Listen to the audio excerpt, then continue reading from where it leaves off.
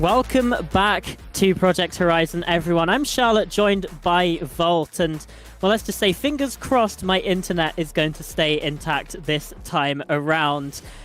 Volt, let's jump straight into things, but how are you doing today?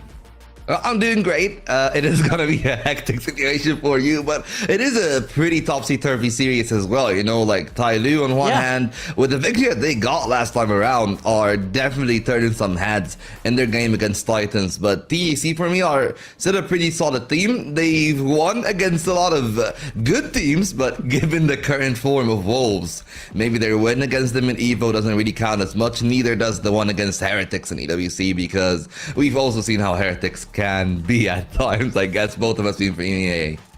Yeah, Heretics are on that a bit of a downwards trend at the minute. Hey, they still won against BBL. So let's have a look at where we where we think that the predictions are going to go for this time. And don't let this graphic deceive you. The teams are actually swapped. So the people on the top row are predicting TYL. The people on the bottom row are predicting Titan. So yeah, a lot of people switched to TYL after their win against Trace, because I think before that win, it was just Affinity voting for TYL, and now everyone, including me, has jumped on the bandwagon. Yeah, we got to know predicting all the AG games, Affinity, just the biggest TYL believer. I guess, you know what, there are definitely good things to talk about this TYL roster, especially with their win against Trace. It was 2-0 too. But yeah, one of the things that we talked about before going live is just the map selection. Blind Corrode does mean that a lot of the other teams haven't actually had that much practice in comparison to them. Because, of course, you know, you go to off-season tournaments, you play internationals, so things do change a bit. TYL did actually have the luxury of preparing thoroughly in comparison to a lot of those other teams.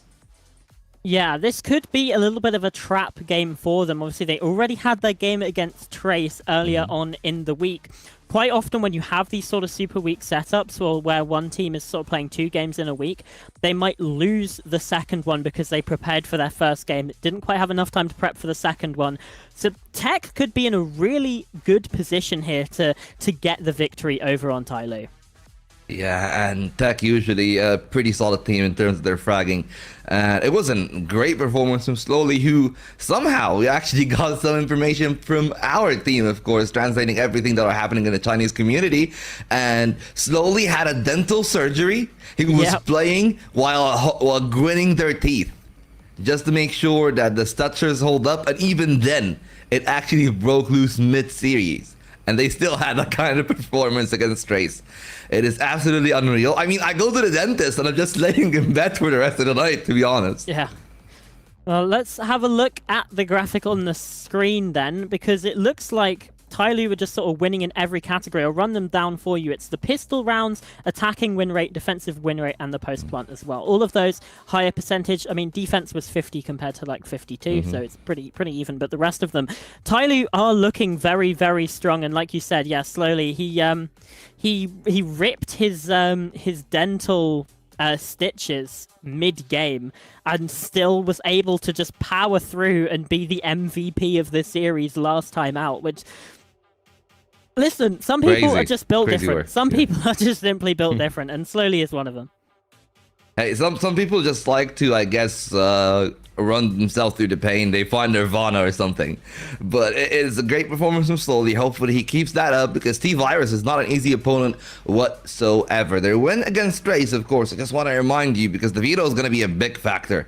TYL banned the Sunset in there.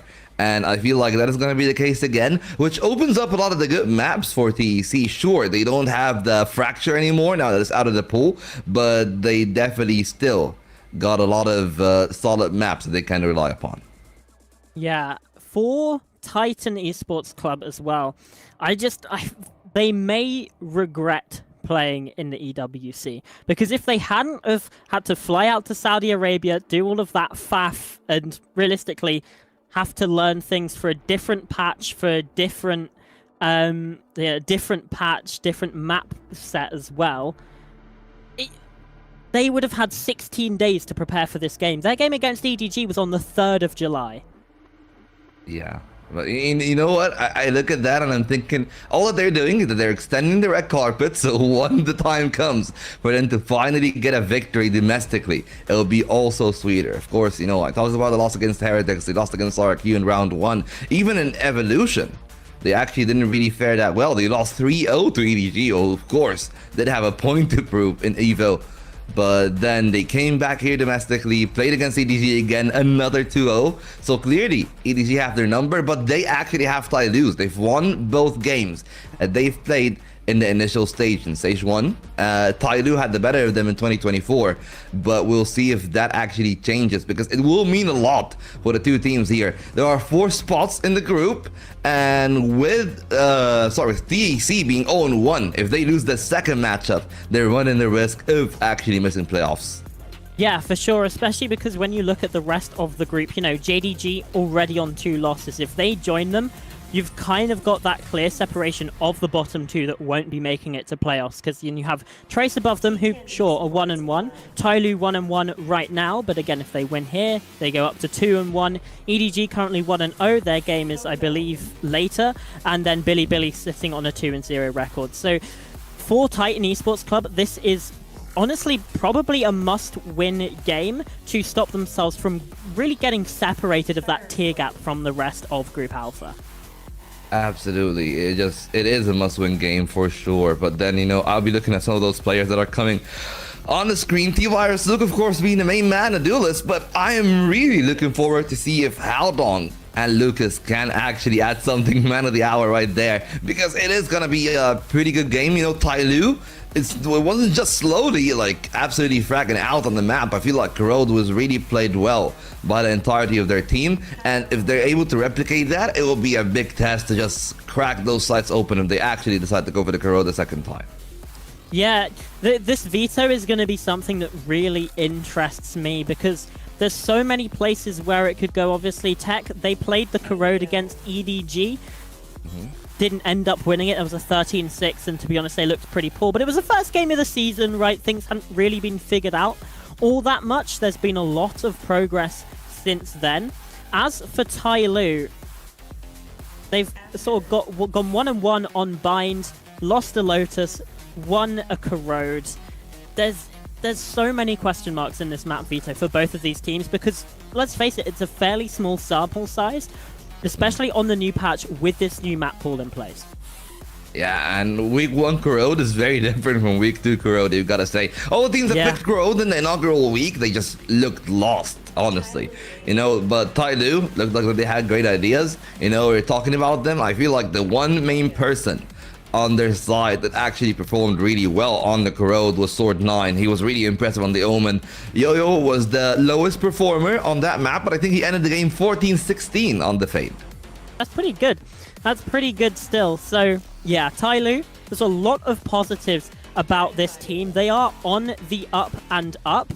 And, you know, another player who maybe didn't have the best performance in the series last time out against Trace is Ninebody. Played the Neon on one map, Cypher on the other, but just didn't really get things going in terms of the kills in the ACS. So he's someone that's going to have a point to prove today, and that could play into the favor of TYL, because despite that win, they're not going to be complacent about things. You've still got those players that want to prove what they're made of, but a player that doesn't need to prove what they're made of is Scales, who is going to be the one to come out after Slowly, and really Slowly as well, because we already mentioned that they were MVP, battled through the sort of surgery mishaps and whatever, and still came out on top. But Scales playing on the Viper has been a massive, massive factor for this TYL side. Yeah, he won plus 12. That's one less kill in comparison to Slowly, of course, in that series. You know, both of them looked really solid. They have their openings, and the one thing that to note of is that both of them played the same Asian in both maps, whether it is the Viper that we talked about or Yoru for Slowly on both sides of the veto, which can be something that will force to be changed if the veto changes dramatically in comparison to the last time around. And I think with the Corrode that we've seen from TYL, some teams might just want to say, I'm gonna ban the Corrode outright, and then they're gonna have to figure out what other maps they want to play. Bind could be an option, but then it opens up a lot of things for the decider. It could still be a Haven that we've seen TYL defaulted to before, but I presume it's more likely to be a Lotus if TEC actually had a hand in that matter. Yeah, I mean, TEC are almost certainly going to ban Corrode here. I'd be surprised if they don't, because TYL looks so strong on it, and TEC looked fairly poor against EDG.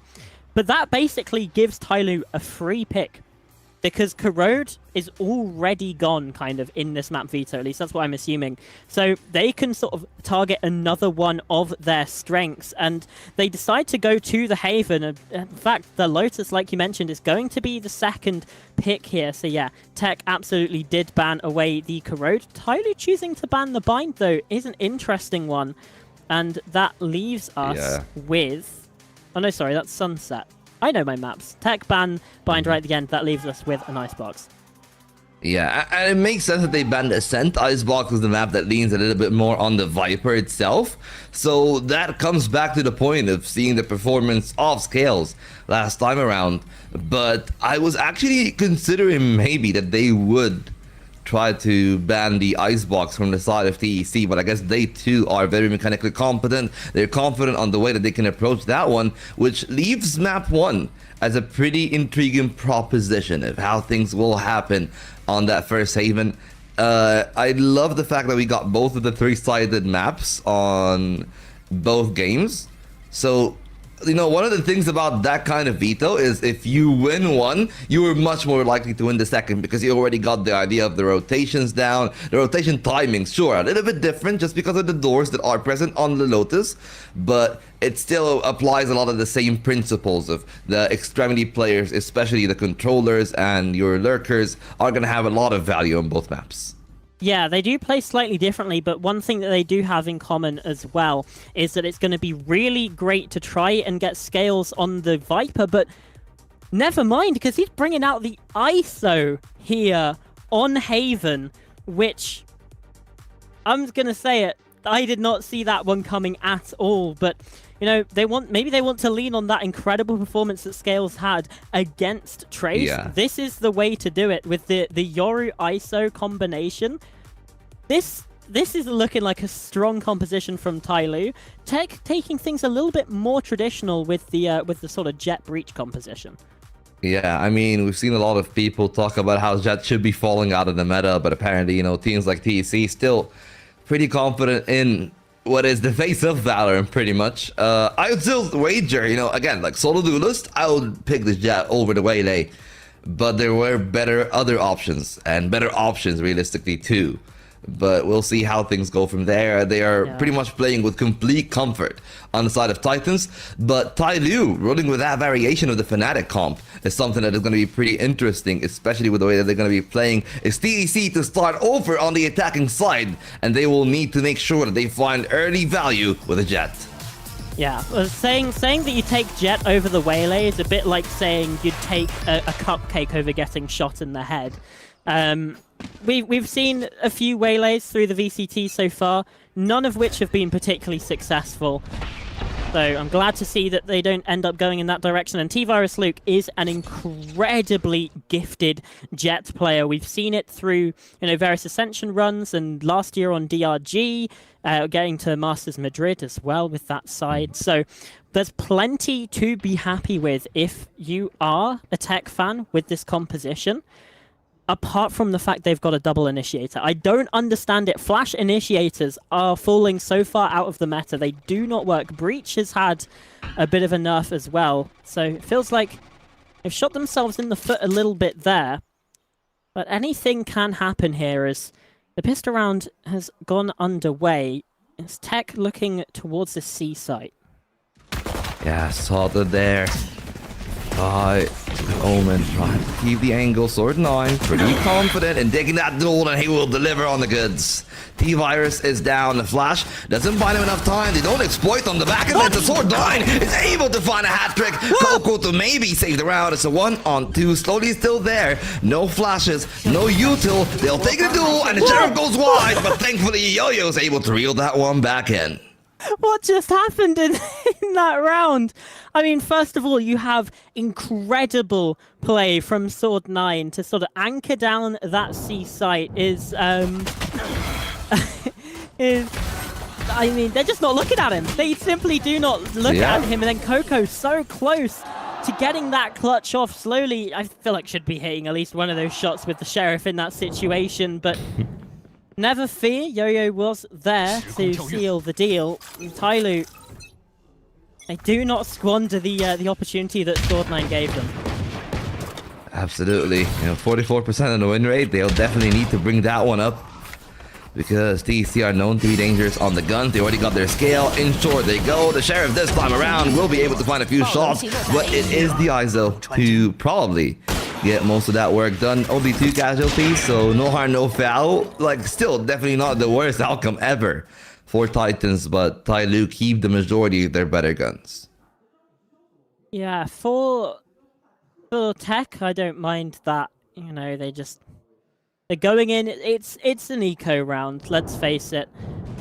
Just go for a 5-person stack, see if you can just hard push a site, maybe try and take a gamble that you're not going into the stack. Unfortunately for them, they kind of went into the stack a little bit, but yeah, you know, that's kind of what happens when you're on the eco. Now it's the anti-bonus from TEC, and they've got the full rifle complement. Slowly is bringing along an operator and already just marching down C long. He might get caught out here. Here's Hao Dong with shoot away the spy cam. He's watching for this. Gets the pick as well. An opening death for TEC on their bonus. And they've lost their smokes. Significant investment there from TYL, and it pays off for the time being. Scales. Oh, he's the spot could be a one and done, but they're trying to play the bait and switch. On the other end is Yo-Yo with that Sheriff. Time being made. TEC have not yet chosen where they want to be. Instead, they find themselves backing off a short. It could be a chance for scale. They're none the wiser, so it's another casualty gone down, and the bonus could be converted 2-0, and they're doubling down on the A site. And that allows Yo-Yo to pick up a rifle as well. Was, as I said earlier, down on the Sheriff. Now Bulldog in hand, and well, the look towards B from TEC, they've decided against it. Now a re-hit onto this A site. Dash into the smoke. Scales caught by the stun there, but brilliant use of the contingency wall to stop himself from getting killed. On the fly adjustment. It leaves Lucas in a world of pain. 1 versus 4, 11 HP. He's just going to have to save this one as the spike is surrendered on the site. Yeah, no time left. And as the vote is converted, TYL are looking pretty dangerous at the time being. And honestly, it all came down to that first piece of the domino. Tipping the scale, no smokes means that your executes are pretty much impossibly difficult, and we've seen that transition there. And as he said, like, excellent util usage there from the ISO, just the presence of mind to understand that, hey, I'm gonna be stunned anyway, so at least I might as well try to use the contingency. And Scales was actually able to find kills on the back of that, just due to an initial bit of protection that he had with the wall. Yeah, I love that play from Scales, really getting to show that prowess that we were talking about. You know, we said on the Viper they were doing incredible work, has been afforded this opportunity to play the duelist, and is, well, not letting it go to waste so far. A 3-0 start for the side of TEC, and now in comes the kill contract. That's Coco that has been caught. And that maybe spiked down on the ground, or Scales. Well, it's a little bit whiffy, but does win out the fight, and the push from TEC in towards C-Link is proving to be somewhat of a difficulty for them. Lucas has been able to pick up a Phantom and is doing work with it. Hang on a second. With Abo as well, it's now a 2 versus 2, and Scales has been found from long range. Slowly, it's on your shoulders now, my friend. An operator in hand. Try and stave off the 1-on-2, and well, we've said it time and time again, Volt. The hardest round to win in Valorant is the 4th round when you've just won the bonus. Yeah, the conversion's just not going the way that TYL expected, but honestly, it's not even anything that was that significant from TEC. TYL just whiffed all their duels. They barely took down those first 2, and then everything just went haywire from there slowly. back to the rifle. They definitely got the economy to afford testing that retake, but it's pretty much put in the best way possible. A player from heaven as a support, but Abo doesn't even need it. A hat trick from him, and a third round that will be no more. They're frozen on 3, and finally the TEC are on the board. I thought maybe there would have been a chance there for Slowly to get into the site while avoiding the crossfire, but took a bit too long with it. Obviously remaining diligent to check all of the angles, but that gave Abo the opportunity needed to take the fight and take the kill as well. Important thing to note is that the kill contract, was used there by Scales in that round too. So that's a fairly impactful ultimate that's going to be taken away. But Yo-Yo's taken the previous round a little bit personally, with Abo, the one who got 3 kills, and the final one at that, just domed through a smoke, or the cyber cage in this instance. Yeah, but no more operator. Does mean that the way that they're going to approach this round is going to be very difficult. You look at the way that they try, at least, to play towards that C-Slide 9 buddy. Just holding at least C-Long. Garage is going to be tested. Nothing detected by TEC. Now that they know that there are 2 players on B, they might want to speed up their scaling somehow. The drone actually collided both of them there, so they get a little bit of an extra piece of information. First duel in, this time Slowly will not miss, and they find themselves 2 players in the lead, but TEC have not yet made their initial duel. On the side they go, slowed down a little bit by the Cypher. They're not jumping above that second tripwire, but 9buddy still able to find a kill. Only Coco and Howlong left, and the Omen will open things up. Well, a second one for him as well, but he needs to do it all on their own. They gave him a third, but thankfully the whiffs are recovered this time as TYL find the 4th. Well, again, it's these scrappy end rounds for TYL where things are just getting a little bit closer than you'd maybe want them to. But it's a great opener. Risky follow-up, but again, a bit for TEC, it's a little bit of just not really checking things in those situations. They don't check the corners of the site when they go in, and it's just those little moments that are costing them these rounds. So the coaching stuff, they want to call the time out and just put a stop to what's been going on, where TYL were kind of being allowed to run a little bit rampant, and, well, Coach After is not going to be happy about that one. Absolutely, you know, like a lot of openings have been afforded to TYL on the defense. It's usually not what you would expect. Sure, defenses do try from time to time to make a peek happen, whether it is towards window and garage simultaneously, or at least one apiece with some util. But they've just been afforded a lot of free space. Something that, you know, I talked about a little bit. I said that those players on the extremities from the attack are going to have a lot of value. Not the case so far from the side of TEC. It's all going TYL's way, and, you know, it's not the greatest start of Howdong, so maybe they'll need to readjust the way that they play this game. But I say it's not the best of starts for Howdong. T-Virus has not found a frag yet. 0-5 on the Jet, in comparison to the other 2 duelists, who both Slowly and Scales have found 6 on the board. Something needs to change. Yeah. Rough seeing the 0-5 for T-Virus Luke, and I was bigging him up as well at the start of this map, so if he doesn't get online soon, I'm gonna look like a right fool. So if only for the sake of my reputation, I'm gonna need T-Virus Luke to come online a little bit. But it's the rest of the team that doing something for now. Abo, the opening kill, and that's Slowly taken down. Someone who was saying was doing massive work for TYL, sorry. Yeah, and now they need to do the work without him. What an excellent combo there, the undercut. Taking Coco down. It's denied the spike plant for the time being. Second time seems to be the charm. Paranoia comes in with the fury of the hunter. Tag 1, but they'll need to find the second. Excellent workaround there, but it opens up enough of a distraction for Scales to work his way in. All 3 players are found with their heads, and TYL continue to dominate after the timeout. Yet again, it's TYL on the retake that are able to get things done. Although, seems like for the first time, we've been seeing TEC actually get a little bit of headway in their sight hits. But the other round that they won was here over towards A, so maybe this can be a little bit of an area of focus for them as they got the spike planted in this one too. I think maybe it's just the weaponry that let them down a little bit. Yeah, and at least that won't be the case for now.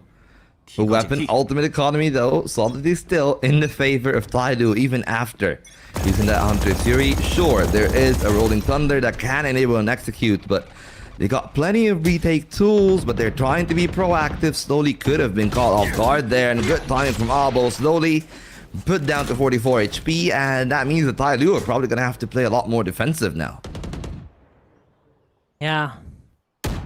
Although, if there's one thing about this team, we know that they're not really ones to play that defensive, as, you know, they go in for the Flood retake. So many flashes, so many blinds coming through for these players, and 9body lines up 2 of them, and it's the Duelist to come online as well. Rolling Thunder invested by Titan Esports Club, and it just amounts to nothing. Abo left 1 on 5. He's been revealed, he's been stunned up, he's been cut down. The 6th round for TYL, continuing their dominance here on Haven. Great play from TYL, the Duelist duet just perfecting the dance on that C-site, and they've allowed with their utility a lot of entrances as well. Of course, that what we've seen there was 9body utilizing that blindside, finding 2 kills on the back of it, and then Scales and Slowly covering each of those other 2 angles. It was a picture perfect play. They anticipated the ultimate coming in, and now some questions to be asked of the side of TEC, because they've taken the timeout. Sure, they've come with an okay idea to round 7, but even on round 6, it just didn't look that convincing, and they're still trying to bang their head against the wall on that C site, which I feel like is not the best course of action. Well, strange things have happened. For now. E-Virus Luke, please get your first kill. Again, my reputation as a caster is on the line. And there's a little bit of information there. They know someone's on the long angle, but, well, they didn't know about Scales. Little rat in the corner has shown a bit of a preference for playing these tight spots so far, and does so again. Now Garage, the point of focus, sorry, for the side of Titan Esports Club. After the initial burst of utility, they start to make their way in, and oh my word! Luke just gets deleted by the players of TYL on the site, and Sword9 is locking things down with a triple. Anchored on the side, pretty good. T-Virus, unfortunately, will continue to slander your reputation. 0-8 now. And it's not looking good for TEC. They really rely on T-Virus to find openers, and that space then is usually utilized by Coco and Albo and Lucas and Howdong. But right now, you know, you've seen Albo's the one that made the first step. They fell down first, and yeah, it's a beautiful shot from nobody. But I really love this hold from Sword9, just knowing where their teammates are, playing for the util. The setup comes just in time also from Slowly, and you gotta say, it's looking really good, and Titans are forced immediately to use their second timeout, which I feel like is a pretty dangerous situation if you need to use 2 timeouts back-to-back in the span of 4 rounds. Yeah, I mean, but they have to, right? They haven't won a round since they took the timeout either, so things need to change, and you don't want an 11-1 half. If you can bring things back to a 7-5, things start to become a little bit possible, even just getting some rounds on the board, you know. An 8-4. 9-3 is starting to push it into the realms of go next, but they have to get something on the board here. Otherwise, we could be seeing a very, very quick map here, Volt. So, for both of our sakes, I think we don't want that to happen. We want a close series. We want an exciting game. And the fans in the arena will as well. But if they're TYL fans, they're probably absolutely loving life right now, because a 7-1 scoreline, like you said, they've drawn both timeouts out within the same half, and the problems compound. A whiffed shock dart, and everything is starting to go wrong. Oh, attack there from the camera, the tripwire as well. Nobody make it unplayable for T-Virus as he continues to be killless in the game so far. 9 rounds, 9 deaths, at least a spike plant that will be guaranteed, and How Long is in a position to find a lot of damage. Spot on the shoulder, great trade from Nine Buddy, and he tried to spring on the back of it. There comes the interdimensional drift, but it opens up space for Abo. We've seen teams try and try again to actually utilize the ultimate to outnumber the enemy team, but now Scales have found the perfect timing to leave a 1-on-1. No kill contract, but he got the double tap. That will not be a problem for the first shot in. He got the wall for the other half. They might not be even able to peek it. They need to run through, and they will be able to do it in time. Lucas sticks the landing, and finally a second round.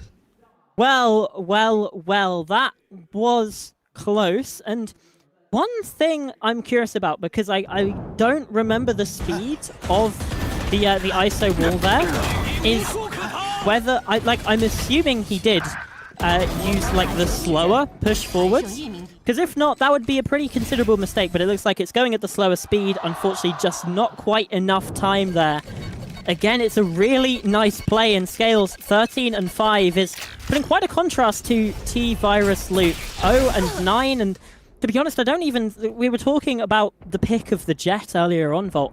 I don't even think it's down to that. I think he's just not really on form today, like especially the kill in the previous round. He was just stood still while he's getting tagged by the spy cam. It's a lot of mistakes coming through, and not necessarily the composition.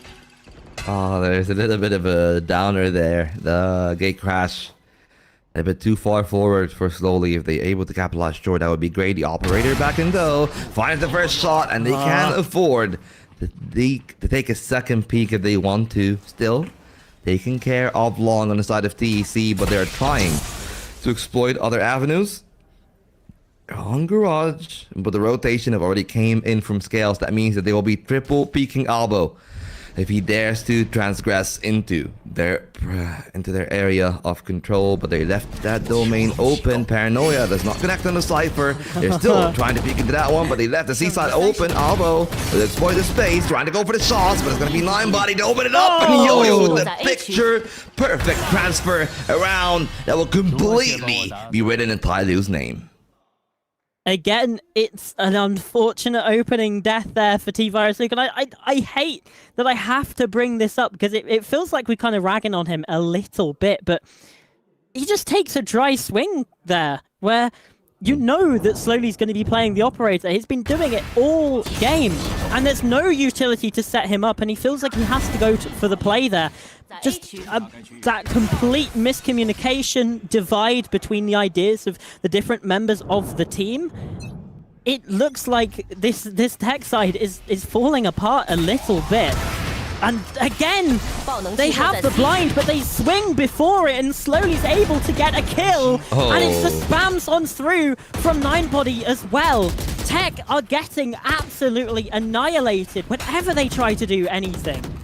Oh, there is a chance there for How Long just to go still. That means he only gets his first kill. If he had a Sheriff back-to-back headshots, would have been the Kingslayer there, but it's not going to be the case. As he said, Charlotte, unfortunately for them, it's just not really looking the best. They're trying to play ahead of the util, which is smart if you do at times. But if you always do that, you are going to be punished in TYL. And doing just that, a spike plant would go quite a way in the economy of the final round, but I feel like that they would be much happier with a victory. But even that, I'm not even gonna say not guaranteed. It is such a tall order for Lucas. He's already trying to fish for a pick. They start off great, but it cannot overwhelm the odds. So 9 for TYL.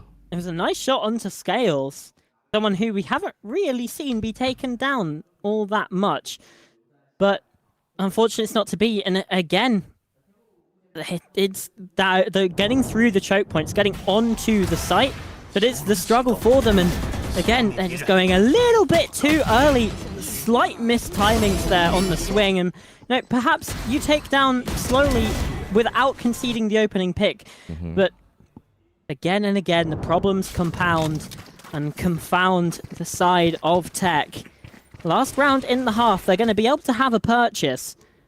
But if they win, they're still staring down the barrel of a 9-3. Potential double digits here for TYL already.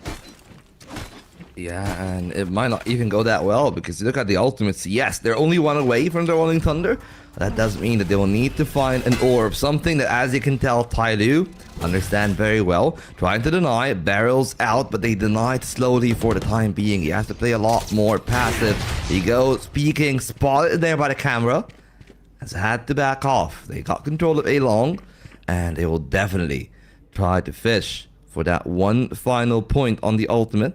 Because they got the new rules theft, yes, they got from the shadows, yes, but both of which are conditional ultimates. Yeah, and Coco as well is the one with the spike, so he's playing a bit further back, and it means the rest of the team just gets massacred. T-Virus, Luke, and Lucas, similar in name and similar in fate in this round number 12. TP from Sword 9 to get a little bit of information, knows they're sticking around. Look at this from Slowly with the shorty through the smoke neural theft. It's going to give the information away. They're aware that it's a fairly empty C site. And Coco with the spike, if he's able to plant it, will get that also coveted, also important ultimate online. Yeah, but they'll need to use that quickly. That round here, the ultimate, not yet granted. First kill for 9 buddy. A second player walking through the dark cover. Excellent timing for how long, but the recovery is masterful from 9 buddy. And now Rolling Thunder could be in. Is the one final solace. 1 on 3. They try to use the ultimate with the shock darts already. Brought him to 23 HP. Even if he goes for the peak, one shot is all it takes, and Yo-Yo's gonna make it a headshot even. A beautiful half for TYL, and just questions of where the hell are TEC? What is this team? Well, I don't understand Coco's decision making there in the final moment. I feel like he's got to go for the plant there. There's low time. He can use the Rolling Thunder to sort of move the defenders away from his position, and instead he just runs in for the fights and didn't really realize how much space he'd actually afforded himself with that ultimate. So it's a very, very rough half for the side of Titan Esports Club. Just the 2 rounds, which look more like anomalies than any sort of stable pattern, as the pattern has been that TYL are the better team right now. Okay, so just to make sure, this is 0-12 for T-Virus at the halfway mark. I didn't want to that is going to be another point. Yeah, that is another point that I feel like, okay, something is going to happen. All the TYL fans are pretty happy. I think that this is just a comparison of what, the 2 knives? Yeah. Ah, both knives have the word God in the CN name, so the question is saying the God of Gods. If you ever choose the Smite knife, you're just doing it for the crowd because, oh, like the Smite knife, it's like the OG. It's terrible. It's horrendous. It's ugly. Wow. Have some taste, guys. Wow. I don't particularly care about skins, I'm going to be real. Skins are cool, I guess, but also thank you to BDOS for the translation of the halftime graphic there as well. So, yeah. A valued member of the team, and, well, for TYL, a valued member of the team has been, well, most of the squad, but I want to single out the performance of Scales in that first half vault, because he was doing masterful work. Yeah, that is true. That is the case, but you'll need a master at work from the side of TEC if they will have any hope back into the second half. On the attack goes TYL, which is the better side, of course. On this Haven map, you wouldn't even know that by how bad the half was from the side of TEC, but maybe there is some hope for them in this round. Got short, under lock. They can use that to combat the offensive instead. They spring forward a little bit more, which I'm not really against, but I'm not a fan of either. Because now they open a lot of space for the attack. They can tell that the utility is thrown their way, but they try to go through short. There comes the fault line. Nothing is found, and it is going to be a plant on the A site. Well, not quite yet, as there's a little bit of delay, and they need to get Sword9 into a position to do so. And to do that, they need to try and take these fights. Scales, Ninebody finding the kills, and it's a shock dart from Yo-Yo to come in big again, as a flawless pistol round goes the way of TYL. This is an utter domination from the from TYL Gaming here. I mean, TEC can't do anything, it seems like. I quite like the position that they had towards short. I quite like some of the stuff they were doing, and yeah, the shock dart just catches onto Haodong there. What do you do? What do you do when you're playing against a team that is this good? They're just a well-oiled machine firing on all cylinders. What can you do, Volt? Yeah, I mean, not a whole lot that you can do, but realistically speaking, it is really funny to go from watching some of the coach cams, just going like full facepalm, anger, rage, and then you look at TYL and it's like all kinds of joy on their side. It is TEC actually investing slightly into that one. We see a few sheriffs, a marshal as well. They can do damage, they're not respected, but TYL still cleaning house. Coco with the only kill of their round here toward that C site. T-Virus still on the angle. He's 0-13. And I don't want to mention it too much, but could he go all the way without finding a single kill on map 1?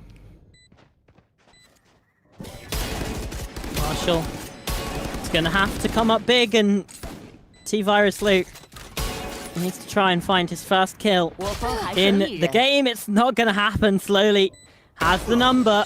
And Yo-Yo as well with 3 kills in the round. It's map point for TYL on their own map pick. Let's face it, but I mean a 12-2 scoreline. We're about to head into round 15, which could be the very final one we see here on Haven. Yeah, and that would be a disaster, of course, for the side of TYL. They kept most of the full rifles that they brought into that one. 4 out of 5 surviving. And you know what? For everybody that thought that, oh, you know, TEC definitely had a good showing in the domestic leagues, and hopefully they'll be looking a bit better when they come back to stage 2. I feel like TYL got their numbers there. A team like BBL, I guess, in the terms of their narrative, you know, like when they initially were formed in stage 1, maybe not the highest of expectations were set of TYL, and they definitely had an okay time in the first stage. Sure, like they only didn't make it to playoffs, but I think it was only just in their group. They were 1-4. If they had another win, they would have actually edged it out against DRG and FPX. Yeah. But you know, FPX and TYL now actually looking pretty dominant in the second stage, which is such a great shakeup, because I feel like some of the teams, especially DRG and Nova, didn't look that convincing. Unlike Lucas there, who started things off well, but then Linebody was able to find a good trade. Indeed, he does. Slowly going down, but the good news for TYL is that Scales is still up. T-Virus Luke. Oh no, the kill gets stolen from him by Lucas as well. I thought he was about to get his first kill of the game there, and Lucas sweeps in to take it. Still on the donut, the goose egg. As Yo-Yo plants the spike on A. It's a 3 versus 4 post-plant setup, and Lucas is very low on health, just 10 HP. T-Virus Luke on 47 as well. So for the side of TEC, this is actually looking a little bit risky. A site is one of the ones that's very difficult to retake on as well. Recon dart into the smoke just to get the information, but information in return. Slowly, it's full damage that takes down Lucas, and Sword9 through the smoke! The IGL deals a death blow, and TYL lead the series. They twist the dagger, they find the round. It's 13-2. T-Virus ending the entire game without finding a single kill. And if that is some foreshadowing, it might be some nightmare fuel for the TEC side. It is TYL's map pick for sure, but I think not even themselves expected it to go that swimmingly. Yeah, I mean, you know, you always hope to have a clean map like that, but you never normally really expect it. Yeah, it's shameless. It is shameless from Lucas, to be fair. What are we reckoning for the ACS? What's your prediction? For T-Virus? Yeah, for T-Virus. I think T-Virus is gonna be like 70 something. max. he got a few assists in there, so Yeah. you know it's. But he went 0-15 though. He did go 0-15. Goodness. It is rough. On the other side, you got Scales, who, you know, like I said, normally on the Viper, finds the ISO and just deals absolute hammers onto the side, and slowly as well. Really, you know, the whole team was popping off here from TYL, and TEC just couldn't get anything going here on map number 1. Yeah, couldn't get the ball rolling whatsoever. Even a few rounds that they found, it was just a 4th round conversion. Then they just had to try to grind through the gears of the game, and even then didn't find much. All these sequences you would notice in the highlights, the trades going better for TYL, them having more members in the trades, even on the defense as well. So all of these are great signs as we just let the team comms take their course.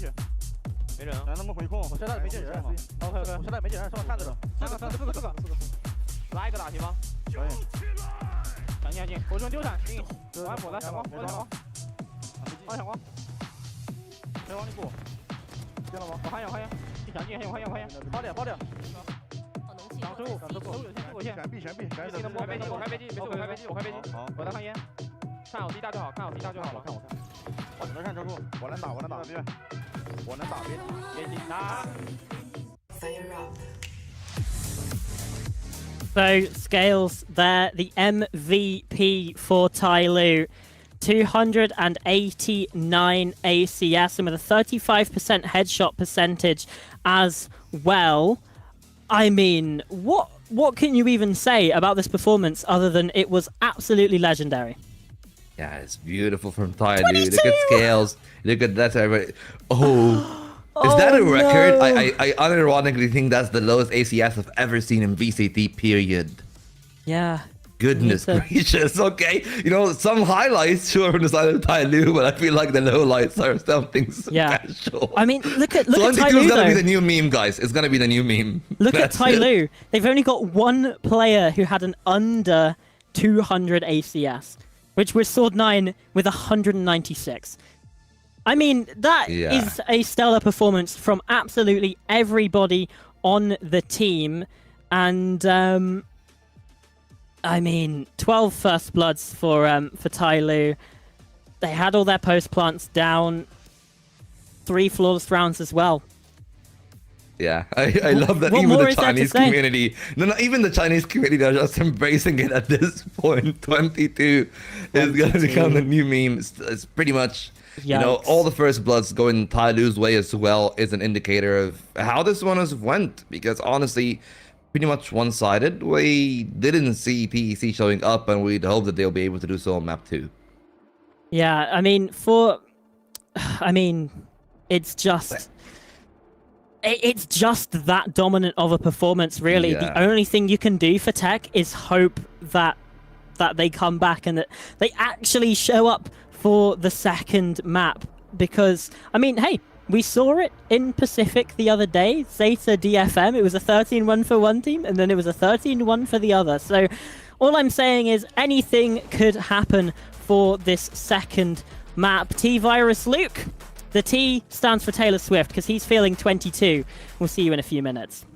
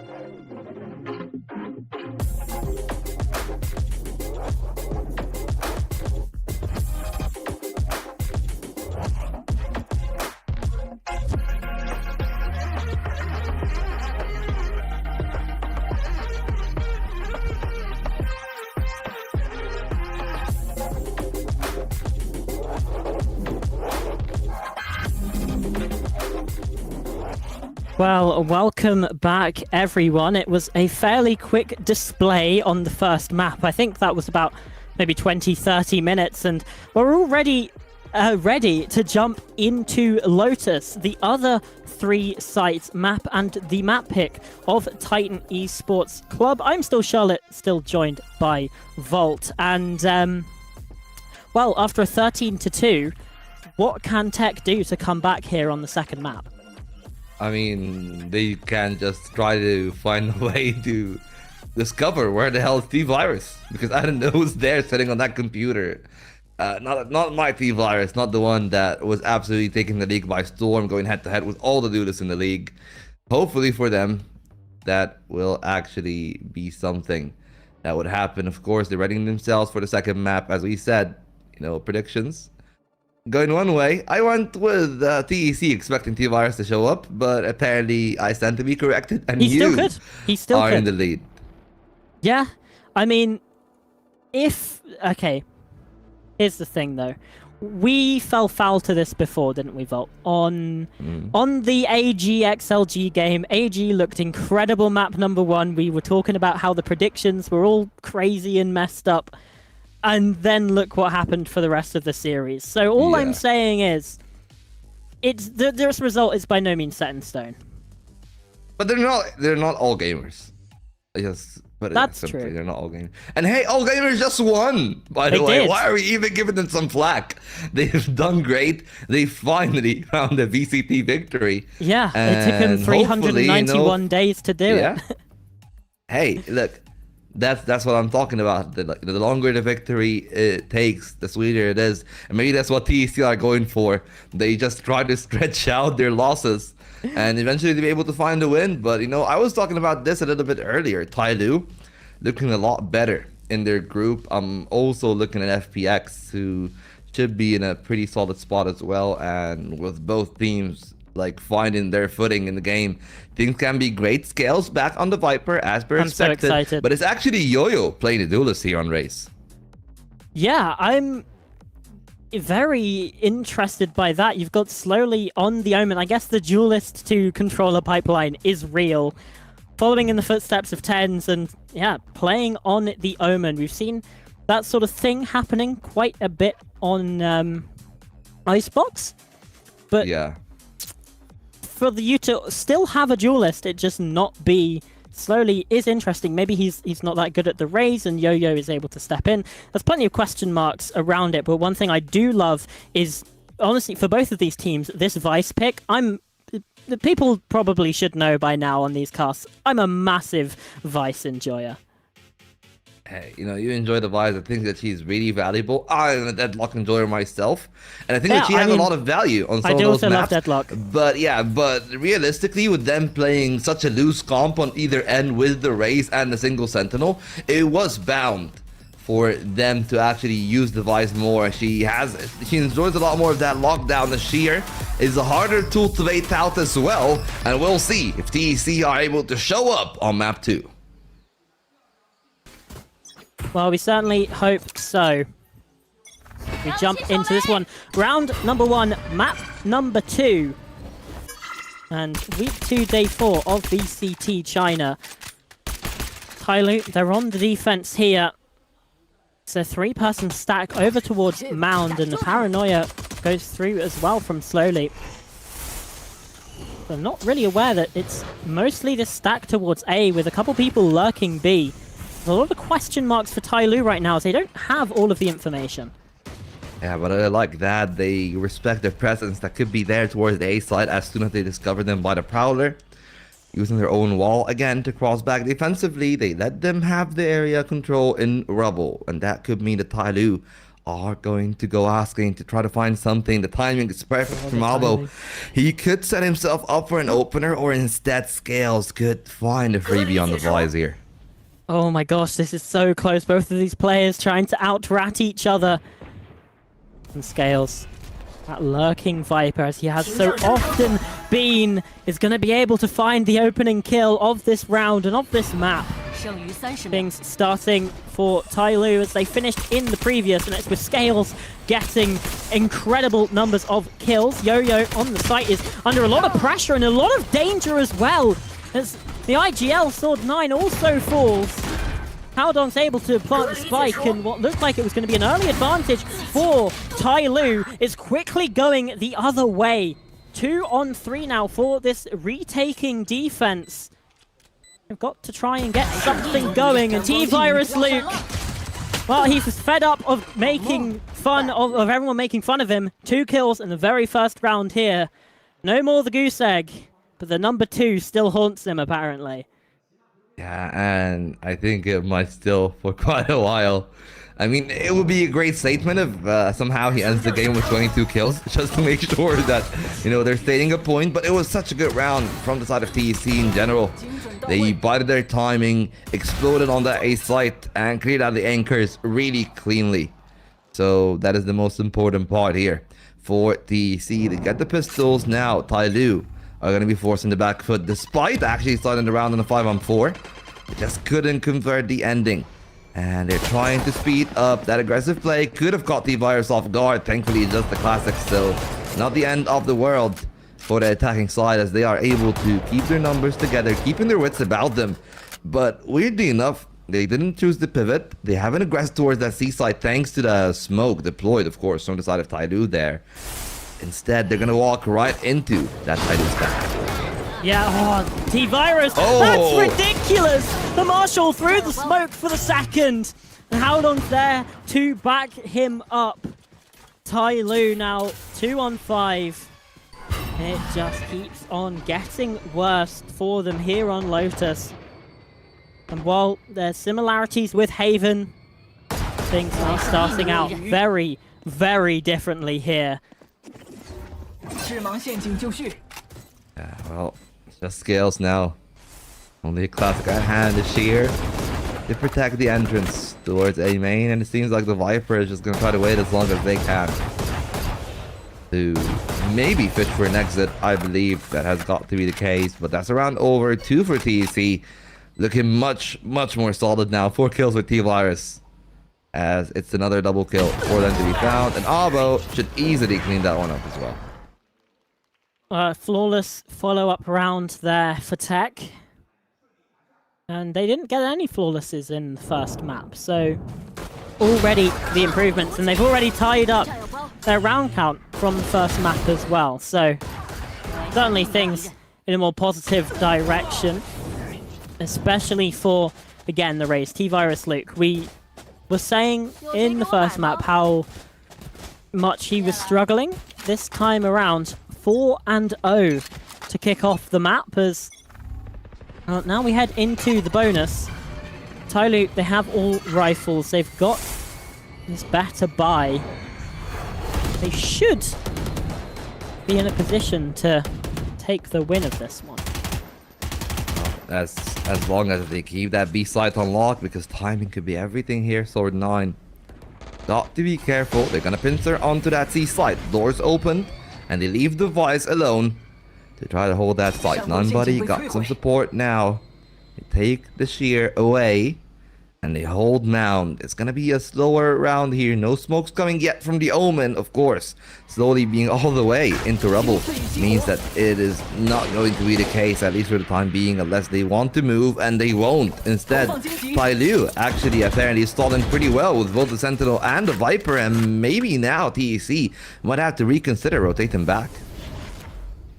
Yeah, they've still got 40 seconds here, so just a minute expended in the round so far. It looks like they are still committing here to this site. The jump on in comes through from T-Virus, and Scales is there with 2. Nobody the first kill of the round as well. Haldong somehow wins that fight out with the Sheriff. Seems a bit unreasonable, but fair enough. Now the spike plants to come on down. Spams through the wall. Oh, he's got it! Leaves Lucas, the IGL, 1 versus 3. And Sword 9, his opposing number in both agent and role, able to shut him down. A great kill there. The connection was through, and they needed that, because if they did not deny the spike plant, It would have actually been a movement from TEC to probably try to catch him in a good timing. Came down to scales and 9buddy just holding that line in there. And at the end of the day, Lucas just couldn't find that much. Not the cleanest bonus in the world, of course, in TYL, but it is still good enough to threaten a conversion in round 4, and it is a much quicker pace here from TEC towards that A site. They're gonna try to take matters into their own hands, but they're just waiting for that initial bit of util before they go for the fade nade combo. But the Seas doesn't really find any value. Instead, Yo-Yo's still alive there, and he has the timing to back off if he wants to. Hey, Rubble slowly, well, he's in a world of danger now. He's been taken down. T-Virus Luke pops the showstopper, and post-mortem finds a third. Shutting down TYL. They try to hold off this Rubble position. They've got the man up as well. 2-player advantage. Spike 2. TYL may have to start thinking about if they perhaps want to save here. 9buddy and Scales, not to be deterred. Looking to find some fights. Only for the exits. Goes Abo, caught, Arcros. Doesn't do that much to the Viper. It's a 3-on-2 now. Advantage still with TEC, not just even in that facet, but also time being in their side. And apparently TYL are just going to let that round go. They're fishing for the exits, keeping them inside of the A side itself. They try to go back towards spawn, whether it is going to be heaven or the other way around, that is yet to be seen. Yeah, it is going to be back at the spawn. 9buddy is going for the save, and it seems like TYL this time might have met their match in the Lotus. Yeah, indeed. And this is what I was saying about how things could be so different in this second map. I brought up that Zeta DFM game from Pacific because I feel like it is a perfect mirror, or could be, for for what we see here. As yeah, it was 13-2, a dominant performance map 1 from TYL, but right now TEC have all of the answers, and same sort of mistakes that we were seeing from TEC in the first map now demonstrated by the other side. The buy isn't pretty either. Let's see how it goes. Right now, Abo is holding the line with the Outlaw. They know that it is going to be a weaker buy, of course, on the side of TYL, but if the defense is able to at least find a pick somewhere, it would go quite a long way for them. That's why we see them aggressing into A main, not really letting go of C either. This time, though, it is actually slowly that is supporting 9buddy onto that C site, playing with a very close crossfire, as they understand range is not in their favor. Satchels doesn't really do that much. 9buddy now aggressive in the angle. T-Virus straight out for how long, but 9buddy's pretty low himself, and that is going to dissuade TYL from peeking any further, which opens up the A side here for TEC as they work their way through Rubble, and they want to get to site, but that won't come in time as players from TYL would have already rotated. They need to find Yo-Yo quickly, otherwise they will lose control. Yeah, the Satchel through to Tree as well to try and deny a little bit more of that space. Paranoia on through, and Haunt as well. Sees coming out. So much utility being dumped to gain access to the site, which they've done successfully. And Sword9 up close only had a classic to work with. Coco as well. He's doing so much work. For 2 kills in the end of the round. TEC can't find... Oh, no, they do find something. Sorry, I'm still in Haven mode. TYL that can't get anything going. Yeah, TYL, unfortunately for them, really, you know, they found the opening pick, yes, but their firepower betrayed them there. If there was something better than the classic for Lucas, it would have been a completely different round. They needed to find that kill. It was the first piece of the dominoes of just all the duels going TEC's way. They are on their second buy.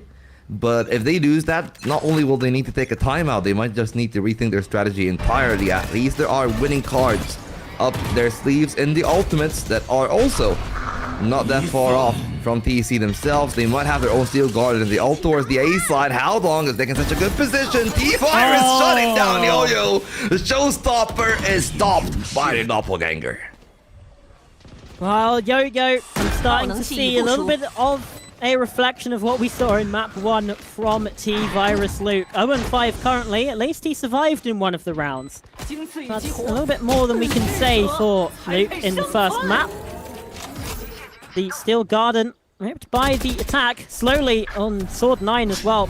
Ready for that flank, the wrap on round, and now counter ult to try and deny this weapon, but Howdong thought he was able to slip the gap in the smoke. Scales now tap on the spike. There's nothing really that TEC can do about it, expecting it to be a fake, but everyone's on the site and they don't want to give up their lives.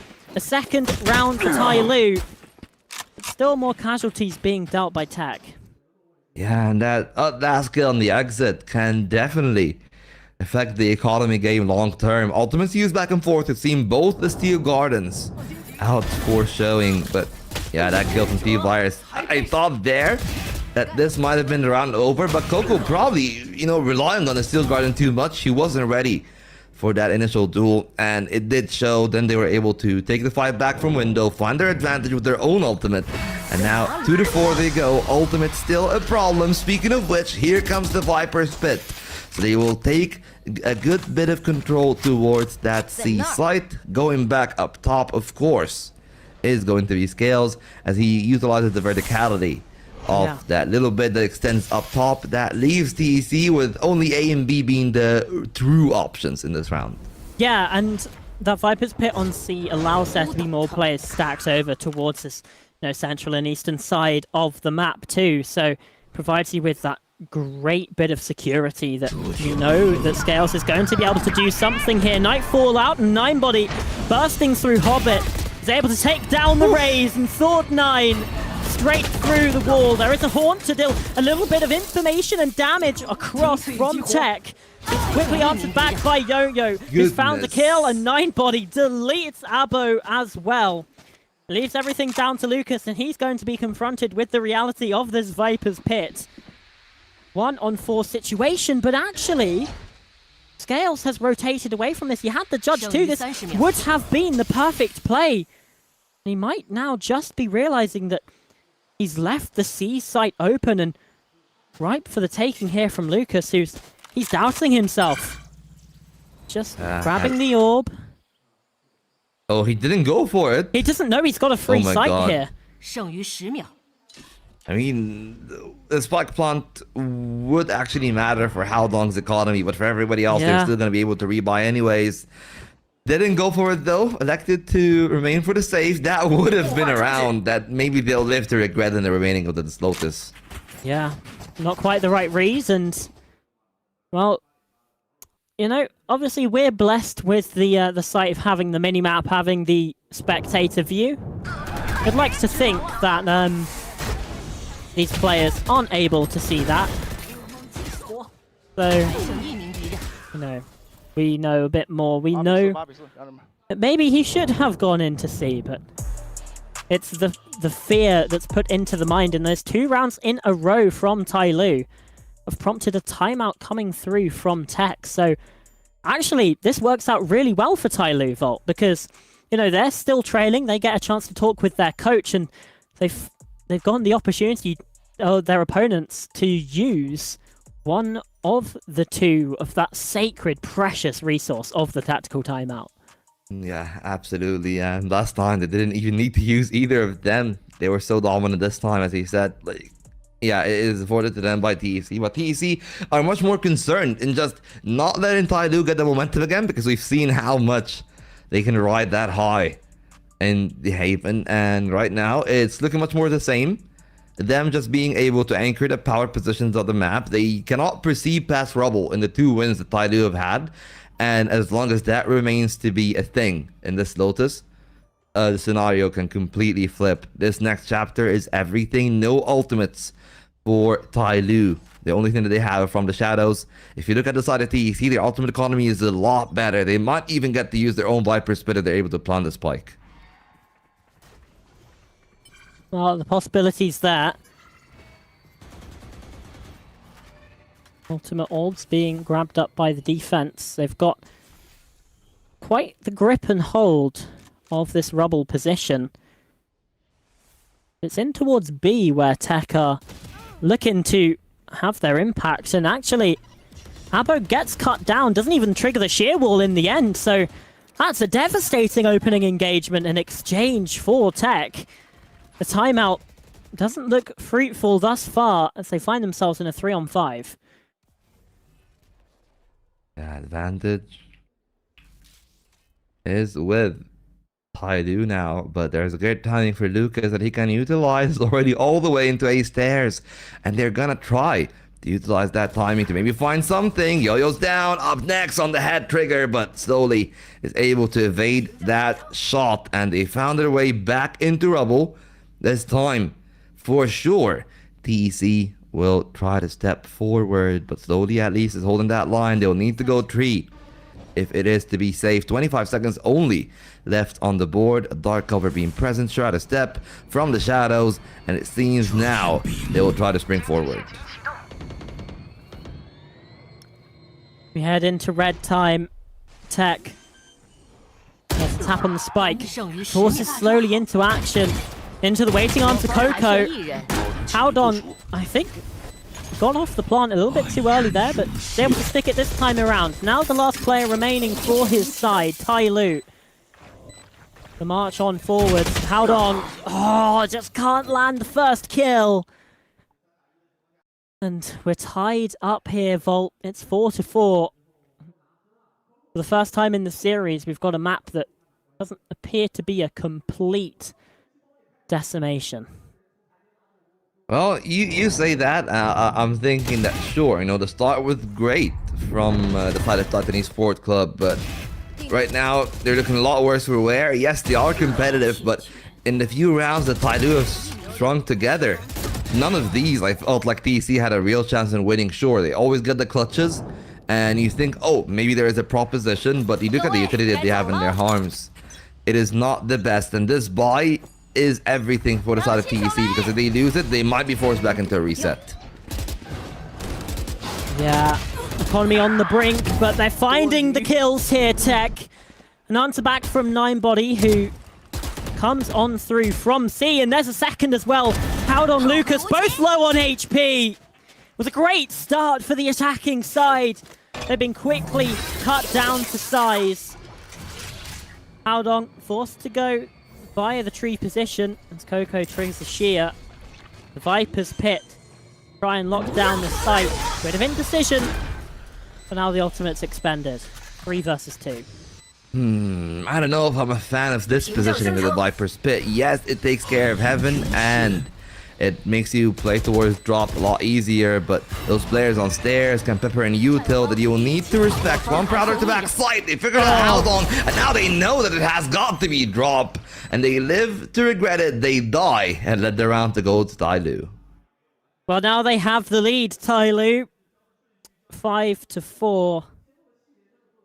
And like you said, the economy, the purchase here for the side of TEC is probably going to be a little bit on the rougher side. So that question of how they fight back. And after a pretty rough start, Yo-Yo starting to come into the picture. It's 4 rounds in a row, and 4-6 now. Was sort of what 0-3, 0-4 at the start of things. So coming back into the game, obviously T-Virus Luke still the top performer on TEC. It's been Sword9 who's really been the one in the kills department for TYL so far. Yeah, Ninebody though trying to make a case for himself in this round. Now 11th on the board. The AWP comes out, an easy kill for Yo-Yo as they're able to retreat with no trade from TEC. So once again, we've seen this on Haven before. They open up with 2 angles being attacked at once, and TYL score on each. TEC might have to rotate back towards A main, because I feel like that they realize there are no other options. They identify the Vise in that C site. The Viper is there as well, which does mean that it should be an easy anchor there, with Yo-Yo finding another one. Now they've lost their last bit of coverage. No more smokes, not even the Viper wall to facilitate their cross into the A site. Smoke being refreshed there from Slowly. It keeps TEC guessing, keeps them from really being able to get some sort of long angle where they might be favored. They just can't split up the crossfire. So the round goes in the favor of TYL, and that's a sentence that, well, we've been saying quite a few times today. And here on Lotus, it's becoming a bit of a trend as well. 9 body with the opener, and this operator from Yo-Yo has been putting in massive work, even taking the time to check the scoreboard and still able to find the kill. Flawlessly taken to boot. TYL, they're now in the driver's seat, and I'm starting to worry that what I said about it not being a decimation may prove untrue.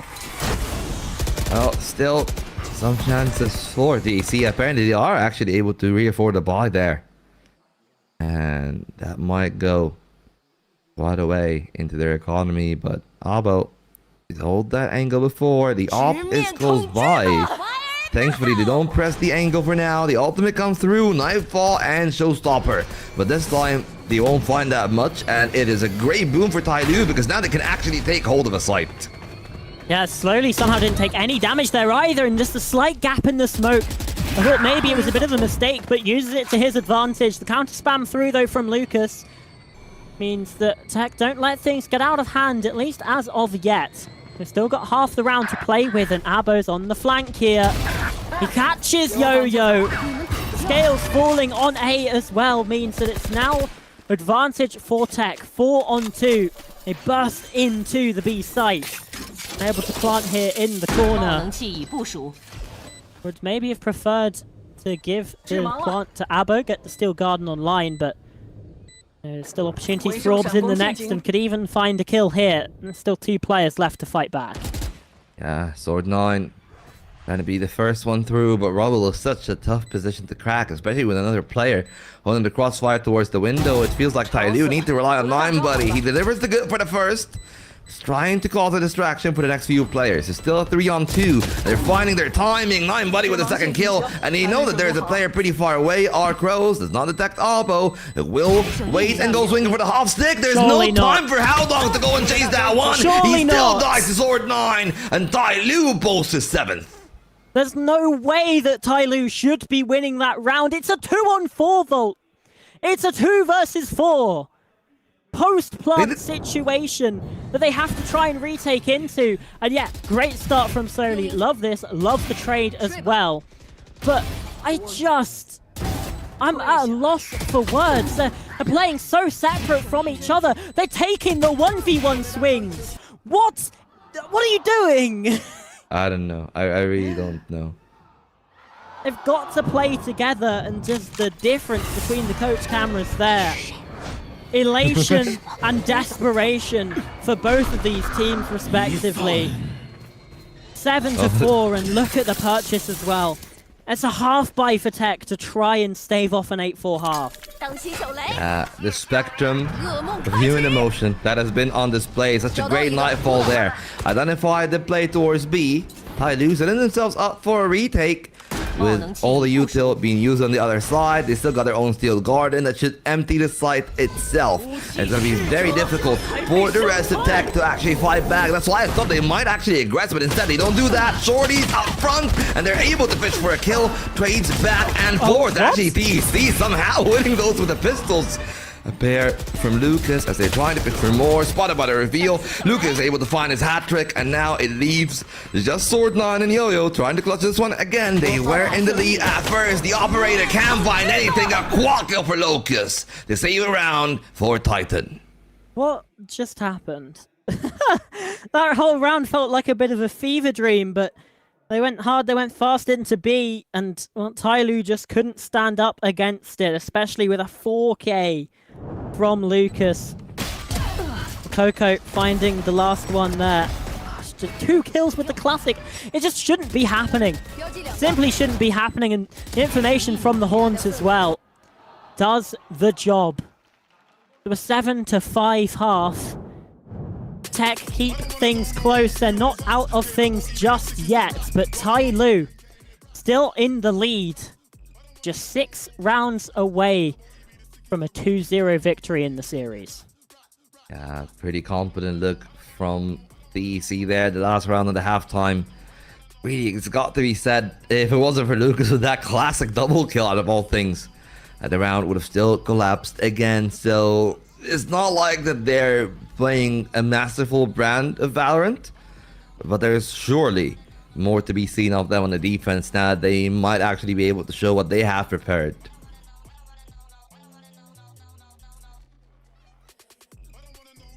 Right. Well, Rough tech, but they keep themselves in things this time. Now they have to deal with the defensive side. I mean, I want to get your opinion here, Volt. Attack, defend decided here on Lotus. Where are you leaning? I'm actually leading into Lotus still being attacking sided. Both of the 3 site maps are attacking sided slightly. I feel like less slightly for Lotus just because of the amount of setups that you can do on the side of the defense. But I still think that like 7-5 should be part of the course. Like an 8-4 is also a normal expectation, which does mean that with the game being this close, I feel like a pistol is necessary for either of those 2 teams to actually establish a foothold on the second half. Yeah, this upcoming round is vital, really, for both teams. As we head into things, the pistol round here. The second half of Lotus. TYL have 2 pistols, TEC have 1. They want to try and even things up here in that regard. On the defense, Sheriff's being bored as well. And it makes a lot of sense. Look at the damage it does from the attack, the penetration. Catches Coco off guard. 2 to 3 they go. It's an opener for TYL. And they're able to find a pistol there. That will be them solidifying their spot in the lead. An opener on the site. A player at heaven, 1 at stairs. That will be able to find a kill. It was Lucas on the previous round. Now TYL got it all under lock. Only Haldong left alive to try to clutch up a 1-on-4. Yeah, when you factor in the pistol win from TEC in the first half, they only won 3 rifle rounds, most of which coming within the first 5 of the half as well. Haldong isn't long for this world. And TYL back to their winning ways, as they have been since about round number 6. And it's looking rough here, Volt. For the side of TEC. Skill. I mean, yeah, it's insane, but just the overall sort of story of this map. I feel like they kind of had to win that opener, but you know, it was a pistol win for the attack in the first, and the defense still came out on top. There's every chance that it can happen here too. But Scales is not letting it happen so far. Yeah, well, let's see if things change. They might catch the timing. TEC pick the first of the stragglers. The rest of the team there are together for the side of TYL, but they need to sprint their way into the side quickly. Otherwise, the defense might try to catch up in terms of numbers. Abo forced completely off. 9buddy only got a sheriff, so timing is everything, but he's behind all 3, and they're trying to lock that round. Sword 9buddy got each of the 2 extremities. The thorns will keep them in the waterway, but they actually pivot back towards spawn, but they might try to start a retake. Not a lot of util on the defense, but they're using whatever they have, trying to scale up. Now Marshall opening up some space, slowly taking the duel, but they overwhelmed by the numbers advantage. And now TEC are working their way back into that one. Haldong will find a quad kill of their own to make it a 6th for TEC as they win in the Thrifty. Well, that they absolutely do. And that's a momentum builder. That's a backbreaker for TYL. And I was going to say before the end of the round happened that Scales maybe a bit too big for their boots there, trying to play up with the Marshall. I was getting T-Virus Luke vibes from round number 2 there, but maybe he was as well. Had the image in his head of doing something spectacular. Gives over a weapon, and then the retake in through C. I mean, Haldong hits some nasty shots there with the Sheriff. And now momentum, economy, all the way the other way. TEC suddenly find themselves in control of the second half. Yeah, especially with, as we said, Economy resetting there for TYL. That means that the lead that they should have actually had with them winning the pistol is gone. Instead, TEC looking to tie the game up. You gotta be careful though. The sheriffs could be precise. The paint shelters is gonna run out of damage.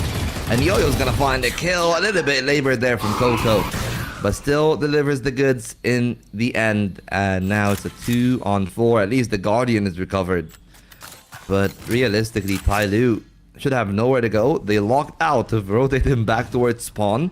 And it feels like it's either the A site or the B site. And even then, time is going to be yet another enemy that they'll have to work against.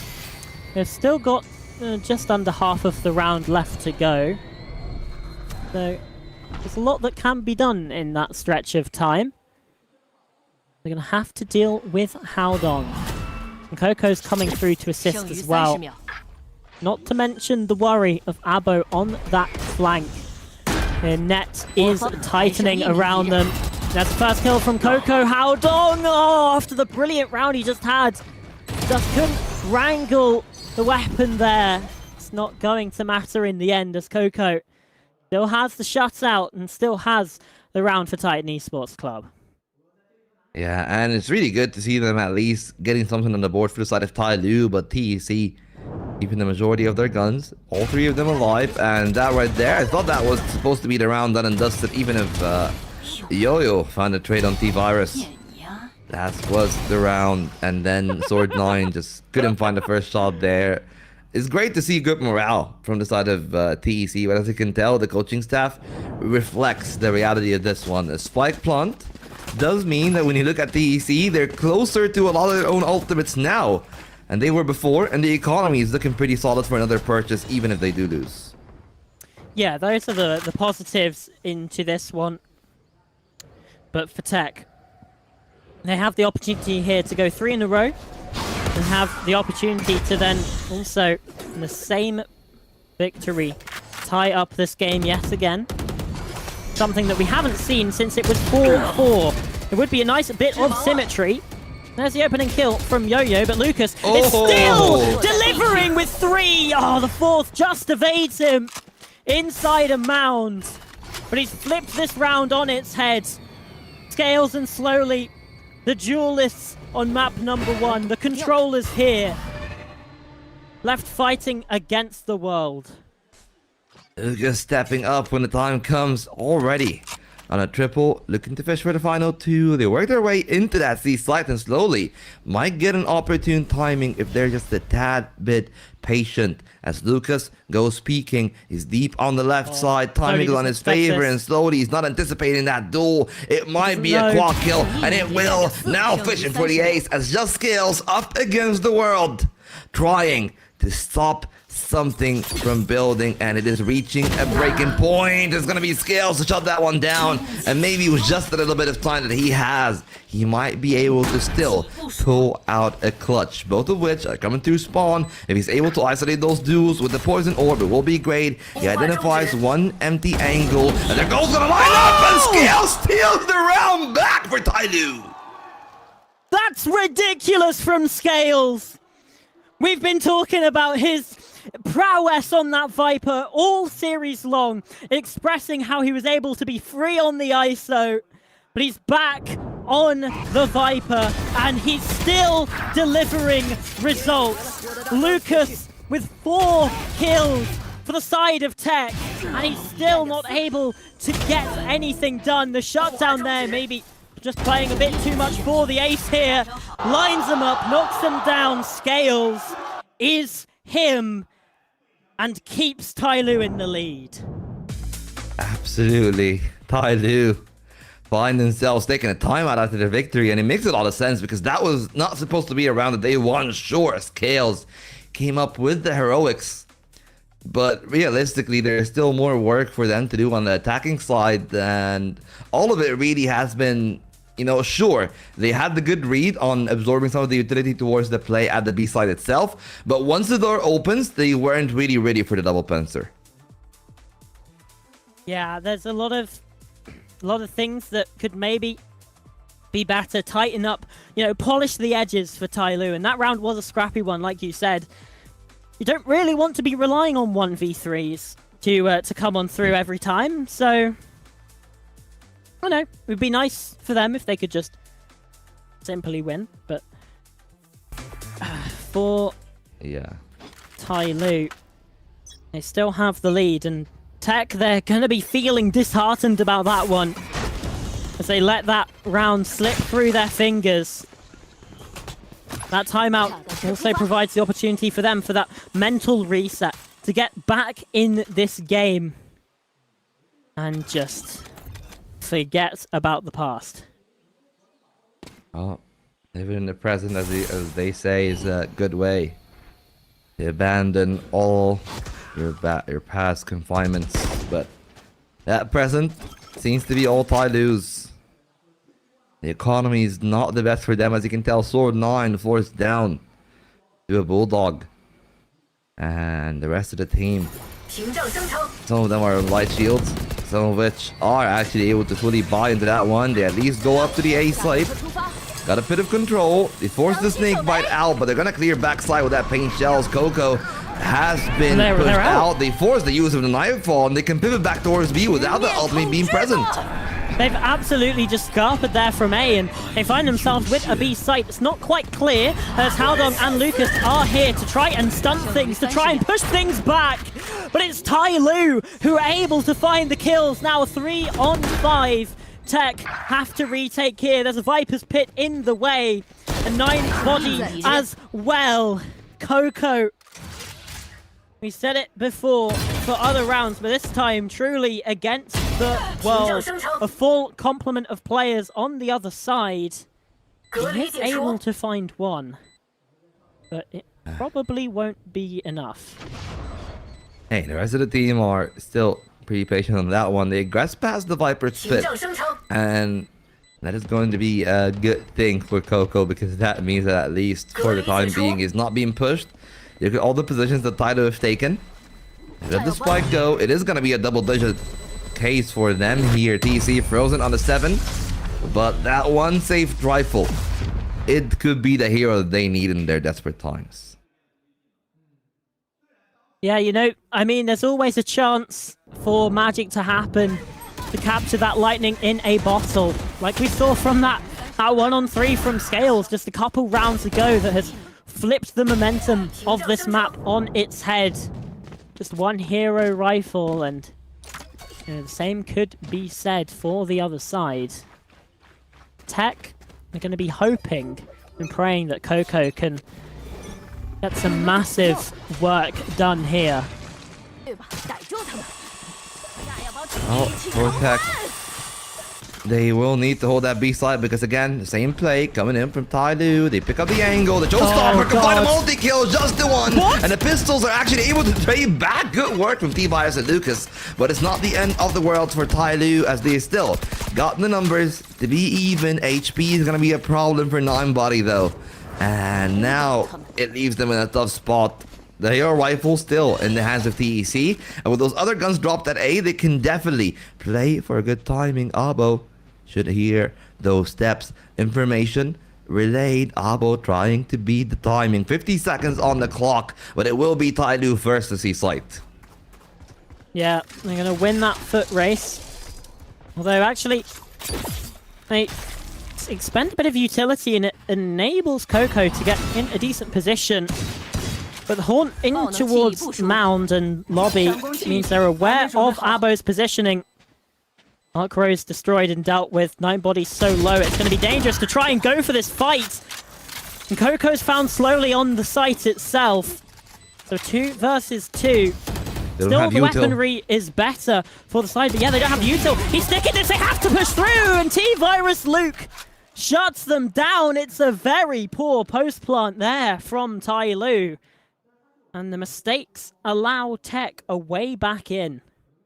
I thought that they might have planted in an exposed position, and that would have actually let them get away back into the round, but I gotta say that those 2 kills from the side of TEC on the A site probably what actually opened the round. And the 3-on-3, I would agree with you, Charlotte. I think like it was probably the better choice to just elect into taking those duels inside the C side itself, and then find the player mount later Instead, they went for the ladder. They got punished for it. TYL still in the lead. They know where the Omen is, though, and they force a showstopper from the defensive side.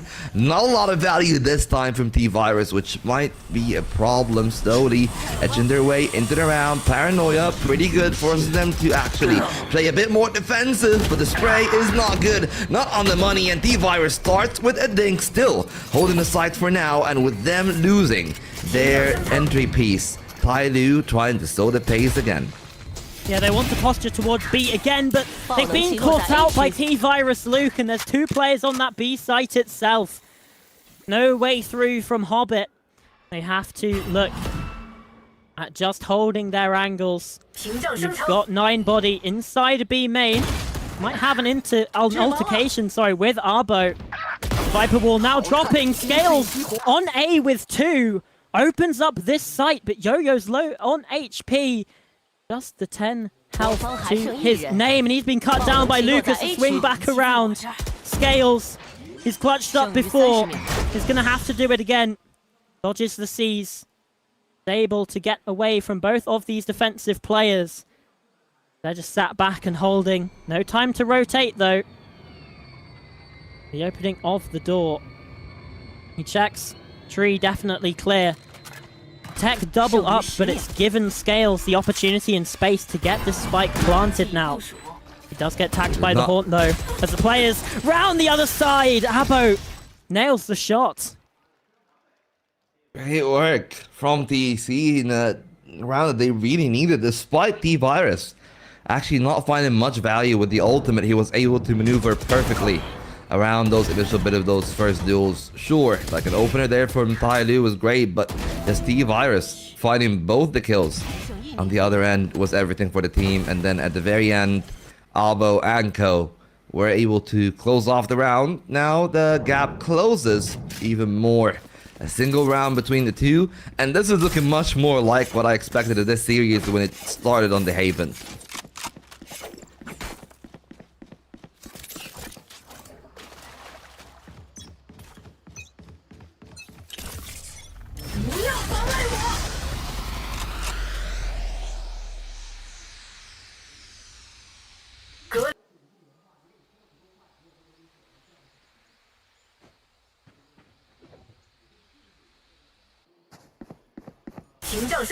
Yeah. It is, but you got a lot of area denial. Instead, they decide to invest that towards the A site.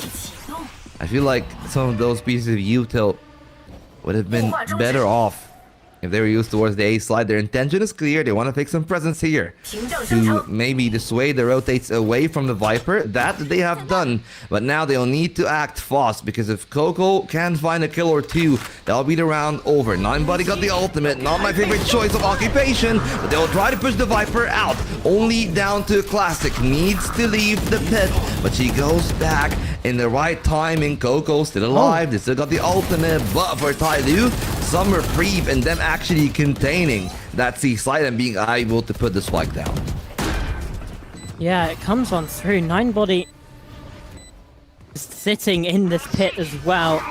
So he's stuck on 1 HP.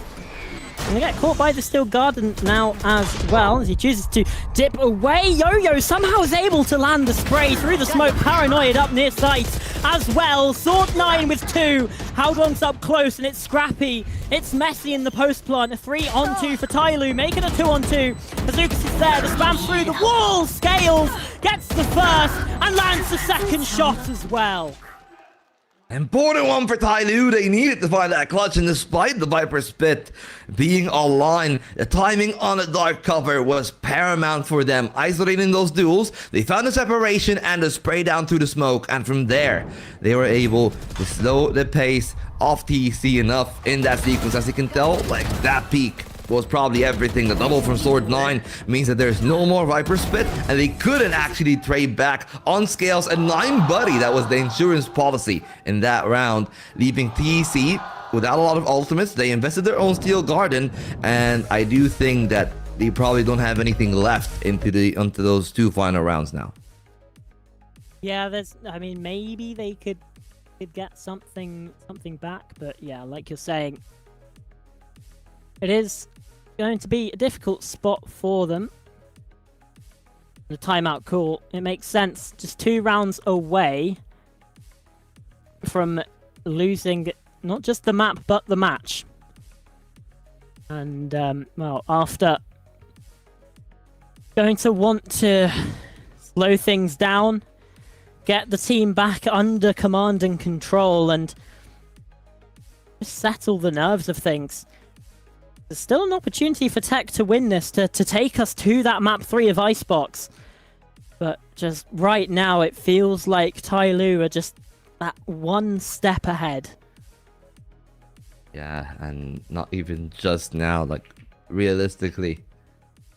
The few rounds that TEC have got back, it's been individual prowess from whether it is Lucas, T-Virus, Haldon, Coco, all of which have chimed in their own right. But, you know, TYL played better as a team. And that's one of the things that really makes me confident in their ability to close out this matchup. This is still a round that is in the balance. Ultimates are more likely to be coming out of TYL. With, of course, Scales being 2 off the pit. Sword9, 1 off the Nightfall. These are tools that they can try to play around, especially if they're able to farm that orb towards the A site. Prowler spots Sword9 over towards B. Doesn't get the information in return. Oh, well, he's certainly spotted Lucas now. He's able to just about escape the grasp of that seize, so everything just settles here. Get the feeling that there's something brewing as TYL, that most of these players stacked up towards A. Paranoia through double satchel play from Yo-Yo, but gets shut out and shut down. Coco, the anchor on the site, and Abo as well, shutting things down for their side. Coco now the other side. He's got so many angles to watch for, but still is evading all of these fights, and the fire finally cut down. It's a 2-on-3 and 9body falls. The spike surrendered, isolated down on the floor. TEC. It's absolutely stunning work from them as the time runs low. Yeah, them retaking that 3 position with just everything in that round. Coco for sure found the opener, but that was the distraction needed to take TYL by storm, and then they were able to hold down the side itself. TYL tried tooth and nail to take Coco down, but he was just able to maneuver around the other part of that 3 position. Just slow down the pace of the play, and eventually from backside they struck again. A round is a difference, double digits for TEC. And the economy is going to be so fickle. There is a timeout for TYL, but they elected against using it in this one because, as you can tell, not their buy. Probably will use it on 23. Yeah, I think that's wise. He's got on the spot there. Mark Roses quickly dealt with, but the shots come on out. Bulldog in response from Sword9 as fights going on all over the map, and well, TEC, they're winning and having the advantage so far as well, Sword9 just goes, slowly just goes in on the site, and Scales finds Haldong elsewhere. I mean, this one's so scrappy and messy. Slowly's been able to find himself a pocket here to play around the Outlaw. Not great for these close angle situations! But that's a ridiculous shot to find, and it's a perfect distraction from Slowly as the plant comes in on A. He's done massive amounts of work. Yeah, sure, of course. You're gonna say Sword9 found the opener there with a Bulldog, but the Omen bought all the space. The rotation has got to come from the C side to the A side. That's gonna take forever. Spike is already halfway through that 40 seconds of the explosion. And the timing, everything for Abo. They got the Phantom, so no tracers to the pit. They try to open the tree door, and they will aggress through. He's looking at the angle. All roads lead to that retake. The A site is in own position. Time is too far gone. And Abo, 2-1 HP from the decay. Even if he takes the Viper down, no time left in that round. TYL force match point in a single hero rifle round. Yeah, but everyone falls for them as well. The economy is still going to be in a bit of a rough spot. Seems to be close, but I mean, the crucial thing again here is that TYL were able to keep TEC at just that arm's distance. I mean, that second kill is insane Yeah. slowly. mean, yeah, they're- they're able to keep them away, not letting them tie up the game. But TEC is so Yeah. massive, and you can see every emotion going on there. These TEC coaches are having a rough go of things, but the timeout to come from, I think, TYL. And Yeah, indeed, they the answer just want to is close it yes. out. They just want to close it out. That's what they feel. Yeah, You know, that's fair. the economy shouldn't be the best for TEC in this round. And without a lot of investments, TYL have broke their back. But I gotta say, like, in that round, sure, like, Slowly deserves all the praise that he's gotten. But how the hell did Scales get to 3 undetected? Like, that is my yeah. one real question. Who knows? Who knows, man? Like, yeah. I love that we're all, yep. Yeah. He just got there. It happens. He's just there. He's in the walls.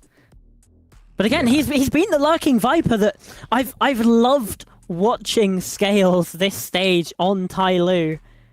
He's just too good at the game, and you know, another player who, you know, I think we should give their flowers to is Sword9, the IGL for TYL, playing on this initiator on Fade and is tearing TEC apart right now at 21 and 12. Okay, I'm not gonna lie. I just went back in the vault just to see how that A play actually went. So Oh, yeah. what happened? Yeah, Haodong was holding stairs. The Viper wall went up. He TP'd into sight. So the Viper was actually able to cross through the smoke and get into stairs undetected there at the end. And now TYL got one final strike. Nightfall coming in from the defense. They do detect the Oyo, who's able to jump up, but not for long. Utility much coming in the utility. peak as well. Luca is able to find a kill, but he's there behind the wall, almost finding a second. That was a little bit dangerous for non-buddy. But still, TYL keeping the game even. It's a 4-on-4, but no more showstoppers for TYL. There's no way that Yo-Yo was gonna survive in that spot. He had so much utility being thrown at him. Just dumped and dumped and dumped, but you know, he's been the player to sort of drain and be the sink for all of that util. Flash comes through, Haodong is behind the mound. They're expecting him to be somewhere around here, but not quite that exact position, and Sword9 falls. The Omen is able to escape. The spike now surrendered. It's cold inside a lobby. They're trying to Scales. dip away. Scales again finds the kill, and it's from the shadows. Slowly is able to TP straight into the A site. Get the spike down. No worries, no drama. As T-Virus Luke chopped down to 9 HP. It is very much the last chance saloon now for TEC as they're trying to fight their way into things. Scales with this outlaw. He's got the overwatch. Oh, whiffed first shot, but good for the second. Haodong has to do it all alone. It's been one hell of a week for TYL, and they close it out. Another 2-0. 4 maps won, none lost. They are a force to be reckoned with here in China.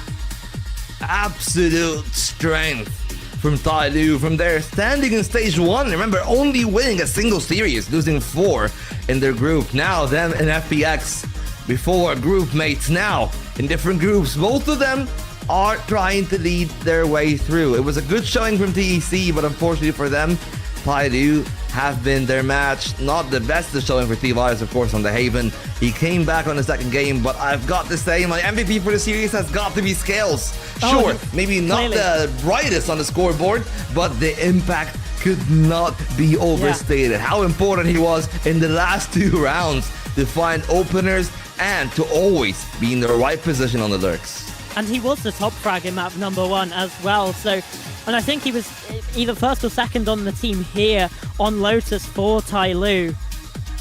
I mean, what a performance from that man to be able to get the team across the line. And, well, I mean, again, a team performance. Sword9, the IGL, putting in an absolute shift here in the second map as well. It's been a team performance all day here from TYL Gaming, and it's enough to get the win over on Titan Esports Club. We start to see the map highlights coming on through. Yeah, Scales has been the one, but T-Virus Luke, well, they didn't win. Certainly had a redemption from Haven. Yeah, looked a lot sharper on the second map for sure, but you gotta say that was the entirety of TEC. But again, individually sharper for sure. Sharper as a team. Unfortunately, not as much as TYL. They definitely had some plays in their playbook, but I feel like that they resorted to defaults a lot on defense and even on attack. Like the rounds that they've lost on those retakes, they're backbreakers. Like if they've won 1 or 2 of those, not just overtime, they could have actually been the team winning. Yeah, they absolutely could have been, but in the end, it is TYL the victors. And you know, we don't really want to take anything away from that. Yeah, sure, we've seen mistakes. We've seen some of the lower end of the gameplay spectrum from TEC today, but this Lotus was a hard-fought match, and it's moments like this from Scales that are able to drag them across the line where, you know, he's been the player for the moment, and I mean, TYL, they just had all of the right pieces in the right combination here to be able to take the victory. Yeah, so we'll let the comms go and then we'll be right back to you.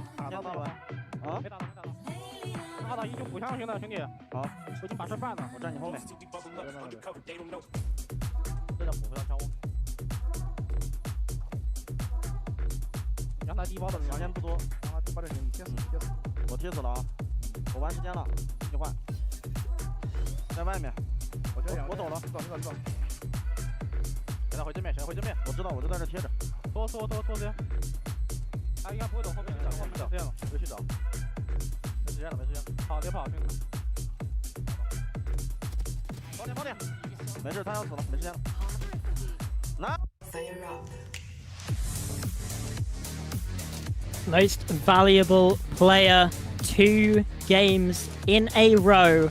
It's Scales, 256 ACS, and the headshot rate just keeps on increasing from 35 to 55. Again, we sang his praises before, Volt, but he did incredibly today. Yeah, it's an absolute masterclass. 20 kills, just a little bit shy of a kill per round, but 20 and 13 was such an excellent showing for the team as a whole.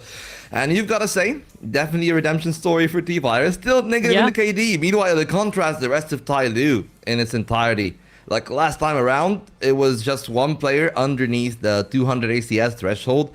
This time it's Yo-Yo and Slowly, so it was definitely much more of a fight if you look at the 2 ACSs across the board. But the main players still remain to be the main players. Sword9 on the Fade still actually performed pretty well. And even Yo-Yo, sure, maybe not the highest player on the KD department, but the opening spaces that they guaranteed with the race was definitely something that then the rest of the team were able to capitalize on the back of.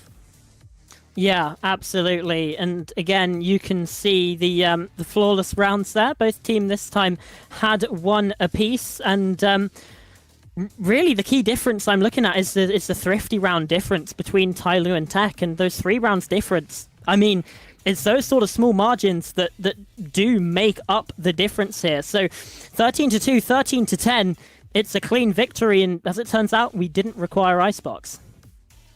Yeah, absolutely. And if we got there, I feel like it would have been a much more entertaining map.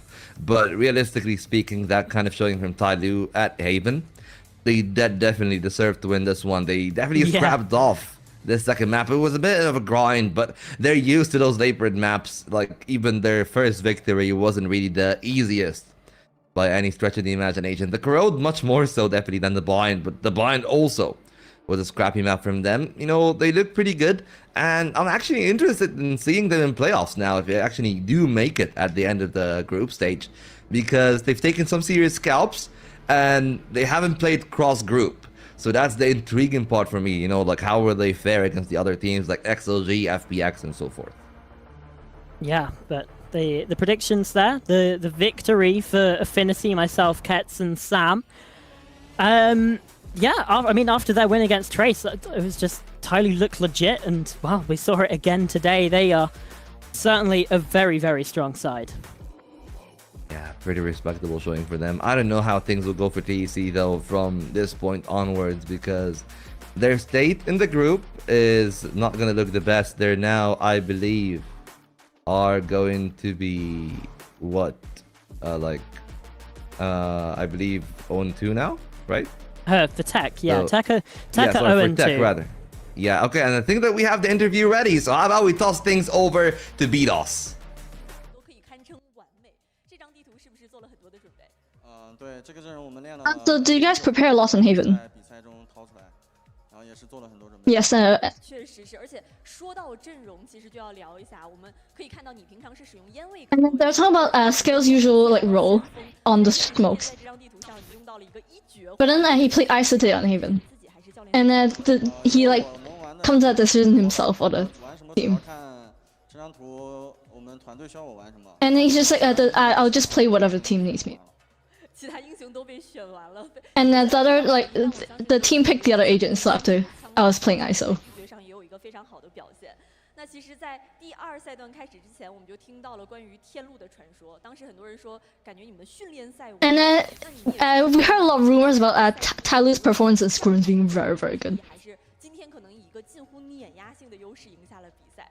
我们也很想知道现在的天路有什么不一 And 样。 what's different about the TYL now? 更加的明白，用什么状态可以去赢。 And then they said they kind of understood more about what kind of form was needed to like win these. 更高效一点，决策更果断一点。 And then had to like have better decision making in game. 那我们也会戏称索奈来到队伍之后，现在你们的队伍里不只有2个暂停，可以每一轮都是一个暂停。 And it's like after Sour9 returned to the roster, it was like they could like basically call a timeout. That kind of give them a strat. 他在我们平时可能一些焦灼的局面里面会，把我们叫停下来，然后更。 And I guess they said that in game, like when they need to slow down, they could like really like calm things down and have talk things through. 对。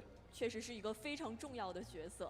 那说到 Scales 选手自己的状态，这几场比赛也是近乎惊人。 And they're talking about Scales' recent performance. 努力的，那能不能告诉我们你是如何练习去保持 And how do you maintain your form? 状态的？首先一点就是多打死斗，保持自己的。 And he's like keep team fights, just 让自己的。 practice your gunplay. 是的，确实也付出了很多的努力，但是在赛场上全部体现出来了。最后还有什么想要跟所有观众朋友 And is there anything you'd like to say to the audience?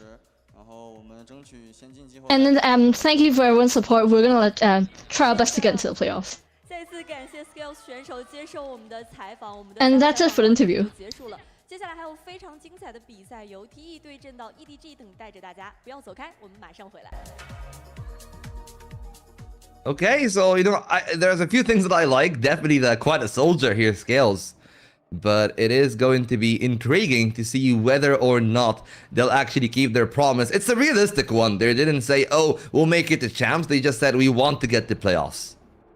Yeah, and they're 2-1 in the group already, so setting themselves up for a pretty decent finish here. And, you know, you look back to other stages, two wins was most of the time good enough to get you into playoffs. I think the one difference to that was FPX last stage, who were tied on 2-3 with DRG. But, you know, there's positive signs there for TYL. And I mean, Scales, he's the ultimate flex player. What was he said there? He was like, oh yeah, I just play whatever the team wants me to. And he's been putting in those incredible performances. Absolutely. And, you know, the performance has been pretty stable. And I guess that there was one thing definitely that is common in there that he also talked about. He said, practice your gunplay, because that's a thing that will carry over agent to agent. He showed that on the ISO. ISO doesn't really have any movement crutches. Sure, you do get the double tap that everybody hates, for good reason, may I add. But it also does, I guess, like, accent that gunplay a little bit more, unlike the other Asians that we've seen played usually by other duelists. You know, like you see stuff like the Waylay, the Jet, the Raze, all of which have tools to, I guess, supplement the gunplay. But even on the Viper, like really great game sense on the reads. He's been able to play multiple roles, whether on the Haven he was a lot more aggressive, he was much more of the, I guess, the proactive player, or reactively on this Lotus. Yeah, for sure. It's been an incredible showing from TYL, but you know, we don't want to waste your time any longer. Thank you all for tuning in. Thank you for, you know, all the people that have been subscribing to our channel on Twitch, and, you know, members on YouTube as well. We really appreciate all of the support, because it's your support that is able to let us keep bringing you this broadcast. So thank you very much for everyone who is supporting us. I've been Charlotte, joined by Vault, and the next match is going to come up very, very shortly. When I remember what it is, it's EDG Trace, which, you know, I am certainly excited for. So we're going to throw it to a break, and Sam and Kumquat will be able to take you through that.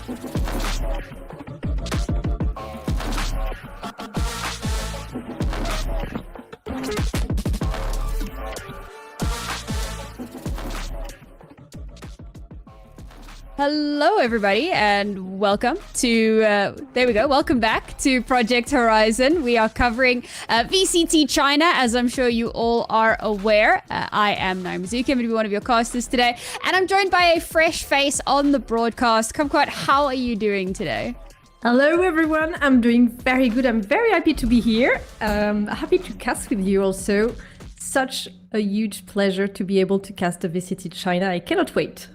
Yeah, looking really forward to it. We already had a fantastic first match today. TYL, definitely, I think, surprising a lot of expectations, but it has been a bit of a season of upsets. In fact, I dubbed it yesterday the region of the underdog, because it really does feel like our underdog teams are constantly coming up on top. But let's see if that will happen again today, or rather for our second game of the day. It'll be EDG versus Trace. Now, Kumquat, what are you thinking? Because it feels like EDG had a bit of a rough first stage, but they've looked a lot better so far in stage 2.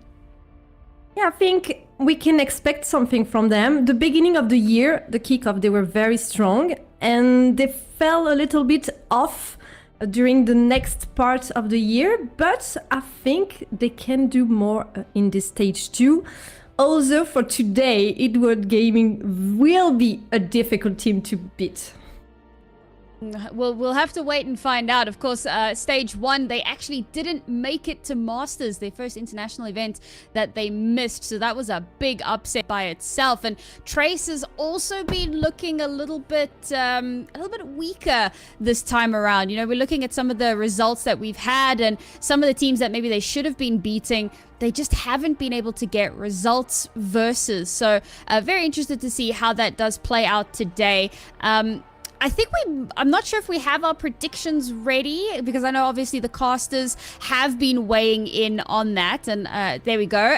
You know, I'm up there voting for EDG. I think that it would be quite troll not to vote for them. I see you haven't put in a prediction, so I'm going to put you on the spot. So who do you think's going to win this one? Yeah, I think it would be EDG. Yeah, I forgot to put my prediction in this week, but I definitely think it would be EDG. I agree with you. I'm actually kind of surprised that 4 people are voting for Trace. I would say it should be more like 80-20% in my opinion, because EDG is a very strong team right now. Yeah. I mean, so I know that Affinity basically just said she's going to vote for all of the underdogs this season. And I think Echo is kind of echoing that sentiment. And it feels, I think there's a lot of like underdog support. And with the way that some of the results have been over the last few days, or the last few weeks rather, I keep forgetting that the Chinese region is so drawn out, games taking quite large gaps in between. And it has been rather surprising. So here, of course, is our prediction favorite, EDG, and I think on paper they're our favorites as well. Now, obviously, Kang will always be a standout player, but I'm looking forward to seeing more out of ZJC. I think that in his debut earlier this stage, he was a little bit quieter than we would have liked. So hopefully we see him, you know, kind of step into his own a bit more. And then we've also got Trace here. Any players on Trace that have been standing out to you? I mean, I'm really looking forward to see what Martin can offer this stage, obviously, because he joined not too far ago. So I'm really like on his shoulder, waiting to see what he can bring to the team, if he's a good add for the roster. And yeah, I'm really interested to see his results. Mm-hmm. Yeah, and I mean, of course, even across the board, statistically, you can see that EDG in most places are coming out on top, right? Pistol win percentage, attack percentage, defense percentage. The only place where they're a little bit lower than Trace is on clutch percentage. So it feels like for Trace, a lot of what maybe is going to bring them back into these rounds and maybe kind of give them more possibilities is trying to win out in those clutches. I think even the pistol win percentage is such a big one as well, because that's where you can kind of start to create that snowball effect. Now, I mentioned Kang a little bit earlier on, but it seems like he might have some competition here in Kai. Definitely. I mean, the scores just speak for themselves. They're very close in every score that we can see. So KD, ACS, I think there will be a match there in the next match. And also, you talked about the clutch percentage. I think it's very interesting. In the previous game that we saw today, there were a lot of clutches that were very impressive. And maybe we will be rewarded with the same in this one. Would be nice. And I mean, so that bottom stat was first kill percentage, which for duelists is such an important thing. But again, like you said, their statistics are incredibly close. Yes, Kang is a little bit further ahead, but 20% to 18%, like it's really a slight difference between them. So I'm really looking forward to seeing how they're going to come up against each other. But you were also talking about Martin a bit earlier on and hoping to see what he's going to bring to the table. I'm also looking out for Feng Feng. I think that he's been such a joy to watch over the last couple of years. In fact, someone that has really stood out and kind of stood the test of time in the region overall. So hoping that we get to see quite a bit out of him. Now, obviously, we're going to be having a veto fairly shortly, sorry. And I'm wondering what maybe your predictions are for what that veto might look like. Do you have any thoughts about which maps we'll be going to? Well, I mean, we have seen pretty good maps today, so I would say that we should see. I would really love to see one co-road, maybe. I know that Tracy Spot played it already, so we could see it again. From the side of JDG, they also played it, so fingers crossed we will see one co-road today. It will be very nice. We also seen some Sunset or the more classic like Bind, Evan. Would be also like maps that you feel comfortable on, and maybe a map like Evan could be good for Tracy Spot, because we saw that EDG has a very, very high defense percentage. So maybe a map that is a little bit harder to defend could work for them. Yeah, absolutely. And, you know, this isn't the first time that these two teams have come up against each other. We've seen them actually kind of butt heads a few times over the course of the last year or so. But every time, it feels like EDG have come out on top. In fact, in the history of every time that these two rosters, maybe not rosters, but these two organizations have come up against each other, Trace have only won twice. And EDG have just a string of victories going all the way back to the EVO event in 2023 in September. So it's just like a long storied history of EDG coming out on top. But in kickoff earlier this year, you were saying EDG looked pretty good in kickoff, and they lost 2-0 to Trace. They then obviously won in the final 3-1 against Trace themselves. And then in EVO of this year, it was a 2-0 victory for EDG. So far, they have been the ones coming out on top. And now, of course, we'll head on over to the stage where the walkouts have begun. And this is really where the players get to show a little bit of their personality. And I think that it's something that we sometimes overlook, just how much personality these players really do have. Maybe not Kang. I think everyone knows that he's got a lot of personality. But some of the other players, it's a really great opportunity for them to show, you know, just how passionate they are about Valorant and about the Chinese scene in general. I really like the walk-in because, as you said, I think it really brings something special, and the fact that they work next to the crowd is very, very good. It's something that maybe we missed a little in other scenes. It's very special, and I think it really brings something for the storytelling. If you support a team, you want to know that the players you support have their special personality, right? You want to support people, mostly. Yeah. And of course, we've got our player of the week here, which is Nobody from EDG. So definitely someone to be looking out for, a strong initiator player. Definitely someone that will be setting up the duelist as far as possible, but info initiation as well. So, you know, a lot of the Sova, a lot of the Fade, a lot of getting that early information and informing the rest of the team so that they know what to do, where to go, and, you know, what they need to be focusing on. It's such an important key role to have. So we look out for that as the games continue. And I believe that this is the last player from EDG. Yes, so we're going to be moving over now onto Trace in just a moment. And here we go. And we kind of mentioned some of the players here that we're going to be looking out for. I think that Bianc is also someone that doesn't get mentioned nearly often enough. You know, obviously we already spoke a bit about Fang Fang, but Bianc being the counter to Nobody, the other information initiator. I really want to see how the two of them are going to be kind of going back and forth, not necessarily in firepower, but in how they can communicate the information and how the team plays off of the information that they give. Yeah, he's also the IGL of the team, so it's the silent force that really brings the roster together in every map. It's thanks to him that they have such amazing strats on the maps. So yeah, he's like, I agree, it's fun that he's a little bit more silent, even though he's such an important member of the team, right?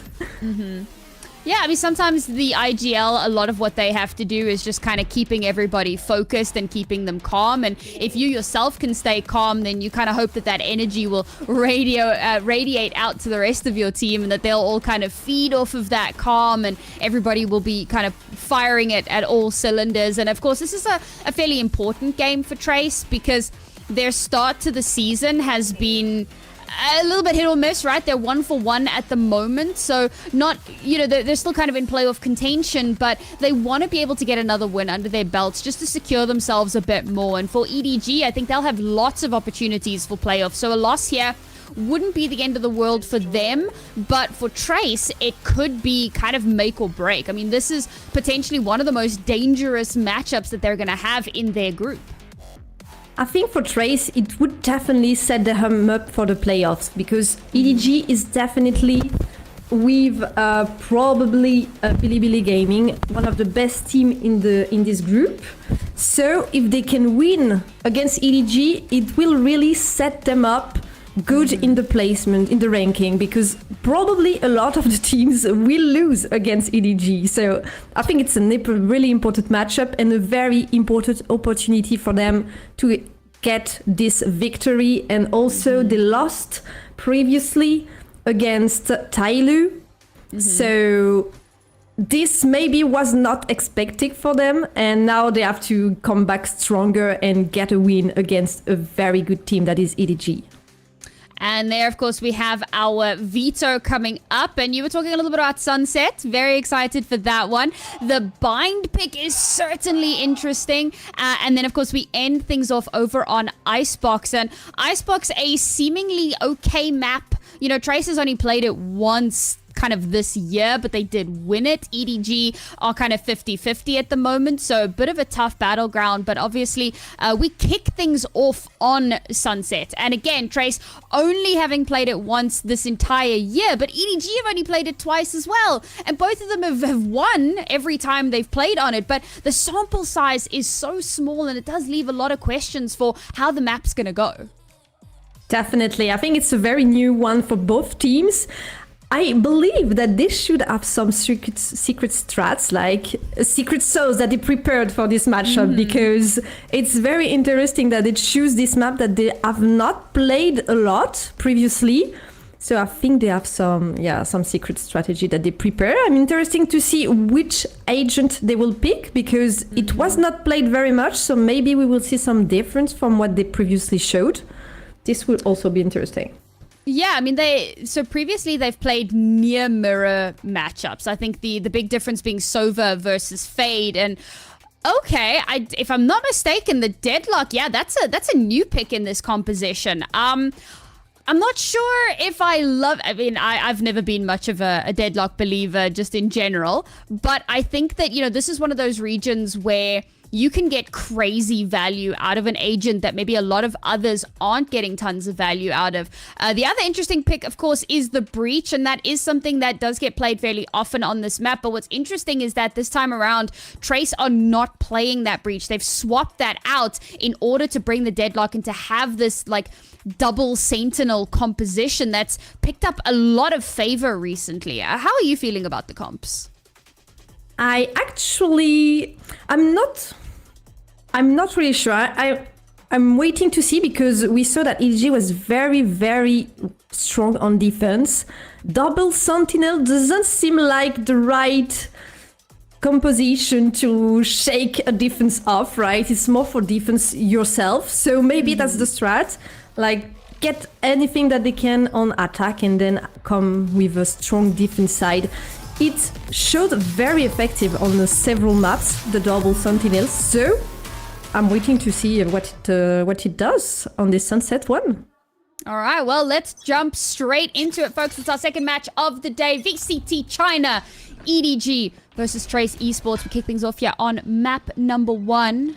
Of course, it is Sunset. We'll see now if this composition for Trace does actually manage to get them the value that they want. Already taken a little bit of space up towards A main with that Neon, but currently not too much space garnered. Okay, Martin will get the opening kill onto Kang, who got a little bit over-aggressive towards Switch, and despite having 2 teammates nearby, weren't able to trade. Finally, they can get that, but that's the spike drop. That's going to leave them in a lot of danger. Looking will be able to trade one back, but it's turning into an all-out scuffle, and it's all going to come down to Kai and Looking. And yes, they do manage to clutch those last few kills. A messy opener, but a very important pistol for Trace.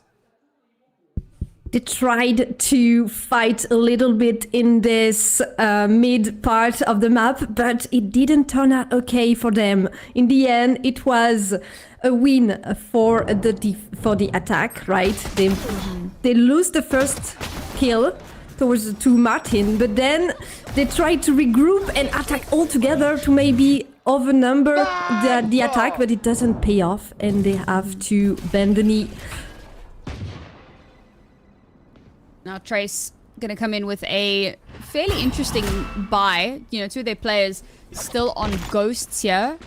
They know that they'll have an advantage, but there are a couple of sheriffs on for EDG. That could make things a little bit tricky. Fast lane to come through, the Deadlock to block off that top mid, and then of course the rush in through the doors as well. And before the door can even close, they continue to get even more kills. Yes, Kai did get taken out, but it's a 2 versus 4 retake here. 2 sheriffs to try to mount it. Quite a bit of utility as well. They know that they have to at least try. Sound sensor to ensure that they can't get wrapped on. It's a beautiful placement, but shots through the smoke as well, just in case to bait out. Oh man, it wasn't even ZJC that he was aiming at, but it ends up being him that eats the bullets, and now nobody in a very difficult situation, unfortunately, cannot clutch that one out, and it's a fairly clean second. A clean one in the energy of the pistol round that was won.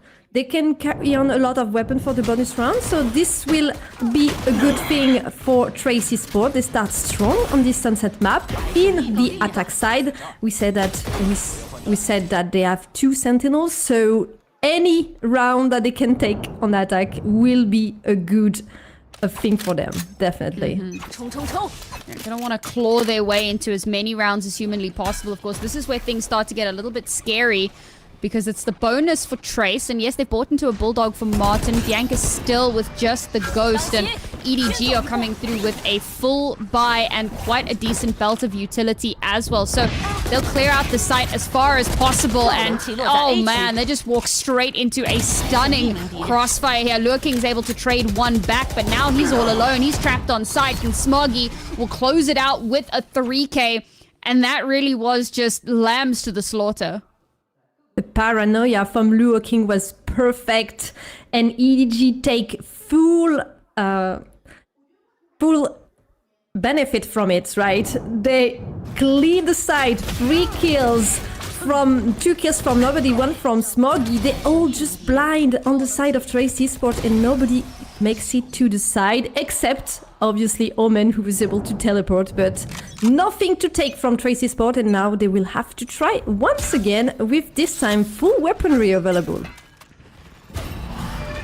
And that is the upside of not spending too much in that bonus, is that now they can still buy in and still come through with something robust. Going for some very early mid control here. And this is the thing with the tripwires, is that, you know, you don't have a Sova for darts, but you can get a lot of information just off of those traps. Nice deadlock wall there as well to slow down those rotations. Gives them a ton of space, but the rotations from EDG themselves are coming in very, very quickly here. They're not going to be able to delay that plant, so it is going to have to be a full retake. Kai gets the kill onto Kang, and that's a devastating loss for early on in the round, but Chichu will get the kill onto his counterpart. Feng Feng taken offline, and somehow the Annihilation connects. Oh man, that's going to put him in such a dangerous position. That's going to call the pushes, the rotations, the attempts to fight back, and nope, cannot be done. Getting that Annihilation online was massive, and Trace firmly back in the driver's seat. I really thought he was not in it. Like, I thought he managed to dodge it, but no, he gets taken off, and after that all of his team tries to help him, right? You have to go forward on the side to free him from the cocoon, but it doesn't work, and Trace Esports managed to just stand their ground and keep this spike planted. So third round for them. They're looking very strong on this attack side for now. Low and slow, one round at a time. Can't afford to be getting overly confident. I will say that deadlock wall in mid has been getting so much value, but Kai has consistently been putting Kang down. This is not the first round that he's just won that first kill, but unfortunately gets very quickly traded out. So all of that mid control is lost very early on. Both duelists now unavailable for these rosters. Nobody gonna throw out that Nightfall and see what he can find, and it does tag quite a few players. Slows down that exec to a near standstill, and they've got so much space to work with. A quick rotation over towards Elbow allows them to get a kill, but again, it's instantly traded out, so we maintain this 3v3 position. Still a heavy lean towards this A site, but not much ground garnered just yet, and EDG don't have any flanks set up here, so they're lacking a lot of information. Ooh, Prowler gets some info, and Chichu gets the kill onto Fang Fang again. And that leaves our attackers in a very dangerous position. Spike now starting to rotate over. They realize they've pulled all of this attention, so instead they're going to head over towards this B site, and EDG none the wiser. Haven't started yet, and yeah, now they'll rotate Smoggy to teleport over towards that B site, so he is ready. The trapwire gives over the information. He's not going to have enough time to swing, but at least now they know that it's happening. Paranoia comes through, can't stop the plant from going through, but gives him a moment. He walks straight into the sound sensor though. It's a 1 versus the world, and Martin somehow brings it to 1v1 with a beautiful 180, but nobody knows exactly where he is now with the sound sensor there. Has it been set off? It should have been, but despite that, nobody with a phenomenal clutch. 3 kills in the round, and will bring EDG to 2. I really thought EDG was gonna make it, right? When they were on this B side, it was a little numeric advantage for them. They had the space, they had the quick rotation with the Omen, but it's not enough. In the end, Martin makes his way into the side. He plants the spike on his own. He dodges the paranoia. I don't know how, but he does. And then he managed to find the double to give victory to his team. Very good round indeed. And the stall from the sonic sensor was actually amazing as well. I think we were waiting for nobody to get into position, but the timing just wasn't on their side. Now TE down onto a broken buy, realize they have to go for something a little bit crazy, so they pop the ult over towards A and the fast lane, but it's all a bait. They're trying to pull rotations. They've teleported into the back line. Martin has already gotten the first kill, and Looking is literally living just about in their spawn, so this push towards the B site can be relatively uncontested, but Looking has to be careful because rotations have already started to come through here, and if he gets caught out, he could get shot in the back. So they've had to slow things down ever so slightly. A few shots fired will give information, but people looking in the wrong direction. Smoggy was good for one, but could not get another impactful multi-kill. So Spike will get planted, and EDG now only have 2 players left alive to mount this retake. Kai and Feng Feng haven't managed to find guns, but there's no real concern here.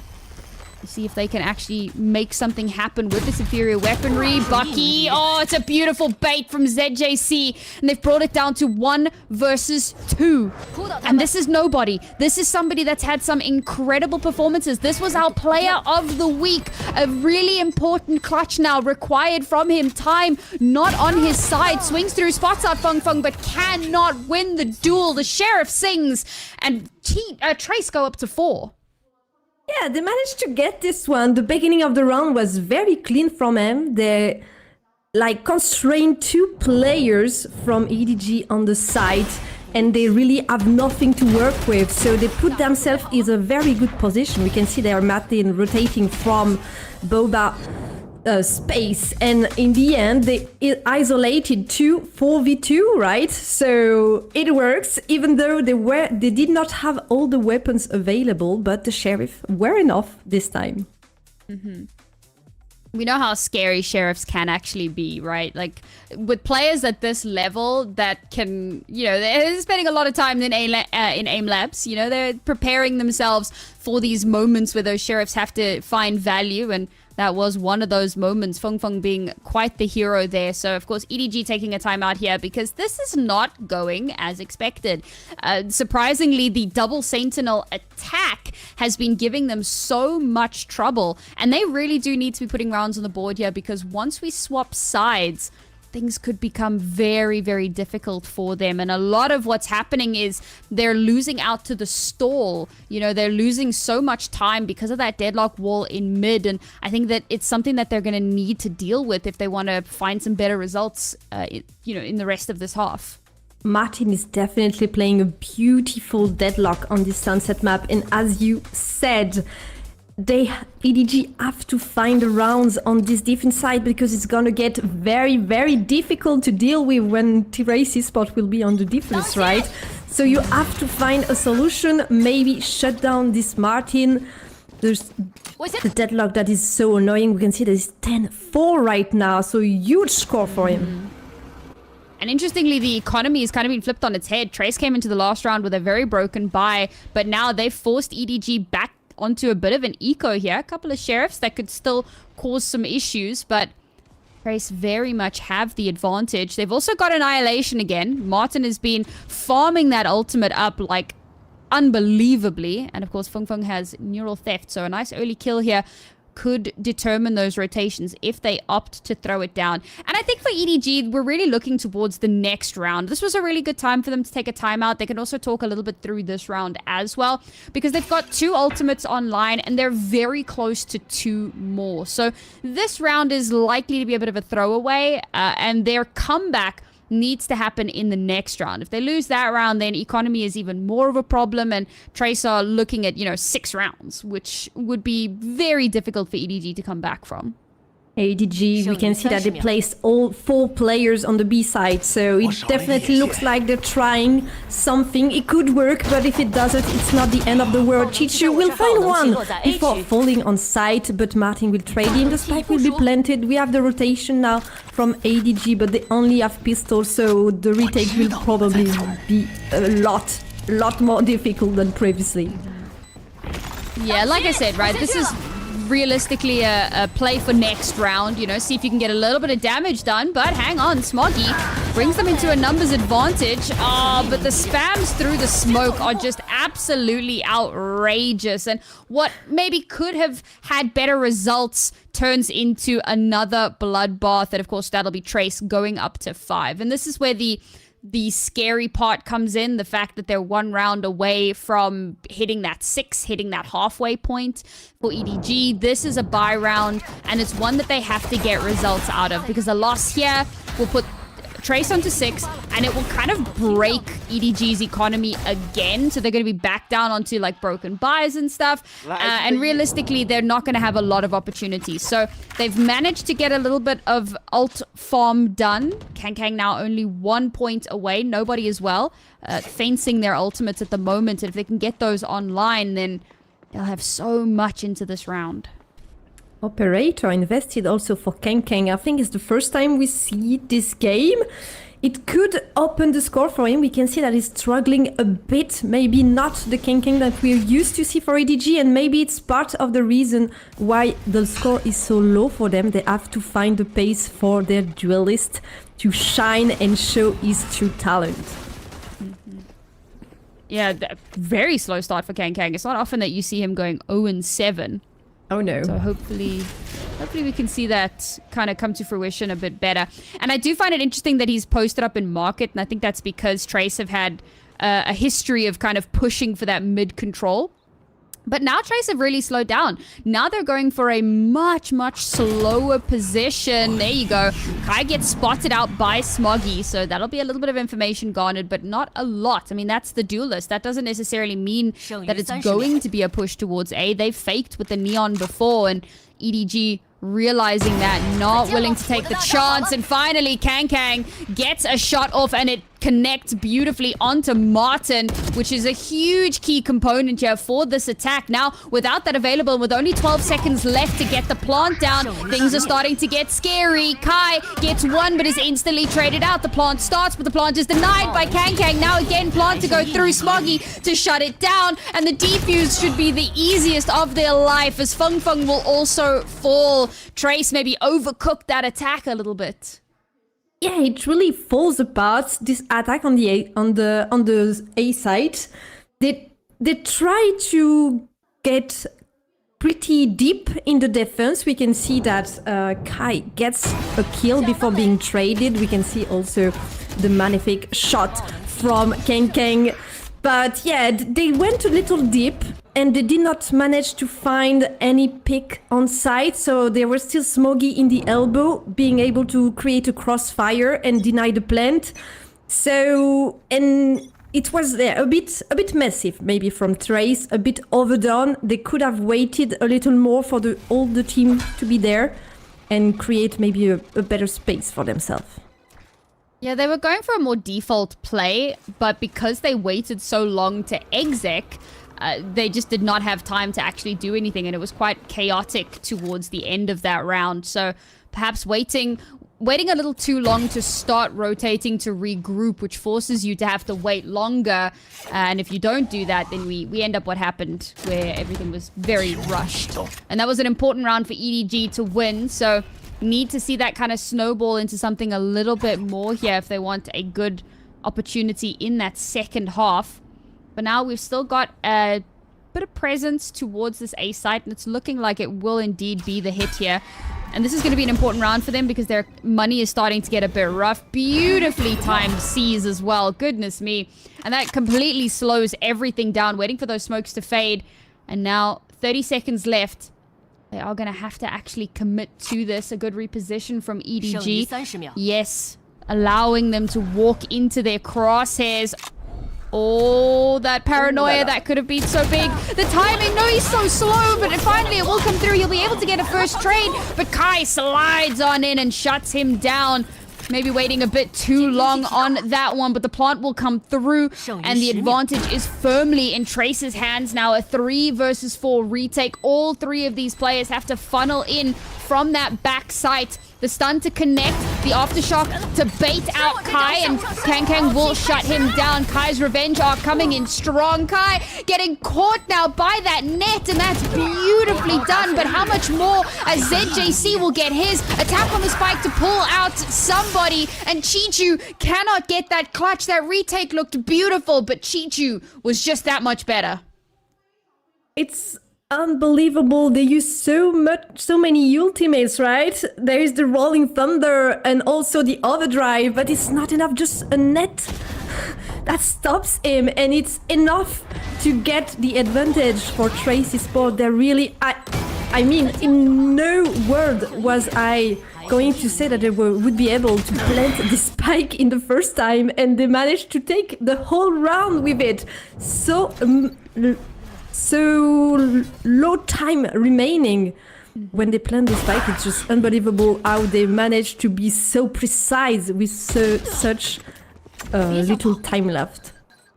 Yeah, I think EDG have started to get a good read into how Trace are playing this, but despite that, I mean, we saw the clutch percentages. Trace have a much higher clutch percentage rate, and this is kind of showing the effects of that. If you can keep these rounds close, it can always be winnable. So Lurking being able to win that duel against Chichu, and as you said, so much, I mean, that was an incredibly expensive round for EDG, so they come into this with one ultimate. Everything else has been used already. 2 Bulldogs, a Guardian, and a Sheriff. And Kang has already been taken offline, which is a terrible start there. Kai, of course, going to power slide his way into the site and give them even more of an advantage. And at this point, 2 versus 4. I don't really see a world in which you can actually make something happen here. And a part of me is saying maybe you just save these weapons and live to fight another day. But Kai not gonna let that happen. Chichu gets shut out and it's all down to nobody. And Kai with a quick rotation will shut him down to a 3k on the board for him. And that will be another round for Trace. And they're actually just dominating EDG right now. Definitely, Kai is really standing up for Trace. Like, we talked a little bit about it in the pre-show, and is definitely giving EDG a run for their money, right? He's very, very strong this game, and is doing his job as a duelist. We see him everywhere. He takes some first blood, he takes some information, he baits some shot. He's really, really important right now. Yeah, I mean, that's why we had that head-to-head between him and Kang, because that really is where the story is here. And a lot of that is because Kang has been losing pretty consistently in that head-to-head between him and Kai. And that's just not a great way for this to be unfolding for an EDG that are trying to reclaim their former glory. Now, Kang taking a very advanced position in B main. Do they know to check for him? They do, but still only going to be good for 1. Instantly traded out. Now again, duelist offline, not able to back away. But that will call the rotations from EDG. Now they know that there is a bit of presence over towards B, and ZJC with the kill onto Feng Feng is massive. That's the lurk taken offline. Oh, and despite Kai getting distracted by the eye there, still managing to get a kill, but nobody finally activates again. 3 kills for him to shut down that round entirely. Wasn't able to make the magic happen in the last round, but he'll make up for that one in this one. The kill on the lurk in the middle was very decisive here for EDG, right? Their Trace is thinking about maybe doing a rotation or taking more space mid, but they lose their lurk and then they have to commit on this site. They cannot move. So EDG knows that they are going to attack and they are ready to welcome them. So the duo with Breach and Fade just totally annihilate them, and the round is over. They cannot even plant the spike. Very, very good round from EDG. And interesting to see Trace taking a timeout here. You know, they've got a 3-point lead. They are, for the most part, they've been very much in control of every single one of these rounds, but they know that they don't want to take any chances. Yes, they've got a more kind of defender-leaning composition, but this is still EDG. You know, you don't want to risk anything unnecessarily. So we take the time out here. We kind of slow things down a little bit and see if they can secure themselves, because we're going into the very last round of the half now. And to allow that to slip away, I think would not be the best look for them going into that second half. So trying to get that 8th round, trying to ensure as much of a buffer as humanly possible, because let's face it, 8-4, if you lose the pistol round, it's still very losable. So this is going to be a really important one for them to come out on top of. 8th round is definitely, you can come back pretty easily if you don't lose the pistol. So this would be a good thing for Trace to find the 9th, and they will come very strong in this round. Very aggressive play, and the rotation from EDG is already there. Nobody getting a kill also on site. Oh, Can gets right in behind them, manages to get that spike dropped. This is a crazy round from EDG. Such aggression out of them and shutting down so many avenues. And the read to know that that TP was absolutely going to be in their back line. Now, Trace still with a huge advantage in this round, 3 versus 2. But nobody has already made his way over towards this B site to wait for them, and he will shut down the spike carrier. Has an inkling, shuts down Martin as well, and now it's all down to Kai. Doesn't have control of the spike, has been caught out by the Nightfall as well, so they know that he's here. They know that he's made his way towards backside at the very least, so they're going to keep watch on that. And Kai, time going to become a bit of a problem here. The last 2 players from EDG are right next to each other. They're basically holding hands. They can set up a crossfire. How much can he get done? All right. Not going to opt to rotate, but instead going to go straight away for the plant. The Seas doesn't connect, swings out into 2 players, and that will be EDG coming out on top of that round. A chaotic start, but they hold the control, and they go into the half with 4. The greeting committee from EDG was there, unfortunately for Kai. He will not be able to find the clutch from Trace Esports, but I mean, considered what happened in the beginning of the round, it was still a good ending. They did a lot of damage to EDG, and the Splunk was even planted, so economically wise, it's okay for Trace Esports. But if they want to find this next round, they will have to fight for it. No 9th for them. Now they have to change side and win this pistol if they want to stay on top. And what's also interesting is that, like, so it's not the first time that Martin has played Deadlock, but historically has not had great performances. Oh my god, that is a phenomenal Fade cosplay. My goat. Sorry, that was like totally random, but that was absolutely stunning. But yeah, so it's really cool to see that he has stepped up his game massively coming into this series. Also on screen, it's a pick your agent, and I feel it's rather unsurprising that the majority are going for Harbor. Because let's face it, Deadlock, bit of a bait pick. Okay, we've found the Deadlock enjoyers in crowd. They've shown up. What do you think, Deadlock or Harbor? I would choose Deadlock, right? I really like this agent. you do not agree, yeah? I can hear it. Okay. You Harbor one. All is right with the world. No, I mean, I like the versatility. She can really bring something. And also, she's cute. I mean, she is cute. She does have that going for her. Also, slight correction. So that was when you pick your agents, are you insta-locking or are you calmly filling? So I think that Deadlock was insta-lock, and, you know, Harbor looked really zen there. So that was like, oh, I'm going to calmly fill. So either way, you know, calmly filling also came out on top of that one. We love that. We love people that fill. Surprising number of insta-lockers in the crowd. But, you know, I'm glad that reason prevailed. Okay. So yeah, you feel for your team. Is it like a solo queue where you're only playing for yourself, or are you actually playing a game? Does it a team game? Yeah. 2 people. Fun fact, Valorant is a team game. Who would have known? Don't forget it, Peter. Second half now upon us. EDG have given themselves a lot to work with into the second half. Bringing themselves up to 5 is a massive boon for them. But mentioned how Martin had slow performances on the Deadlock in the past. Now we moved over onto the defender side. Can he continue to garner results? Shots being fired in onto this wall, so that'll give away the game, or at least potentially, right? They've shut the wall. Do they opt to commit to this? They've still got so much time. They've baited out the sound sensor, so now they don't have to worry about that. They've baited out the net as well. Beautiful patient play. The one-way doesn't get the results that they were hoping for, so EDG just overrun the site. Now Martin's still here. Good for the first, but will get shut down by Smoggy. And only 2 players left for this retake. Funneling in together.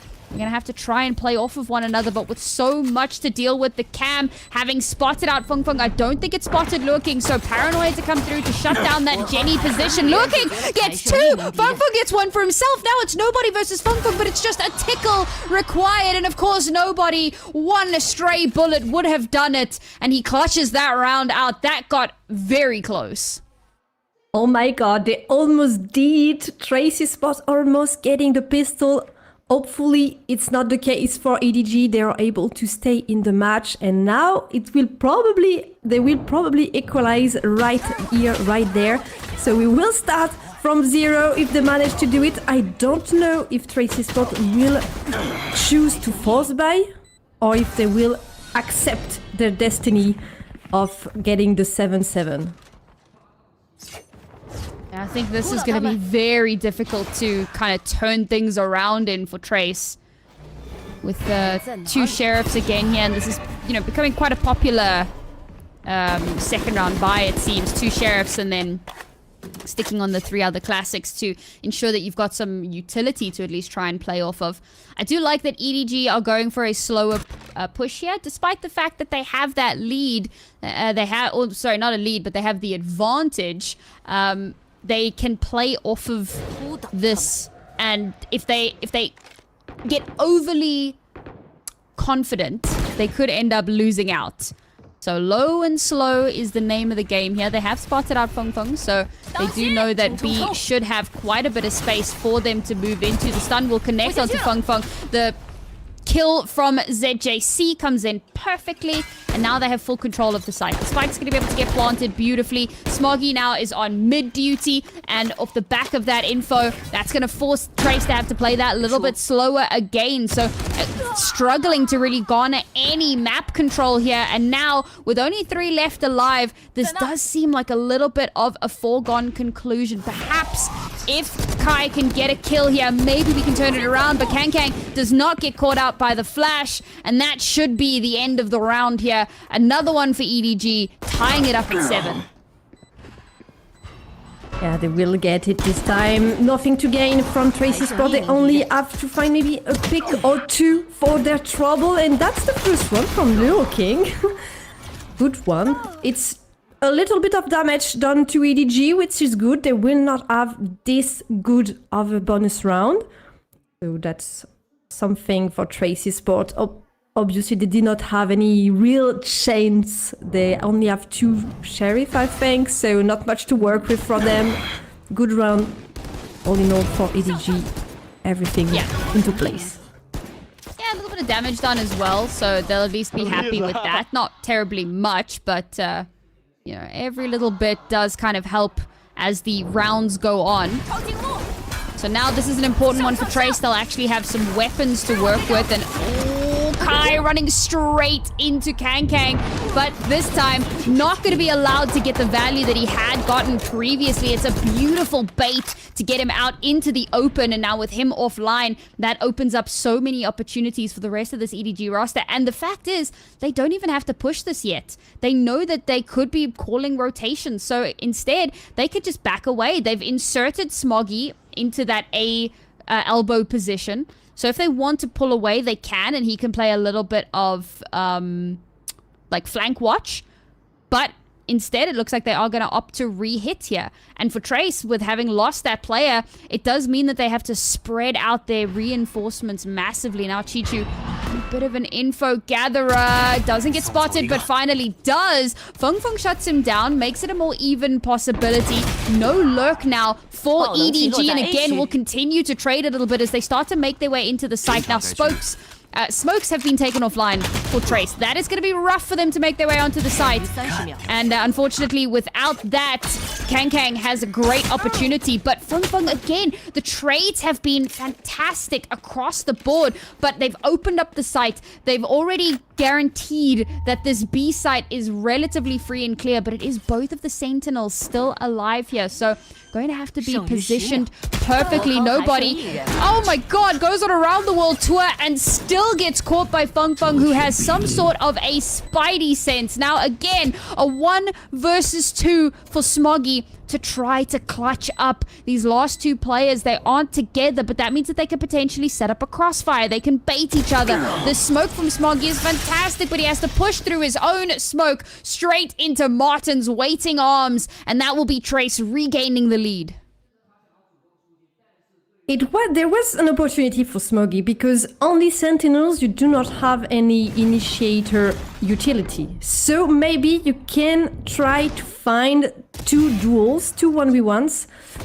Unfortunately, he has to cross his own smoke because he cannot stay in place for too long, and Martin is here to welcome him on the other side, right? It's a very easy pick for Martin, obviously, and they will manage to take this round.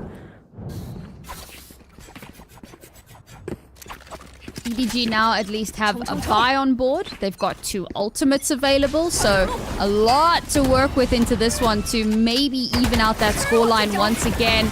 And it's Kai versus Kang, a tale as old as time, at least on this map.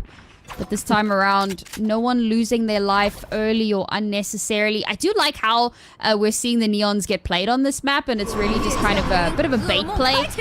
Making a bit of noise over towards A, trying to get an early shot, and then we decide what we're doing. And for now, it looks like it will be the push over towards this B site, but the Deadlock utility, again, slowing them down hugely. A shot through the cage will garner the kill onto Kang, but it is traded out by Smoggy. However, rotations have already started to come in from Tracia. They're going to start reinforcing this site. EDG have already made their way in, however, but there we go. So much information from the camera means that, again, we can get another trade to come through here. Now, trades generally favor your attackers, but not when it's Feng Feng setting up a crossfire with Luo King Kai to follow up with the last, and that lead just extends. A very good ult from Tracy Sport. They really managed to utilize these Deadlock utilities in the market, and EDG have to use the Nightfall just to take this space, but then they cannot enter the site because of the very good paranoia. And we see once again Feng Feng that's really strong on site, finding the double. And even though Kai was not really there because he was lurking on mid, trying to find maybe someone trying to flank, but they don't need him, right? They just don't. And now Kai moving very quickly in these tiles. He will not find any pick though. Oh my goodness, doesn't find a pick but gets picked off. However, Luo King trades it back. So again, we lose both of our duelists very early on, but Feng Feng has taken so much space alongside Luo King. They've completely taken mid for themselves. They know it's an anti-eco. They know that they can get cheeky with this, and now nobody has to somehow come up massive. And honestly, chances are quite low here. It's a bit of a disrespect play from Trace, but it's also a change of pacing, right? Go for something a bit more aggressive because they're not going to expect it. I really love the confidence, right, that they show with this kind of play. Okay, they know it's an eco, but still you have to try this, and they do it perfectly with 4 players still alive, and now they're running after nobody. Has no chance. Maybe you can find a headshot with the Sheriff. It will not be the case. A very good round from Tracy Sport, showing a lot of control of this map, showing EDG that they are the one in the driver's seat in this one. And this is why EDG, or rather why Trace needed much more of a lead at the half. Because despite the fact that they have a, on paper, more defensive-sided composition, when you're playing up against a team like EDG and the kind of aggression that they have and the kind of control that they have, you're going to struggle either way. So even with such a strong lead for themselves, EDG are keeping this very, very competitive. However, competitive alone doesn't win games. They need more rounds. So, of course, they're going to be taking this timeout now. They're at a 3-round deficit. And with Trace having hit double digits, things start to get a little bit worrisome. They also know that Trace are going to be coming in with a bye in this next because it was the anti-eco that they won. So they have to be wary of what potential changes could be coming as we head into the next few rounds. And even a small mistake here could spiral into a map loss. Definitely. For EDG, it starts to get really difficult now. You cannot lose any more rounds, especially with the economy that is very, very difficult on their side. 1 round lost equals to 2 almost all the time, and it's only 3 more for victory for Trace Esports. And it's their map pick, so they will be in a very difficult position. If they lose this one, the timeout is much, much needed for them, and it's almost a do or die here. They have to win this. Very, very important round, absolutely. And of course, the operator has been brought out as well for Kai, who has been struggling a little bit in this second half. Again, you know, we spoke about the first kill percentages for our duelists, but I think the first death percentages for them will also be quite high up there. Both of them have really been struggling to stay alive, and that can be a bit of a problem. Now, looking to see how this gets handled. Kai also taking up the market position that we saw Kang in a little bit earlier on. That's a great cage to deny a lot of sight here. So we'll send the drone out because they can't see through that cage, and nothing is spotted in mid. And that should inform a little bit of a rotation. And yes, we are seeing Feng Feng start moving over towards this A site. So they are now 4 versus the world. Beautiful shot from Martin after that deadlock wall came out and trapped Kang. And now EDG are in some serious trouble. They've been separated from their teammate. Kang couldn't win that battle, and now they kind of have to commit just over 30 seconds left here to mount this exec. They'll start making their way in towards the site. A reposition teleport from Smoggy means that they now have full control of the site. Every angle covered. The spike has been planted. Finally, the rotation to come through from Kai, and being a Neon means he has all the time in the world. Martin, the annihilation doesn't connect, but his shot certainly will. But despite that, it's looking like a little bit of cleanup. 1 versus 1 now. As we even things out, Kai gets a great shot with that operator, but it's going to take so much more. Chichu fires some shots to bait it out, but yes, he does bait Kai off the defuse, but cannot win the duel. Kai, with such an important clutch, will ensure an 11th round, and now the pressure is on for EDG. He really saves his team here. But I want to highlight what Martin played in the beginning of the round. His game sense is just amazing. This barrier was insane. Like, he had no info at all, and he just throws it at the perfect moment. Someone is trapped in it, and he gets this first kill. Gains so much time also for his team. Forces EDG to play with a little bit tight on clock, and they almost managed to turn the round around EDG, but unfortunately for Trace, Kai is here to stand strong and win the round. EDG still have a buy into this, and they've got a couple of ultimates, so it's not the end of the world just yet. Losing this round, however, will probably put them onto an eco, and it will be map point. So the pressure has definitely mounted, and bearing in mind that this is EDG's map pick. So for them to lose here would be absolutely devastating for them, and would certainly make things that little bit more difficult on map number 2. Let's see what they opt to do here. They've gone for a very, very heavy hold towards this A site Trace. So they're looking at a almost full retake towards B. They've left Kai on his own, and repositioning out of market means that he's not going to have a lot of space to pull back from. Connects that first shot now, trying to buy time, but the stun doesn't stop him, but it's Chichu from mid. There were no eyes on mid, and now Kai getting shut down is devastating, and now the retake has to come online. 4 players making their way in from that A site. We do have a split push here, Market and Boba. But can they garner the space that they need? With spike already being planted means that time's not on their side. The camera spots out too, and that's so much given away, and that's going to inform EDG's post-plant. They've set up nicely on the site here. They have every single angle covered. Utility is a bit of a problem for Trace. They don't have much to push in with here, so it's going to have to be dry. Nobody with the shot onto Feng Feng. ZJC, Chichu, nobody. Everybody gets theirs. Everybody has a chance, and EDG now have a chance to stay alive.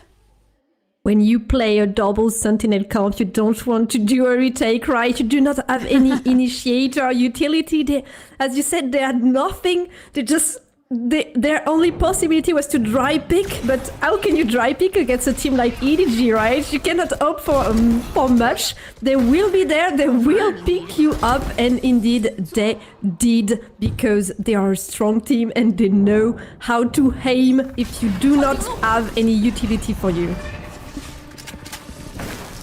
The pressure continues to mount now as Kang gets a very important kill onto his counterpart, and that's going to open up the entirety of this elbow. And it's really strange because Trace, off the back of that last round, lowered the reinforcements over towards A. They kind of overcorrected, and then EDG opt to push into A. So again, they've opened up so much here with the trade onto Kai. Does give them a bit of space to work with, but again, it's just trade for trade, blow for blow. No one getting a clear advantage in any of these setups, but now nobody's going to have to slow down massively and wait for Chichu to pull back. The problem is that they don't have a lot of information on where these last two Sentinels are, so they're going to have to play this very, very patiently. That being said, the fact that it is two Sentinels remaining does mean that the chances of there being some over-aggression are relatively low. So a lot of time garnered here. Finally, Spike will get committed and planted. Nightfall to come through and spots Martin with the jump peak, so they have an idea, an indication of where these players are. The C's comes through, but no real follow-up. Unfortunately, Chichu gets shut down, and now it's a high-low setup, waiting for that swing, waiting for the perfect timing. Trace with another round bring themselves to map point. And this time the Sentinel duo really stands strong in this side. They get the winning point, right? 12 points for Tracy's, but they're so close from taking this map from EDG. They're mapping the first one of this BO3. You said it, they almost never win against EDG, and now could be the time to at least put the first stone in for the wall. Nice! Let's go! Ooh, EDG definitely starting to feel it here. Bearing in mind, of course, they've you know, we spoke about this a bit earlier, struggled a bit in the beginning of the year, but we're starting to look back in form. This would be a terrible way for them to backslide. It is, of course, just the first map of the series. And you know what? The buy, not nearly as bad as I thought it might have been. Sure, Kang's got a Bucky, but he's also a Neon, you know, and he's also got Overdrive. So there's still a lot of potential here. Quite far from any other ultimates, unfortunately. And Trace have so many online. Yeah. They have all the stall potential in the world at their fingertips. I'm just not even sure Martin. Even Martin is close to his, right? Only 2 points. Yeah. We know he can get it. Well, it's gonna kick off with a death. ZJC just shut down entirely. Feng to get another as well.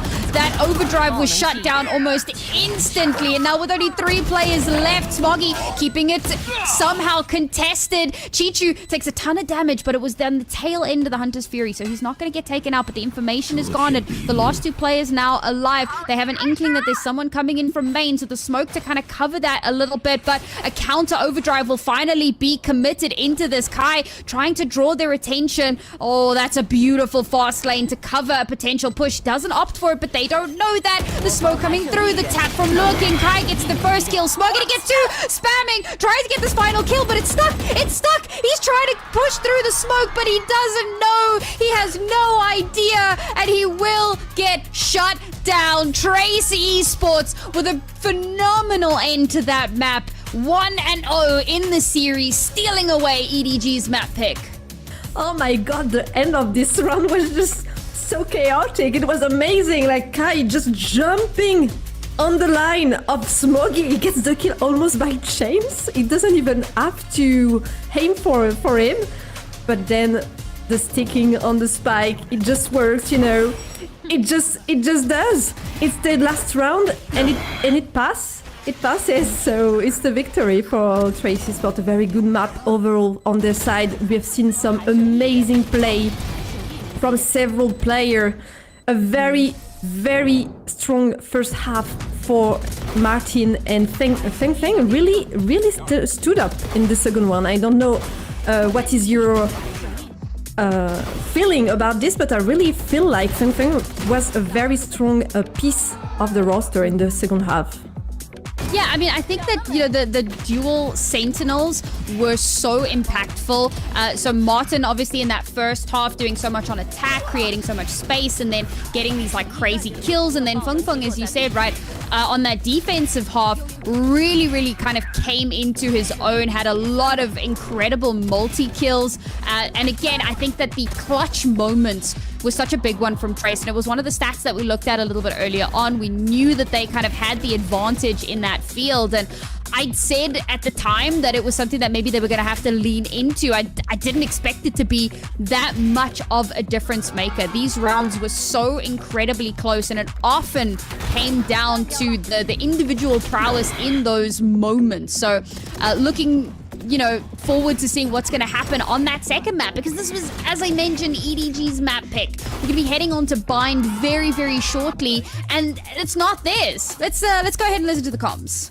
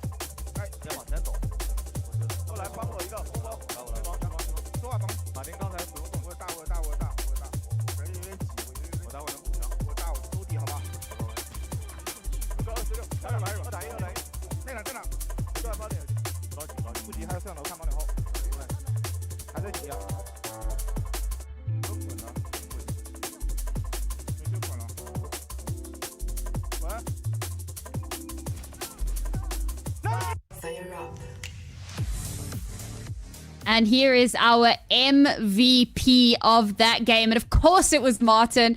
We've spoken about him a couple of times over the course of this map. And again, it's that big juxtaposition between the fact that in the past he's played Deadlock and has not had the same results. This time around, phenomenal stats across the board. An 81% cast is just unreal.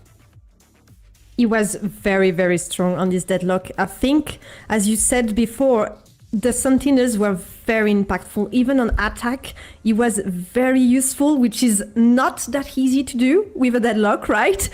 Creating space is not exactly what she was made for, but Martin just did it so beautifully. He was a very important member of the team today in this map, and really I love seeing his Deadlock, and maybe we will see more on this sunset after this huge performance. Yeah, hopefully. Looking forward to it. What is interesting here is that across the board, it's Trace that are coming up, you know, statistically on top of a lot of these battles and a lot of these different scenarios. So very interesting to see that kind of head-to-head. We had clutches and thrifties in there, and interesting that the stats looked the way that they did. And I also love the fact that we had we had our MVP, but we also had nobody MVP of his team, and of course he was our player to watch for this week. So definitely a player to watch. But now, folks, that's going to be the first map done and dusted. We're going to throw this one to a quick break, and when we return, we'll be back at you with map number 2. It's going to be Bind.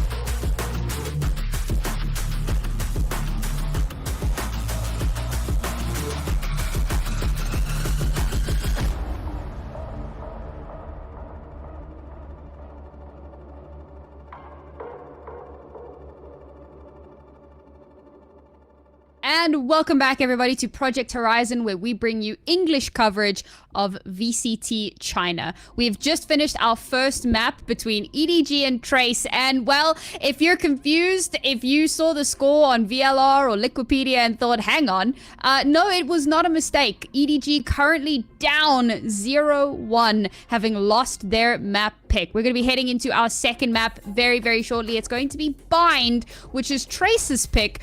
So, Kumquat, how are you feeling about what Bind might look like based on what we saw in our first map? Trace were very decisive on Sunset. I really liked what they showed. I think the gameplay was really on point. Every player was standing strong in their sense, in their own ways, and the general strat was very good. I think it was all-rounded a very good performance. So maybe Bind can follow the same path, although I'm a bit scared because they did lose to TYL previously, like 3 days ago. So I'm not very confident on this one, but they chose to pick it themselves. It's not EDG's pick, it's Trace's pick. So I think they should have something for us. Yeah, I mean, interestingly enough as well, so this year, EDG and Trace have played each other twice on Bind, and it's gone both ways. So first time, Trace won 13-4, and then the second time, EDG won, but it was 13-11. So still a very, very close scoreline, and it does feel to me like it could kind of go either way. And I'm also looking forward to seeing what compositions we're going to have, because this is another map where Trace really do enjoy pulling out that deadlock. They've done it kind of every single time they've played it this year. And of course, EDG, not really known for deadlock themselves, but they've been playing KO recently on Bind, which is really weird to me. But I mean, it seems to be kind of like sometimes they get results and sometimes they just don't. And the last two times they played on this map, in fact, were both against T1. And it was I want to say it was at one of the Masters events. Like it was... Yeah, Bangkok. Yeah, there you go, Bangkok. And they lost both times to T1. So yeah. I'm very curious to see if there's going to be some changes in the comps that they're going to be running today based off of that, and realizing that, again, I mean, this is pretty important for them to win. I think maybe they can get inspired by TYL's performance, because they won against Trace pretty recently. As you said, it was the last time we saw EDG on Bind. It was quite a long time ago, a few months. So things can evolve. Maybe they will offer a new composition. Previously, it was both Tero and KO. I don't think we will see Tero this time. So this leaves a spot open, maybe for something different. I don't know, maybe they could use Deadlock and go for the double Sentinels also. I don't know. Maybe they'll go for like the crazy double duelist that we've been seeing a lot more frequently. You know, maybe like a Yoru Raze with like a fade. You know what? I think you could really cook with this. But I'm looking forward to seeing what is going to come out on top. You know, EDG, they do like to kind of lean quite heavily into Kang. And I think that, you know, Bind is not really a map where you're going to see too much neon, because the rotations, because of the teleporters, they're not quite as stressful as, you know, some other maps. So likely still gonna have that raise coming through. But here we go, we'll finally have our comps on board, and okay, they actually have opted for the deadlock. I think the thing that excites me most about EDG's comp is that they're playing the Viper with the Brim. It's one of my favorite combinations, and I feel like it should be run more. Like, it's not an uncommon composition, but I just think that everyone should be running that because it's fantastic. And then you add the deadlock into that as well. Like, there is a lot of stall potential with a composition like this. I really like it also. So we see the deadlock, as you talked about it a little bit. They prefer deadlock over the Vice with this composition using Viper and Fade. It's a very different comp from what they last played, right? It's a very different style from EDG. So I think they're gonna try something different, and maybe it will work better for them.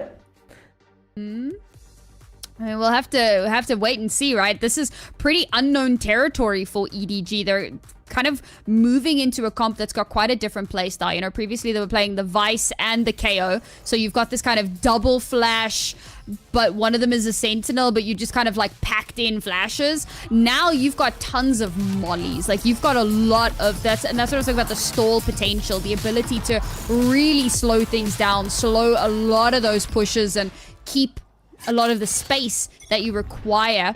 But of course, we'll kick things off now. Our second map in full force as TRACE Esports look to mount their attack on their map pick of Bind. We'll see now if this Vice and this Deadlock do come to good results. Oh my goodness, Feng Feng just shot straight out of the air, but that's okay. Martin and Bianca are there to cover him. Never mind, Kang Kang just shutting things down from every direction. Finally gets caught out, but the trades, much like on Sunset, go very back and forth. It's 2v2 now with the spike already planted, so it's a lot of possibility. And oh man, that Deadlock wall just continuing to be a thorn in their sides. Now they have to start making their way in. Both of these TRACE players are very close to one another. They'll be able to swing off of one another and create that little bit of a crossfire now, but they're playing off the sound of the tap. The tap comes through. The flash is stunning. They managed to get Chichu, and now it's all down to Smoggy. He's got a 1v2. He walks straight into Kai, and Kai says, sit down. First round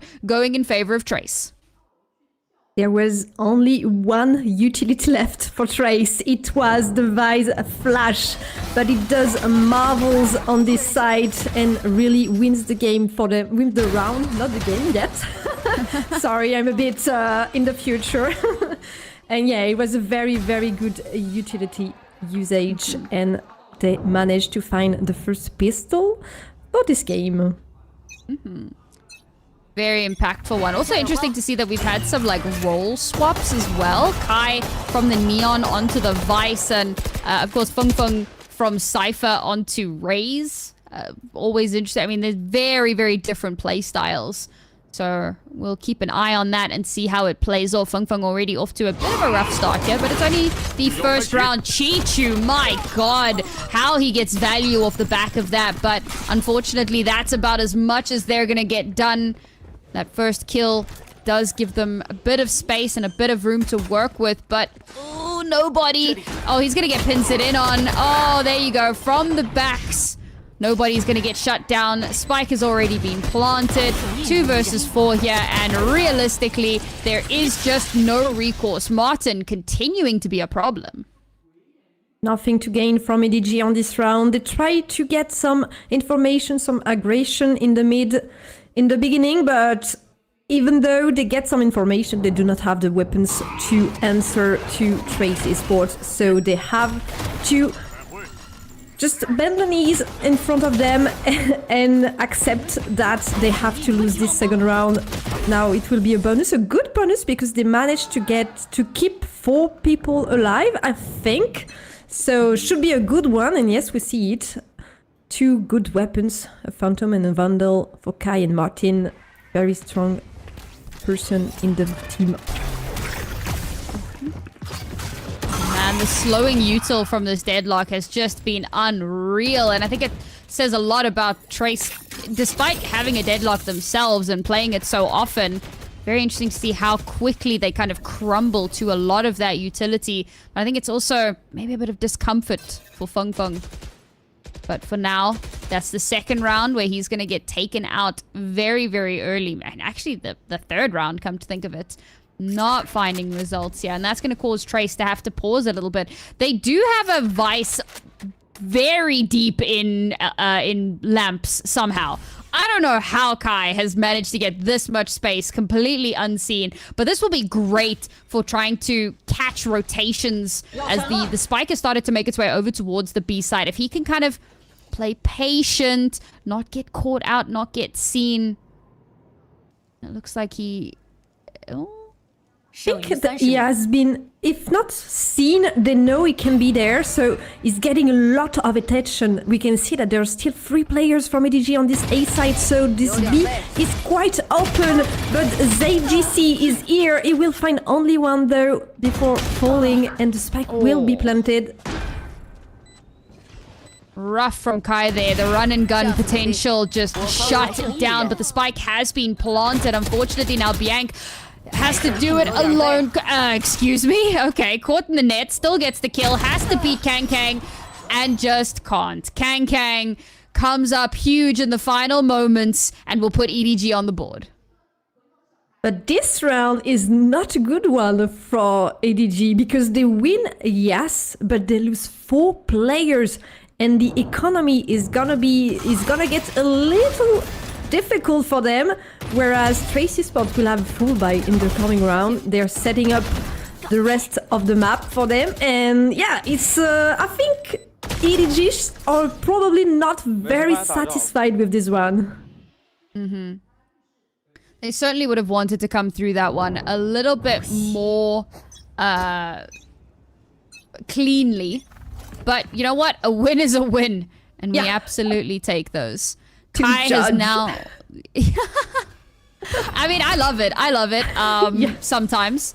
The fact that they're playing separate parts of the map as well, so it's not like super cheesy, but it could become a bit of a problem as the round goes on. Let's see if they can kind of garner anything here. Kai trying to get something, maybe an opening frag over towards A. Now they know that the Outlaw is there, so can try to play around that a little bit.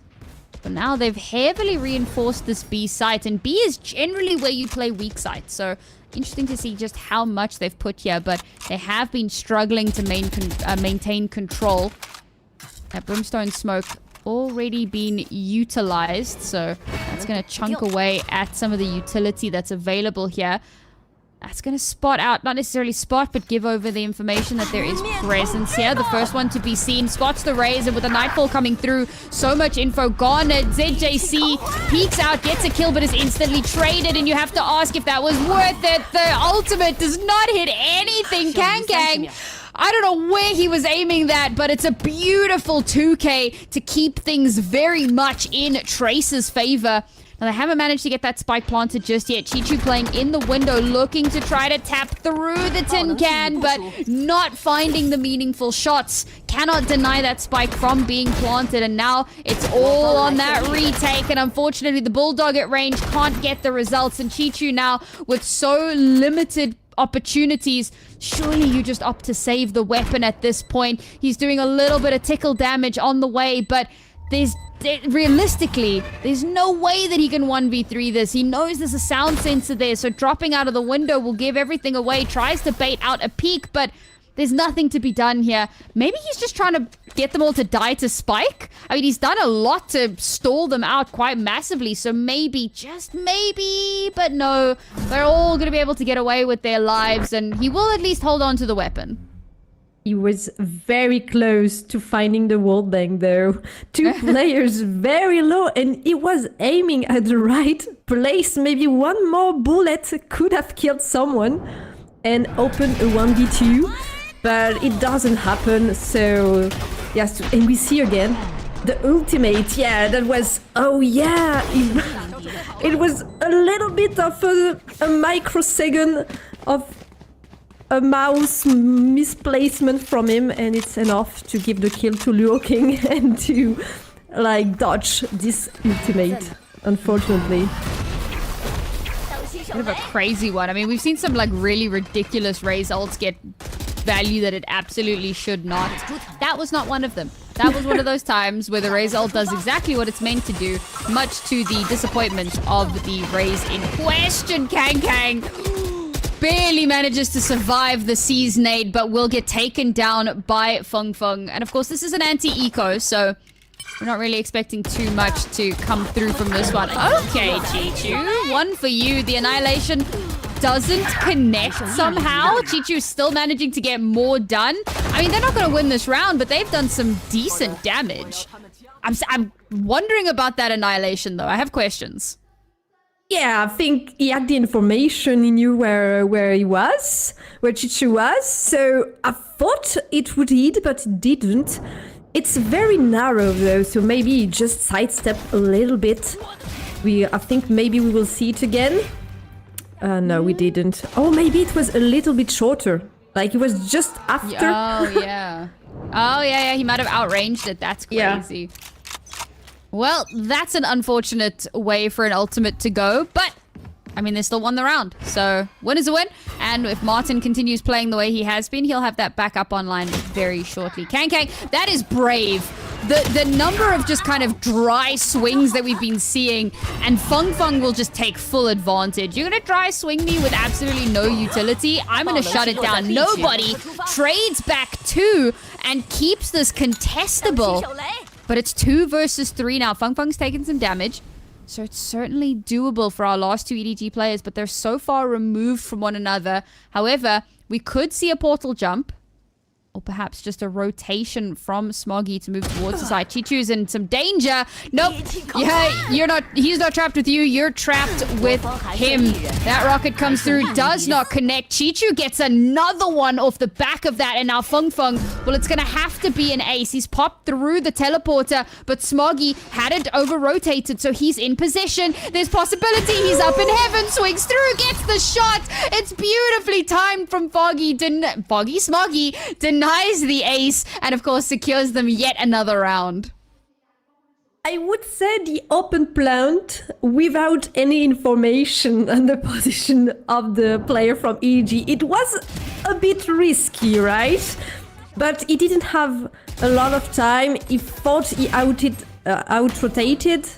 So yeah, I can understand the play, but unfortunately it's not working, and Smoggy finds the kill without the plant. It's a new round from EDG, all hanging on the double kill from Nobody that we saw in the highlights. A very good pick from him, and a very good play from Chichu also on the B side. EDG starting to kind of find their footing a little bit more here. Now they've got a little bit of an advantage in this round. Oh my god, Kai, what a peak. Just like the precision, the perfect prediction, but cannot follow it up with a second. A little bit of damage done, but not terribly much now in EDG. Starting to feel a lot more confident. Perhaps again, too confident, as it's another round where we see these crazy kind of dry, aggressive pushes get punished so heavily. Kang now, it's his turn to get punished again. And Trace have given themselves a massive advantage in this round. Or maybe more accurately, EDG have allowed Trace to take a massive advantage. 2 players left between Trace and a 5th round on the board here. It's going to have to be absolutely massive. Nobody with the first. These last 2 players are so dangerously low, but the Ferrari swing is just too powerful now. Chichu caught in such a dangerous position. Nothing really to play off of. No utility to use to his advantage. A smoke in his face, so he's going to opt to wrap. And I think it's just going to be another save angle. Play for the next round. Their aggression now heavily being punished. I think they maybe had a little bit of an over-aggression on this B side, especially Kang that was very late, and he tried to repick alone, knowing that there were several players around this outer space. So yeah, I think it was a bit risky on his side. He tried to find a peg because he had some information, didn't pay unfortunately for him. And EDG will have to concede a new round, so it will be 5 for Trace Esports. They're looking strong on this attack side for now. I mean, so far so good, right? And they were looking really good on the attack half on Sunset as well. So this just continues to be a bit of a theme, it feels like. We'll see if EDG can somehow bring things back. That was a bit of a weird round all in all. And of course, Trace came through with that. Not unscathed. They obviously did take quite a bit of damage in that one, but they've managed to hold on to a few of their weapons.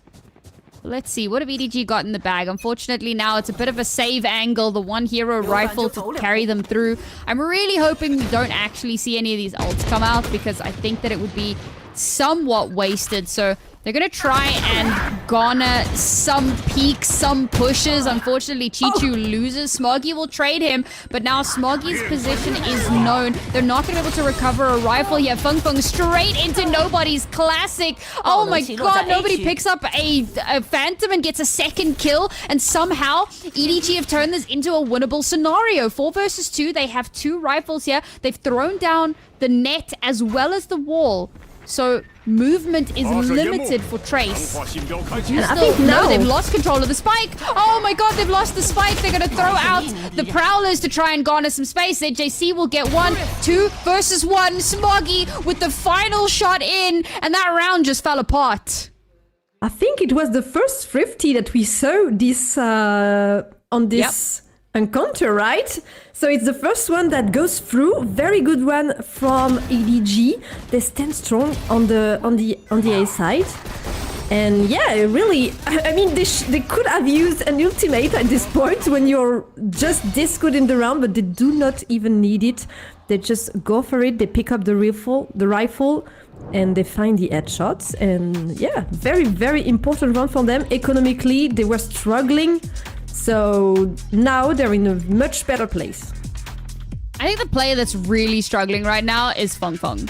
I mean, historically, he has not been playing as much duelist. Maybe not historically, but in recent times, he hasn't really been playing a lot of duelist. He used to play a lot of it, you know, kind of looking at all time, but certainly this year and even in the last 3 months or so, it's been heavily kind of Cypher, Viper, very little of the duelist that he has played so much in the past. And watching his movement on Raze, it's actually a little bit clear to see he's really struggling to find the same kind of value that a lot of other Razes are able to find. You know, the satchel movement hasn't been working out for him. He's been shot out of the sky. Even when he does manage to find space, he's not able to recover from the movement and get a pick off.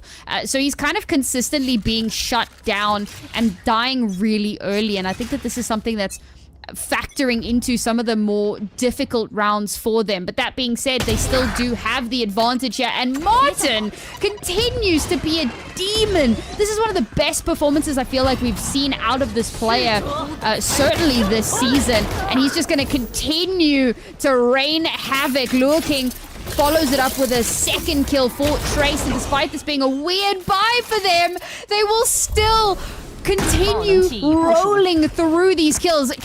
Kai has a classic. Bianc has a stinger. And somehow the two players with guns have brought this into a 5 versus 2 and have made it near impossible for EDG to come back in the round. This definitely seems not doable. There is nothing to play with. Only the barrier is still available for Smoggy, and they will not even try. They will just keep these weapons, this shield for the next round. They know it's done and dusted for them this time. And Trace Esports will find their revenge from the previous round, right? They lose the anti-eco, but they will find the 6th after all. And yeah, I was saying before that I was waiting to see what Martin could bring to Trace Esports, and really in this matchup we can see that he's so good. He's such a strong player, and I think it can really help Trace maybe find back the level that they had in the beginning of the year at the kickoff, and maybe we will see something very huge from them on this stage too.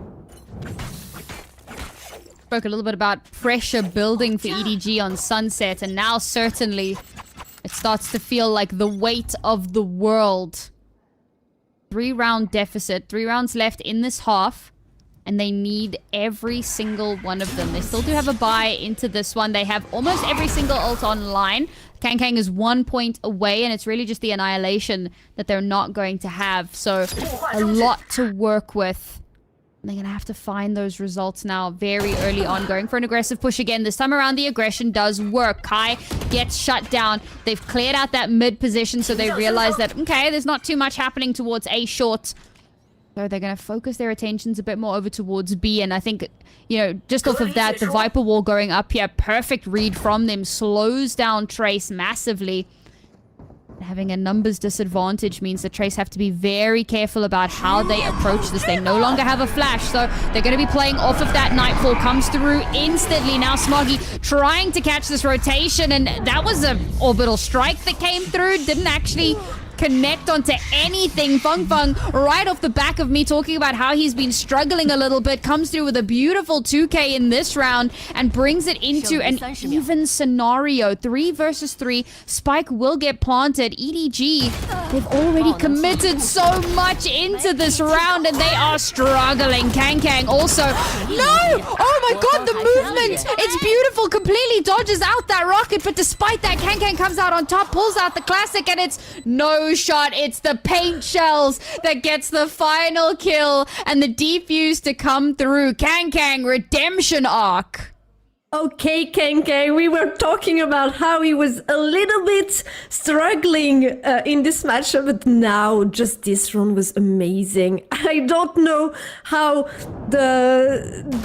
the rocket is dodged, but then he still finds the kill, right? Amazing movement from him, and then he will just run towards the last player because he knows he has so few HP left. He can just go quickly again. This amazing duel between the two Rays, and Kang, yeah, with the 1v3, an amazing clutch to get this 4th round. Gonna take a lot more than that though. Now they're facing up against an up. It's Kai on the up. Ooh, but this is beautiful because Kai is scoped in. He's not going to have a clue. No one's watching for it. Finally, he turns around, but it's too little, too late. Kang shuts it down. They realize there's no presence over towards A, or at least A long, so they can send some rotations. They don't know that Feng Feng is still kind of hanging out towards short. There's been no commitment just yet, and the spike's actually making its way over towards A, maybe trying to take advantage of EDG thinking that it's now going to be safe. But do they know that Kang is set up, that he's been inserted into this incredibly deep angle and is waiting for someone to step into his line of fire? Slight reposition here. The first shot connects. The second is beautiful. They've lost the spike. ZJC with another. Kang with the 4th. And it is a devastating round for Trace. Still a very good round for Kang. The quadruple kill on this one. And it was a very interesting change of pace for EDG. They pushed together to show it. I think they did not do it yet on this half, and so Kai was very not prepared for this, and he lost, and the rest of the team was also not at all.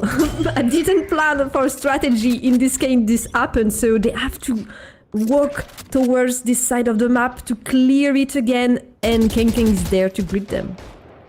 I think Kang's body language and his attitude is so telling. You know, usually when he gets around like that, he's pulling some crazy shenanigans, standing up, screaming.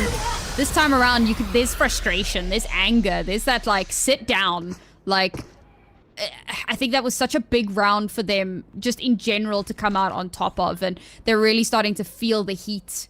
We now see the Viper's Pit getting dropped over towards B long. They don't want to allow any sort of push there. And you can see there's a sonic sensor in Hookah as well. So if anything starts to push that way, and that allows them to heavily reinforce this A site. 4 players holding on to this. A lot of utility being used to try to lock this one down. Beautiful kill from Nobody. Finally starting to get some results. And it's another rocket that does not connect onto anything. The Annihilation gets no value either. We're trading ultimates here and very few value gone. And finally, Bianca will be able to get a kill traded back. Do they know that Nobody's in the smoke? Doesn't matter.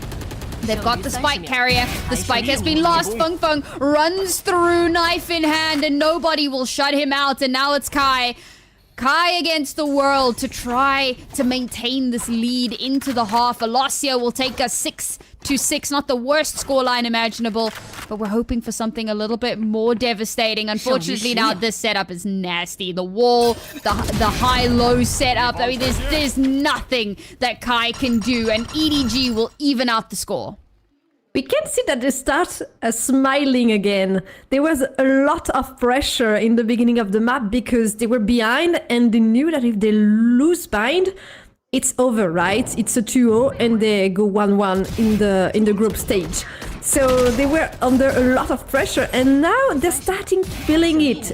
This last previous round were a lot cleaner from the side, and we see that they're starting to feel maybe more like their usual self, like enjoying the play and, as you said, Kang showing that he's a strong player. So I'm really liking this, and I hope we will see this on the second half of this map.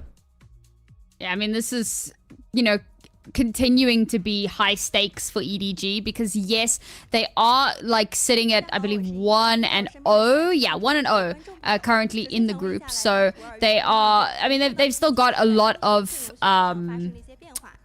time on their side, but they don't want to be losing games unnecessarily, and certainly not against a team that realistically they should actually be winning against. Now, this is quite interesting. They're actually chatting with the crowd here. They do obviously do this from time to time, but they're asking about how effective they think the bind composition is for EDG. And I think that is a really interesting question because we were talking about EDG's comp and how we had a lot of questions about whether or not it was actually going to garner any good results. So it's very cool to see that that's kind of a running theme that everybody is kind of talking about. It's definitely one of those things. It's on the tip of everyone's mind. It's a very interesting comp. I really like the nature, as you said, the Brim and the Viper together offer a lot of possibility on this bind map, both in defense and in attack. You have a lot of anti-rush, but you also have a lot for the post-plant and to close a site to be able to plant the spike very more easily. So yeah, I really like it. I like also that it's very different from both teams. We see very different playstyles here. Yeah, absolutely. Let's kick off the second half now. Ooh, that net, bro. It has been such a nuisance, and it's allowed... Well, it hasn't allowed much of anything. It's allowed some damage to come through, but it's going to be Smoggy to get that opening kill here. Now Bianc will get overrun. Martin can trade him back a little bit, but this is an important pistol round.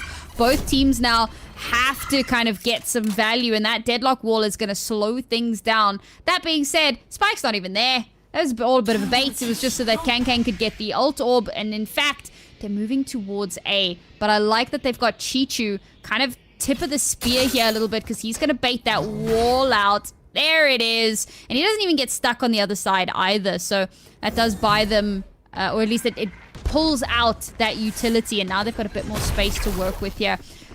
Start pushing Kai off of his angle all the way back into Lamps, and he will get absolutely run over. Now Martin, he's been a hero, but can he 1v4 in such a key pistol round?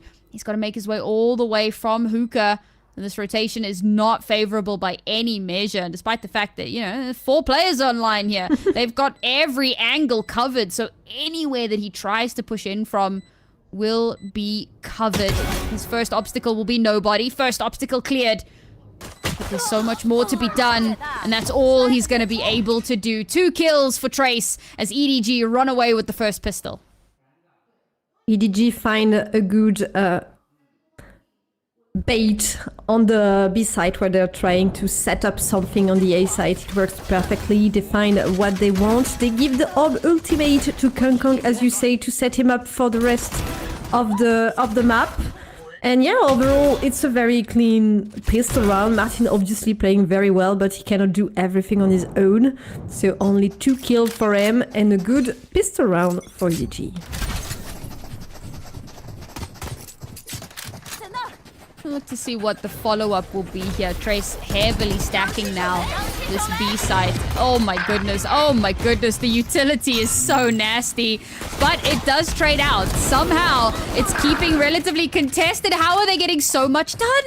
They have no right. Trace already managing to get 2 kills here and have forced EDG to have to back away a little bit here and rethink their push. But still, so much time on EDG's side. They don't need to panic just yet. They still do have 2 bulldogs available.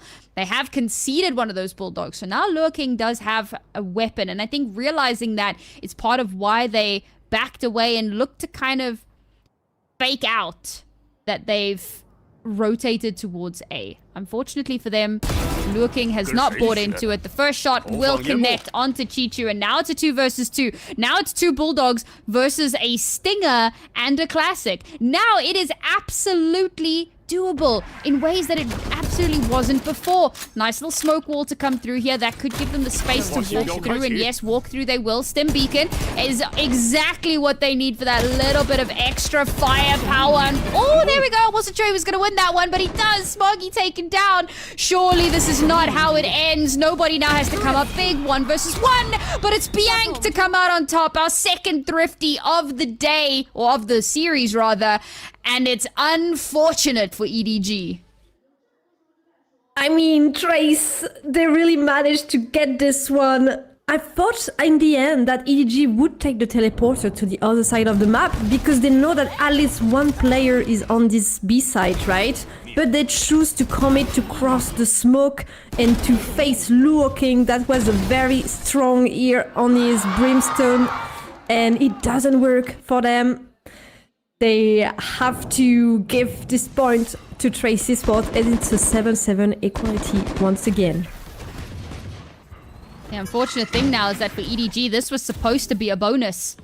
But with losing that round, they're coming back into this with just pistols. Okay, it's full sheriffs, and sheriffs can be terrifying, but this was supposed to be so much more. They run straight into the crosshairs, but they're keeping it highly contested. Bianc, however, keeps the advantage firmly in Trace's hands. Chichu so dangerously low on HP. Will not be long for this world, and now Smoggy left all alone. 1 versus 2, and has no idea where the lost players are. Martin from heaven dunks on him, and that will be another round for Trace. It was quite a good round considering the state of the game, right? So they did a lot of damage. Smoggy even had a chance to win this. Unfortunately, the reduction was too quick on the side of Tracy Sport, so he does not have time to hide himself in showers. We see that Martin was there first. And it's a new round, though, for Tracy Sport. EDG finds some pace at the end of the first half, but now they're struggling a little bit. We'll see what we get with this full weapon round. The first one, we also have the operator on Kai. Huge investment.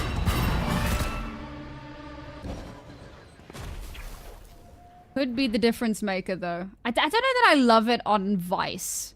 I think that there are better players to put the op on, or better agents rather, to put the op on, just for that untradeability. But I mean, he can slip through the TP if things get hairy, so not the worst thing in the world. Annihilation now going to come through, but of course there's no one on the site, so it won't connect onto anything. No, Kai missing that shot. That was such an important one, and that means that this B site is the freest site take of EDG's lives. Now the rotations have started to come in already, but Trace have to all funnel in from the same direction, and that can be very, very dangerous. Nice little bit of util coming through from the deadlock to shut things down. The annihilation, the counter annihilation comes out, but they're able to stop it from getting any results, and nobody off the back of coming out of that web will get a kill onto Bianc as well. EDG now with the advantage have shut down a lot of the movement into the site, so Trace don't have a lot of time to work with here. EDG have whittled that down quite massively, so this retake has to happen straight into nobody's crosshairs. The counter crosshair placement not really working out, but despite that, they'll keep that lead, they'll keep that control, and Martin, he's been massive in previous rounds, but this one, time of the essence, not on his side. He will fall, and EDG will finally take the lead. You talked about how Vice is not the best agent to play the operator, and I think we saw why here. He fired a shot, and he cannot get to safety quick enough. Chichu punishes him just right on the spot. He cannot move, and the site is completely open, and afterwards Trace was just locked, completely locked out of the side. It took them, I think, 20 seconds to just be able to enter and to try to make a retake. And even though they hit some nice shots, it was just not enough. Too little time to work with, and too many things on the side of EDG. Got a little bit ahead of myself. EDG not in the lead just yet, but obviously this should be another round that they take, with it being a bit of an anti-eco. ZJC, bro. New player on the roster, a little bit cheeky, but getting some serious value. Trace getting some very important kills though, and kind of doing some damage to the economy, so they'll be at least thankful for that. And for Liu King, I think now, I mean, you either just try to hold on to the weapon for next round, or maybe you look to do a little bit more damage. But I think, I would say holding the weapon is the better idea, but not going to be allowed. Kang shuts it down, and now EDG take the lead. Now, indeed, they are 9-8 for EDG. They are starting to find some pace on this mind map. This was a Nico round, so pretty easy to take. We didn't talk much about Luo King, but I think he has a good place also in this map, right? He's right now 16-13, so strong play on the Brimstone.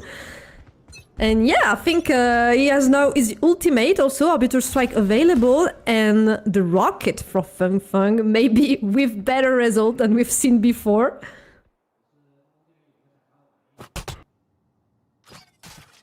Yeah, it feels like the showstoppers have definitely been kind of hit or miss throughout the course of this series, unfortunately.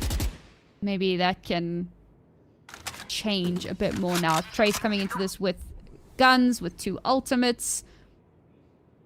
We haven't really seen much value out of the orbital strikes either. Hopefully we can see a bit more come out of that. Interesting that Trace are playing so close to lamps. Like a well-placed orbital strike here would actually get so much value. But we haven't seen a lot of lamps orbital strikes. And instead, it's going to be the Nightmare that comes through here to try and push these players back. Kang, much better movement than what we saw from Feng Feng earlier on. But his 2 kills are very quickly traded back. The orbital strike denies a lot of sideline and buys some time now. The EDG slow down a bit, hit the brakes. ZJC has been spotted. He's the spike carrier. He's dangerously low. And now his life is forfeit as Kai goes absolutely nuclear. You know how he missed that op shot in the previous round? He'll make up for it with a 4K. The quadruple kill is his way to be a forgiven, right, for the previous rounds, and now I think his teammates are okay. We can count on you, no problem. You can miss some shots if you do quad kill afterwards. It's all good. We saw the orbital strike. I think it didn't kill anyone, but it gained some space for the team, and they were able to put this nice crossfire on site. Even though there was an infiltration from EDG, it was not enough. Nobody is not able to kill more than 1 person. And now it's once more equal score, 9-9, very close map on this bind. Seems like that map number 3 may yet be on the horizon. We get closer and closer to a potential overtime as well. Now, despite how well EDG have been doing, they're unfortunately caught in a very low buy scenario here, very broken buy.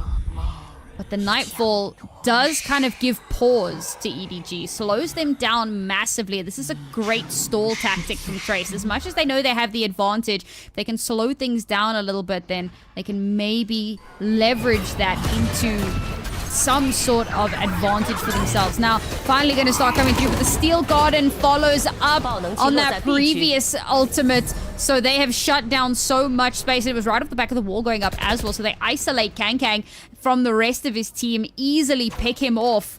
And the last remaining players now caught outside long. Spike has been lost. I don't know why Kang had the spike. That was questionable in and of itself. And, I mean, I don't think that EDG can recover in this round. It's going to take something absolutely magical. Another wall to slow them down even further. Now that that has faded, 13 seconds left, bro. The stall is unmatched from Trace, and there is just no way back into the round. That's the power of the double sentinel composition, right?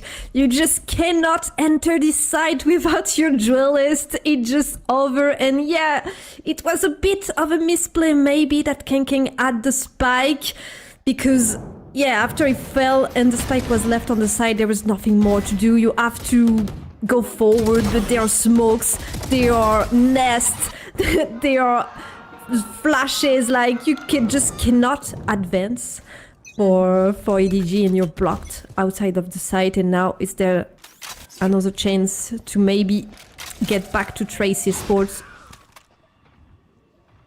This was the thing that I was worried about with EDG's comp, that they would have so much stall potential, but it's actually Trace that have been shutting down so many of these attempts to actually find positioning, find somewhere to play from. Kang finally gets value with that showstopper, but instantly traded out, and a counter showstopper will take down ZJC as well. So again, EDG come into this round instantly on that back foot. They've lost any sort of space that they were hoping to garner very early on. And this is the trouble with trying to run the Raze, because the Raze is obviously the superior agent here, but without the support required to make sure that they're not just getting clay pigeon shot out of the sky, you're going to struggle. You're going to find yourself unable to get the space that you need. Now, Spike's going to start making its way in towards this A site. No duelist, but they're able to just kind of walk up. Smoggy gets caught on the other side of the map, though, so now only 2 players left remaining. Trace on the verge of an 11th round with all the time in the world to work with. EDG running out of opportunities. Beautiful Prowler there to force Chichu back. He's bought enough time for the spike to get planted. It's a beautiful spray from nobody. Knows where the other player is, so he can call that information over to his teammate in Lamps. But Chichu, how much can you get done? A satchel jump coming through from Feng Feng puts him onto an elevated position. Now they have to play off the sound of the spike. The wall has been put up by Chichu, allows them to reposition to get into a better spot to fight this back. The tap comes through, but not overly eager, not taking things unnecessarily, and it's a beautiful crossfire. Nobody swings to the left, gets the 4K, and somehow EDG make an unwinnable round winnable. Nobody always there in the worst situation. We've seen it on the Sunset previously, and now he's doing it again. He manages to turn around a 2v4 for EDG. It's just unbelievable, this one. It just flicks so rapidly, missing no shots at all. A quadruple kill on his side, and I think, yeah, Tracy Sports, you better be like sad about this one, because it was a good one. You were supposed to get this 11 point, and it will not be the case. That overtime is starting to look more and more likely the further we get into this map. Can we just talk about how Kang and Nobody are doing God's work right now? Both of them on 20 kills, everyone else on the team on 10. Like, they have just been phenomenal. I also think it's kind of crazy that it's 10, 20, 10, 20, 10. Like, how has that happened? I think it's not, the probability is not high. Definitely.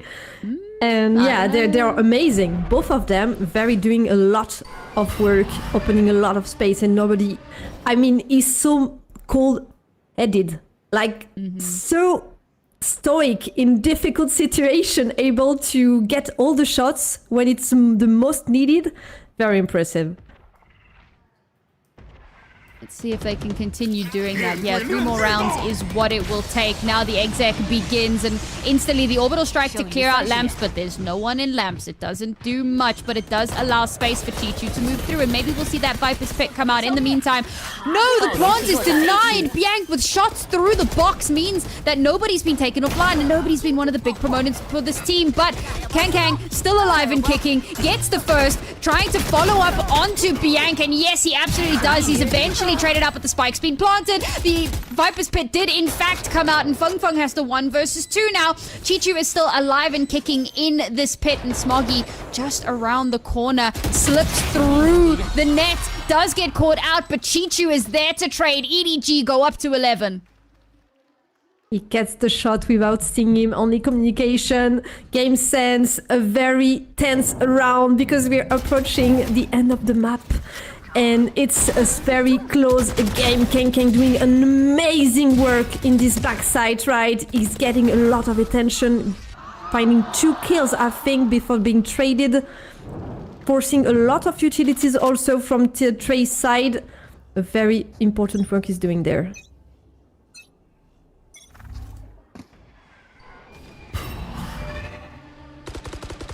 This is going to be an important one for Trace to win, because losing this is going to put them in a tight spot economically. And okay, Feng. You know what? You knew how important this round was. An aggressive push out, teammate backing him up. The Guardian connects beautifully. 2 headshots back to back. And EDG now have to completely reassess this entire round. They were not expecting such aggression so early on. Now they have to pause. Now what's the plan? You're 3v5. You just start to get the round again at 1 minute. What do you choose to play? And it seems like they're trying to get to this B side. There is the double sentinel setup though, so be careful, EDG.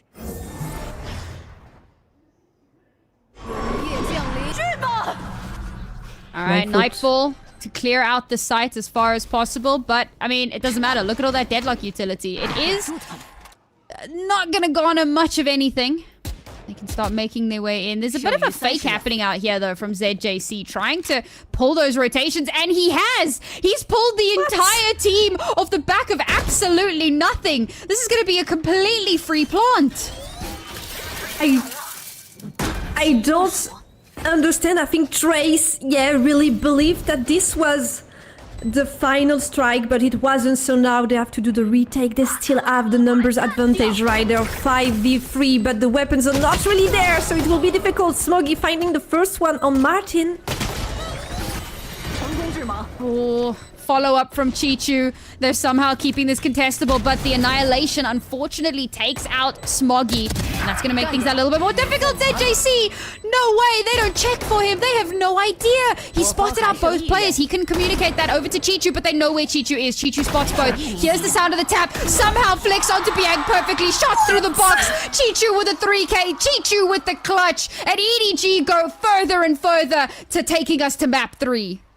These rounds are scripted. I mean, it's amazing how many back and forth we see. Tracy spot at this one, but Chichu, he manages to find a double in the end. Maybe holding to the spike was not the right call here. Martin falling, but finding the trade with the Annihilation. Chichu doing... And I don't know why they didn't check ZGC. Sorry, in this garden, right? It was a mistake that cost them. Yeah, I mean, there's so much pressure in that moment as well to have to try and find these clutch positions, find that sort of value. And fortunately, the wrong decision was made. Now, EDG, map point. And I said that that was an important one for Trace. And even though they kicked off that round in such a phenomenal fashion, it slipped away from them towards the end there. They got hard baited by that little bit of presence over towards that A site, a massive over rotation, and it just gave the round over to EDG. This is now such an important timeout for Trace. We need 2 rounds back to back just to take us into overtime, just to give Trace that chance to 2-0 here. And what a huge ask it's going to be for that to come to fruition. I'm very curious to see what the economy looked like. I had my suspicions that it was going to be a very kind of broken scenario for them. But we'll see if that does actually end up being the case. No, in fact, they still do come through this quite handedly. They still have their Annihilation. They've got an operator on board here for EDG, of course, but for Trace themselves, full buy across the board, Showstopper and Orbital Strike, a lot of stall potential again. It's do or die for Tracy Sport here. You had so many opportunities to take the lead, and it's kind of heartbreaking for them to be in this position. The first kill there will be found by Bianc. There is the fade. Some initiating power is lost early in the round.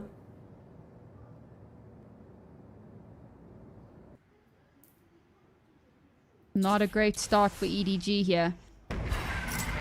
We'll see what the plan is. We are kind of angling towards this B site at the moment. Kang was looking to try and get a little bit of maybe an opening frag or something, and maybe keep those or draw some more of those rotations, much like what they did in the previous round. But the Trace fish are not biting. Instead, they continue to hold their positions. Now, there is a possibility here for EDG, knowing that this is a weaker site. Annihilation comes through, but does not connect onto anything.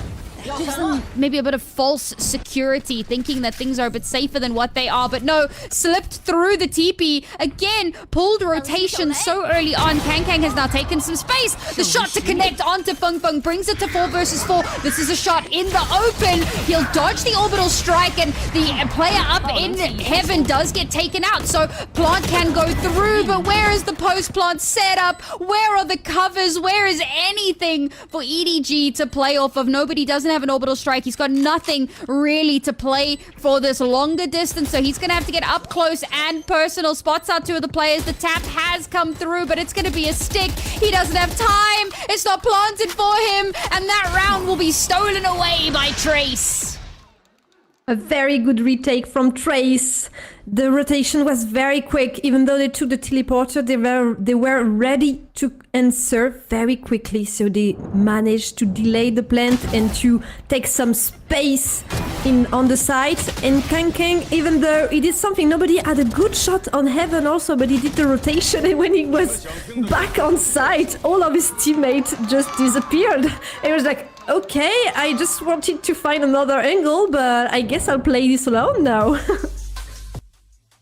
And obviously, I mean, so we spoke about that Brim ulti, which forced the plant off of its position. And I mean, that's like a two-pronged ultimate, right? So either it kills the planter, in which case, awesome. We just got like a free numbers advantage even further, like great.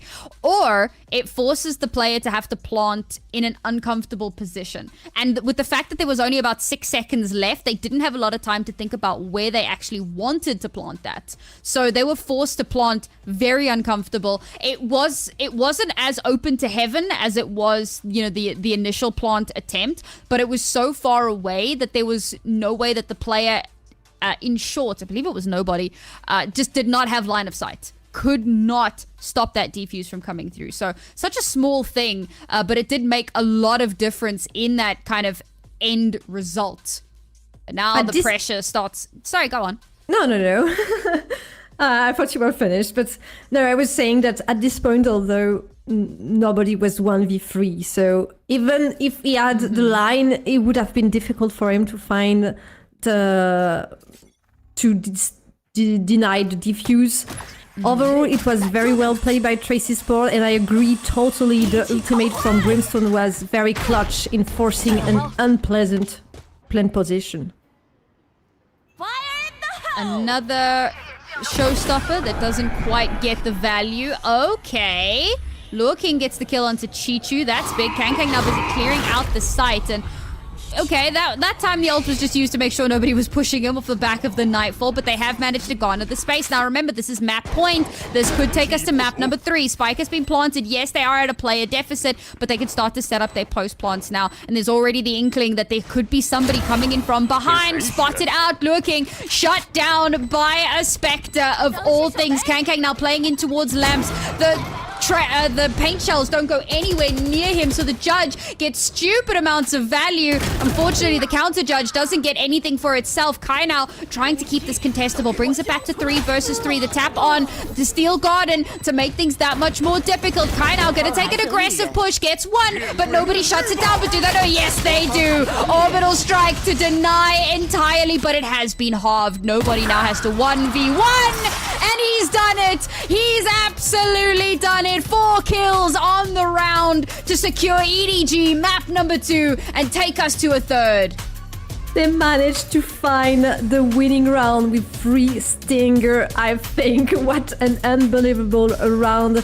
A very, very close map between the two teams, and EDG coming out on top once again, bringing us to map 3. Oh man, I mean, this was so stressful. I think whether you're an EDG fan, whether you're a Trace fan, this was a very, very stressful map to sit and watch. And Bind, I mean, for both of these two teams, it is a bit of a coin flip. It is a bit of a stressful one to watch. And we said about how, you know, in the past, they've played on this map and it has gone both ways. They were 1 for 1 on wins on Bind. And the first time it was like a really dominant win for Trace, taking 13-4. But the second time around, EDG won it 13-11. And again today, in very similar close fashion, just unreal how EDG how both teams, in fact, continue to claw their way back in, even in these situations that seemed unwinnable. What may have ended up being a 2-0 scoreline shut down as EDG are fighting tooth and nail for their second win of the stage. I think Trace must be a bit disappointed because they kind of had the map, and I feel like they lost a few rounds where they should have won. Like, for example, they lost against a Thrifty, an Eco. There was also the fourth kill from nobody. There were a few rounds where they should have won, and it was turned around by EDG. So maybe there is a little bit of disappointment on this side because they could have gotten the 2-0 in my opinion. I mean, it certainly felt that way, but I think that for EDG, there was a lot of the kind of heroics coming through here. But let's take a look at the team comms.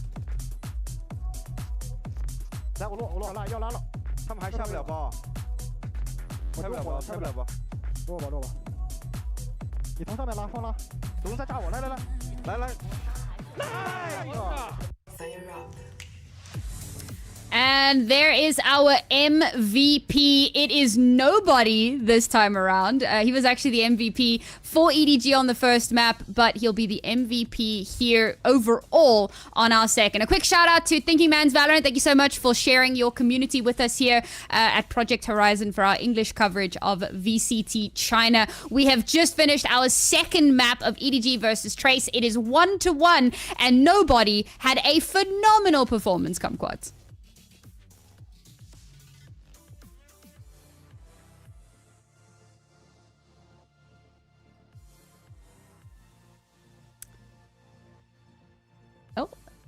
Looks like we've got a little bit of a technical issue, folks. So, you back?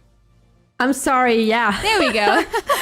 I muted myself from the comms and so forgot to remove it. But yeah, I was saying that the map was very, very good map for both teams. We've seen a lot of huge plays, and we will see some stats. This time, it looks like the clutch stat is working, right?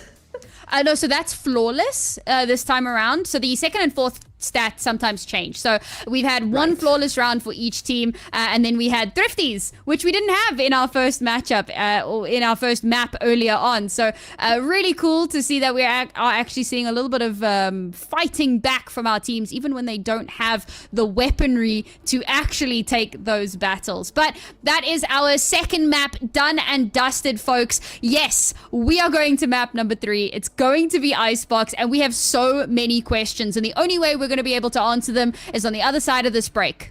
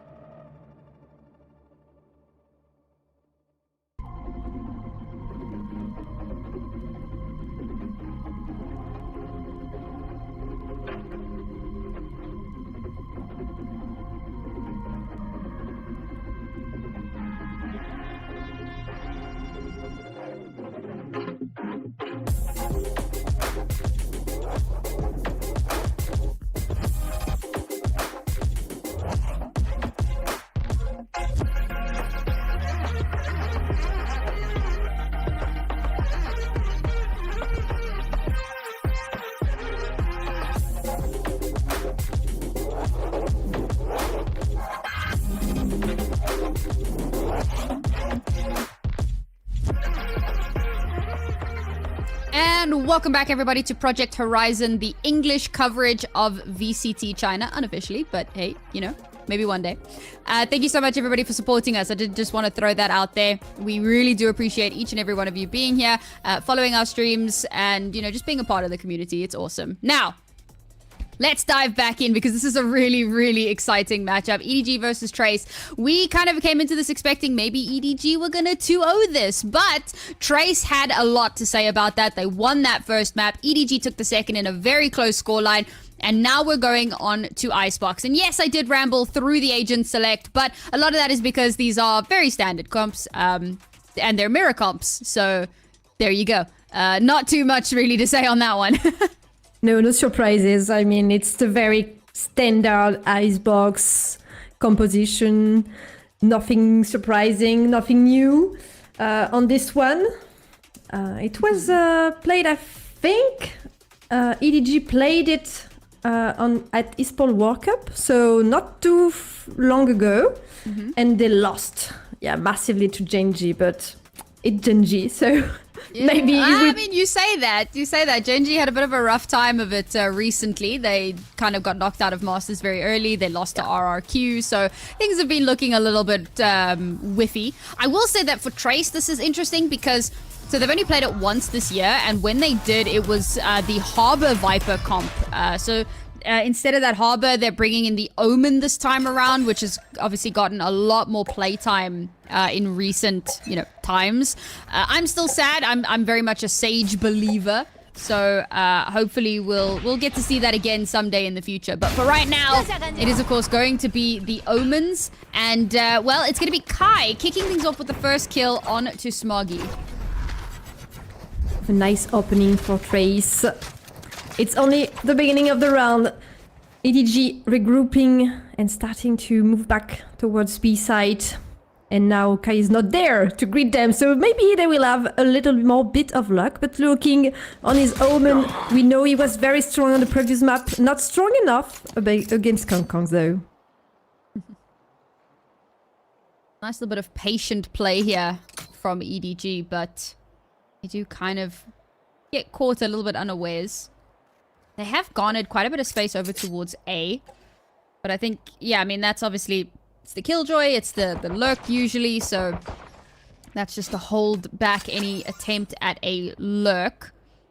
Oh, that's an advanced bot as well. So there you go. Information gathered. There's something happening out towards the attacking spawn. But there's still a lot of space being taken over towards B here. So instantly we're going to have some smokes going up. A nice little recon to gather some information. But they don't have too much else to work with, unfortunately. With Liu King going down, no paranoia, no smokes. So that just means that they have to move in dry. And Trace were ready and waiting. Arms wide open. Chichu? Okay, he might be able to. Oh, I don't think he has enough time. I think that was just a split second too late. Oh, No. he did it! No. Oh, that's devastating. It was literally a split second. Yeah, I mean, I think it was less than tenths of seconds, right? So very, very close round. I believe that EDG lost a few players because they were rushing because of the time. So maybe if they moved a little bit earlier, it would have been a little bit easier for them. Chichu was there, but too late, too little, too late. I mean, not too little, but too late this time. And so the pistol run is for Tracy Spot, and I think they got like the free first pistol in the series. Yeah, Tracy's been very, very good on the pistol so far. And they continue that trajectory. Kai with a double with the Outlaw. Kang is trying to kind of battle it back a little bit. Yeah, and has managed to do quite a bit of damage so far. But unfortunately, even trying to play off of one another, trying to create space for one another, he'll be left all on his own. He'll get one more. It's a lot of damage done in a round where maybe they shouldn't have been able to, but unfortunately could not swing the favor back in theirs. The bonus round will not be good though for Trace. They lost 3 players and the last one standings were damaged, so no shield on their side. They will have to buy back, so it will be either a very low bonus round or a lot of investment that they do not want to do on this round. We will see what they choose.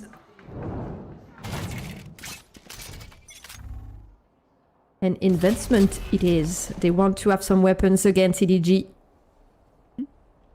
Yeah, they obviously got to keep a couple of guns from that previous round. Not nearly. Oh my god, what a shot. All right, Smoggy, back to the drawing board for you. And Smoggy's been really struggling towards that B site. Did obviously manage to get a nice kill earlier on, but very quickly traded out. They're expecting that there's going to be a bit of a Viper lurk happening, so when you know it's coming, you can prepare for it.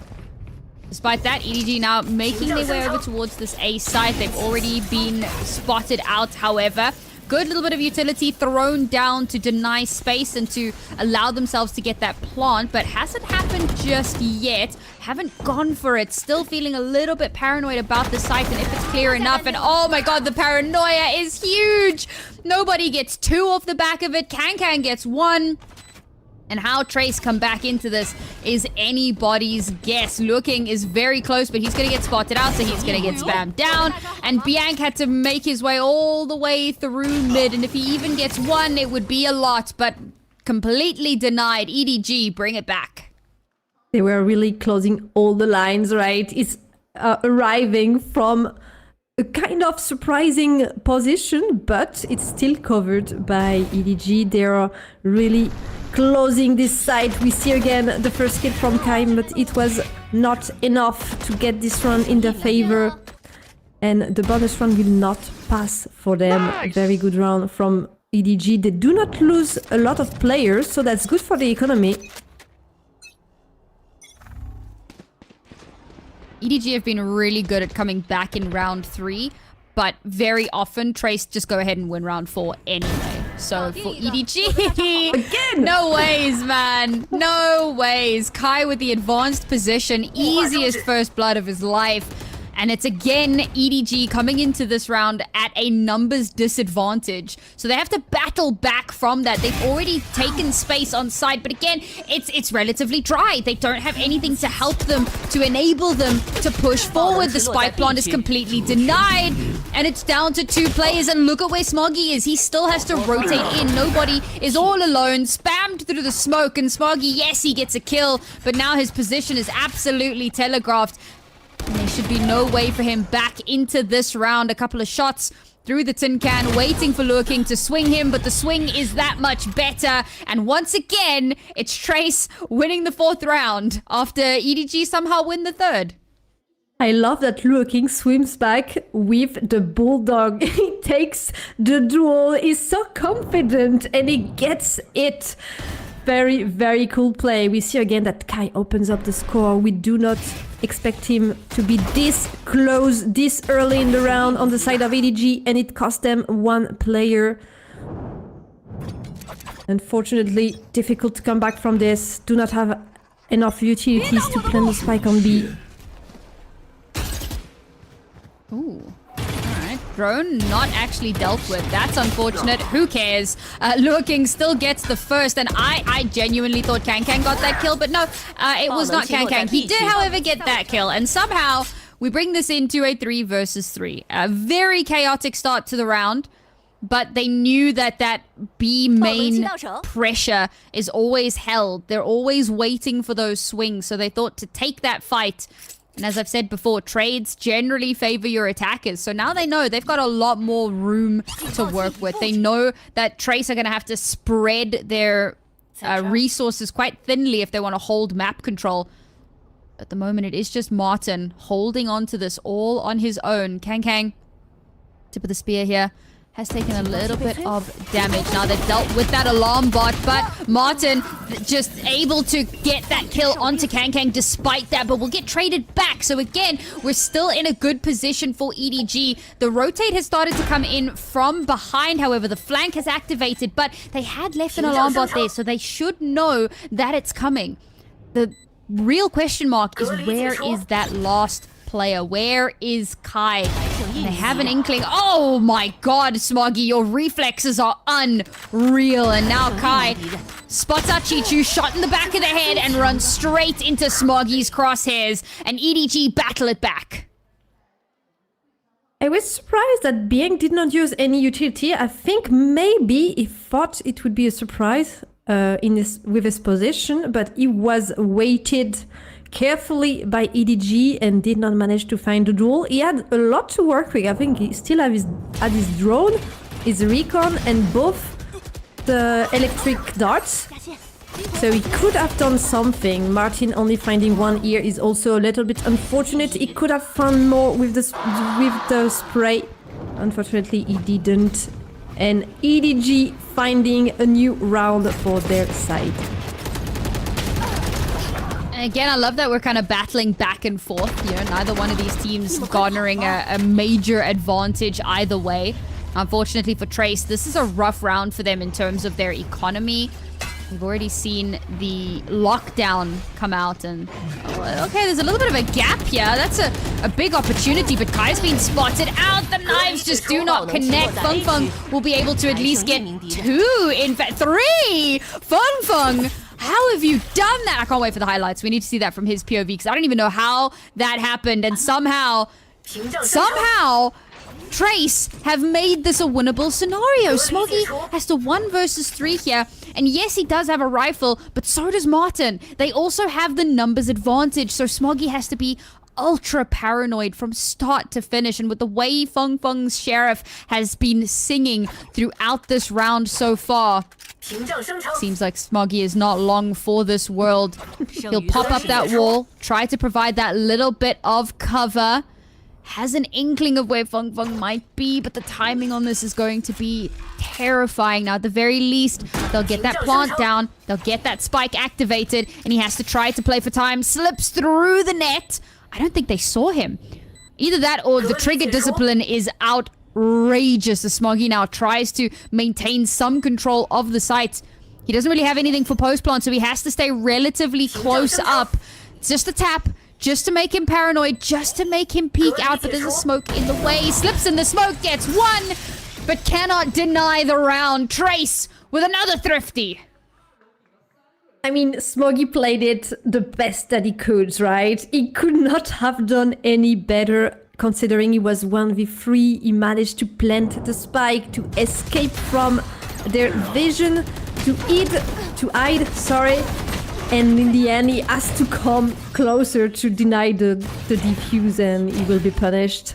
So very good round for Trace to find the thrifty, as you said. The sheriff talked this round, and it allows them to stay on top. 4-2 is a good round. They are always very strong at the beginning, right?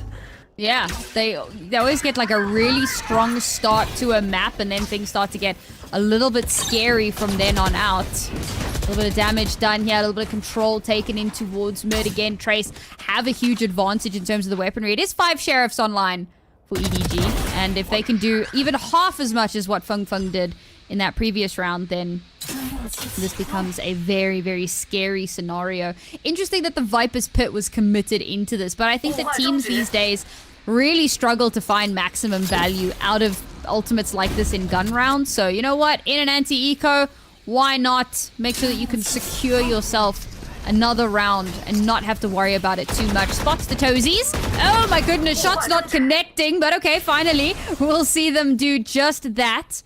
And the last 2 players for EDG now with the world on their shoulders. Very little realistically that they can get done. This will be Trace taking us up to 5. A 3-round advantage. And again, EDG have to battle back from being on the back foot. Yes, a little bit of economic damage to be done, but ultimately, it's not going to make the biggest difference. There is still some time for EDG to maybe plant the spike, at least gain these little credits. A weapon has been retrieved, but it will not be fired by ZDGC. Not very easy to say as a French person. Sorry, ZGC. Yes. That's okay. No spike planted. The weapon will not help. And a very good anti-eco. I think the Viper's Nest pit was a good investment considering that they had a lot of available ultimates. So they still have some going into the next rounds, and this one will be cycled again. So I think that maybe it was the train of thought that they had, saying that, okay, use it so we don't keep it for too long. It's a very important timeout to be taking as well. You know, we're closer and closer to the half. 7 rounds already done, 5 remain. And EDG desperately need to start getting some. And we can't even talk about how, like, differences in composition, because this is a mirror matchup. This is a comp that needs to, and this is the standard comp. It's one that needs to be getting results both on attack and defense. It's not the kind of comp that, you know, is one-dimensional. So the fact that EDG are struggling this much, and this is the problem with a map like Icebox and a mirror matchup, because Icebox is very much a fragger's paradise. Now, that's not to say that strats get thrown out the window, obviously not, but you can rely a lot more on your individual prowess. And Trace seemed to have a bit of a head start in that regard. And then, you know, when you come in with mirror matchups, this is the true test of who can play this composition the best. And currently, you know, Trace has had a bit more practice with this comp, or with a similar comp, you know, having just traded out the Omen for the, or the Harbor for the Omen. Whereas EDG come into this, and it's almost an entirely... No, in fact, this is their comp, right? And the fact that they're still struggling to get results is really strange. It is their comp, but they played Terror before it was nerfed. So it's still a little bit new in a sense, like I think they're getting back on it and maybe struggling a little bit, but nobody with the first kill, finding something, Biank using the Hunter's Fury, being able to answer. It's a 1-for-1, favoring, as you said, the attack for now. Viper's Pit to come through here, and that's going to give EDG so much more room to breathe. It is a toxic cloud, but, you know, we thrive in toxic environments, it seems. It is come through. Right. Denied! No ways! They're just firing in through this smoke. And let's face it, the smoke is not a wall. It is just smoke. And Kai is so close. Yes, he's low HP. But even with that, he's able to get way too much done. The shorty up close and personal denies. And now EDG only have 2 players left alive. This should have been almost a foregone conclusion for them. The Hunter's Fury to come through as well, to just keep denying that space. The plant cannot come through, EDG. How have you thrown this round away? They've committed so much into it. There is no time. That should have been their round, and they whiffed it. What happened there, EDG? What did you do in this bit? I think maybe the cloud was a little bit too toxic for them, and they did not handle that well. They didn't manage to plant the spike. They had a lot of time, but Trace were just one step ahead every time. And this position from Kai with only 1 HP, find something. It's just so disgusting from EDG point of view. Man, this is starting to look very rough for our on-paper favorites. Remember, these guys are the champs, the current reigning world champs. And this is one of the roughest that we've seen this team look since they kind of entered Valorant in the very beginning.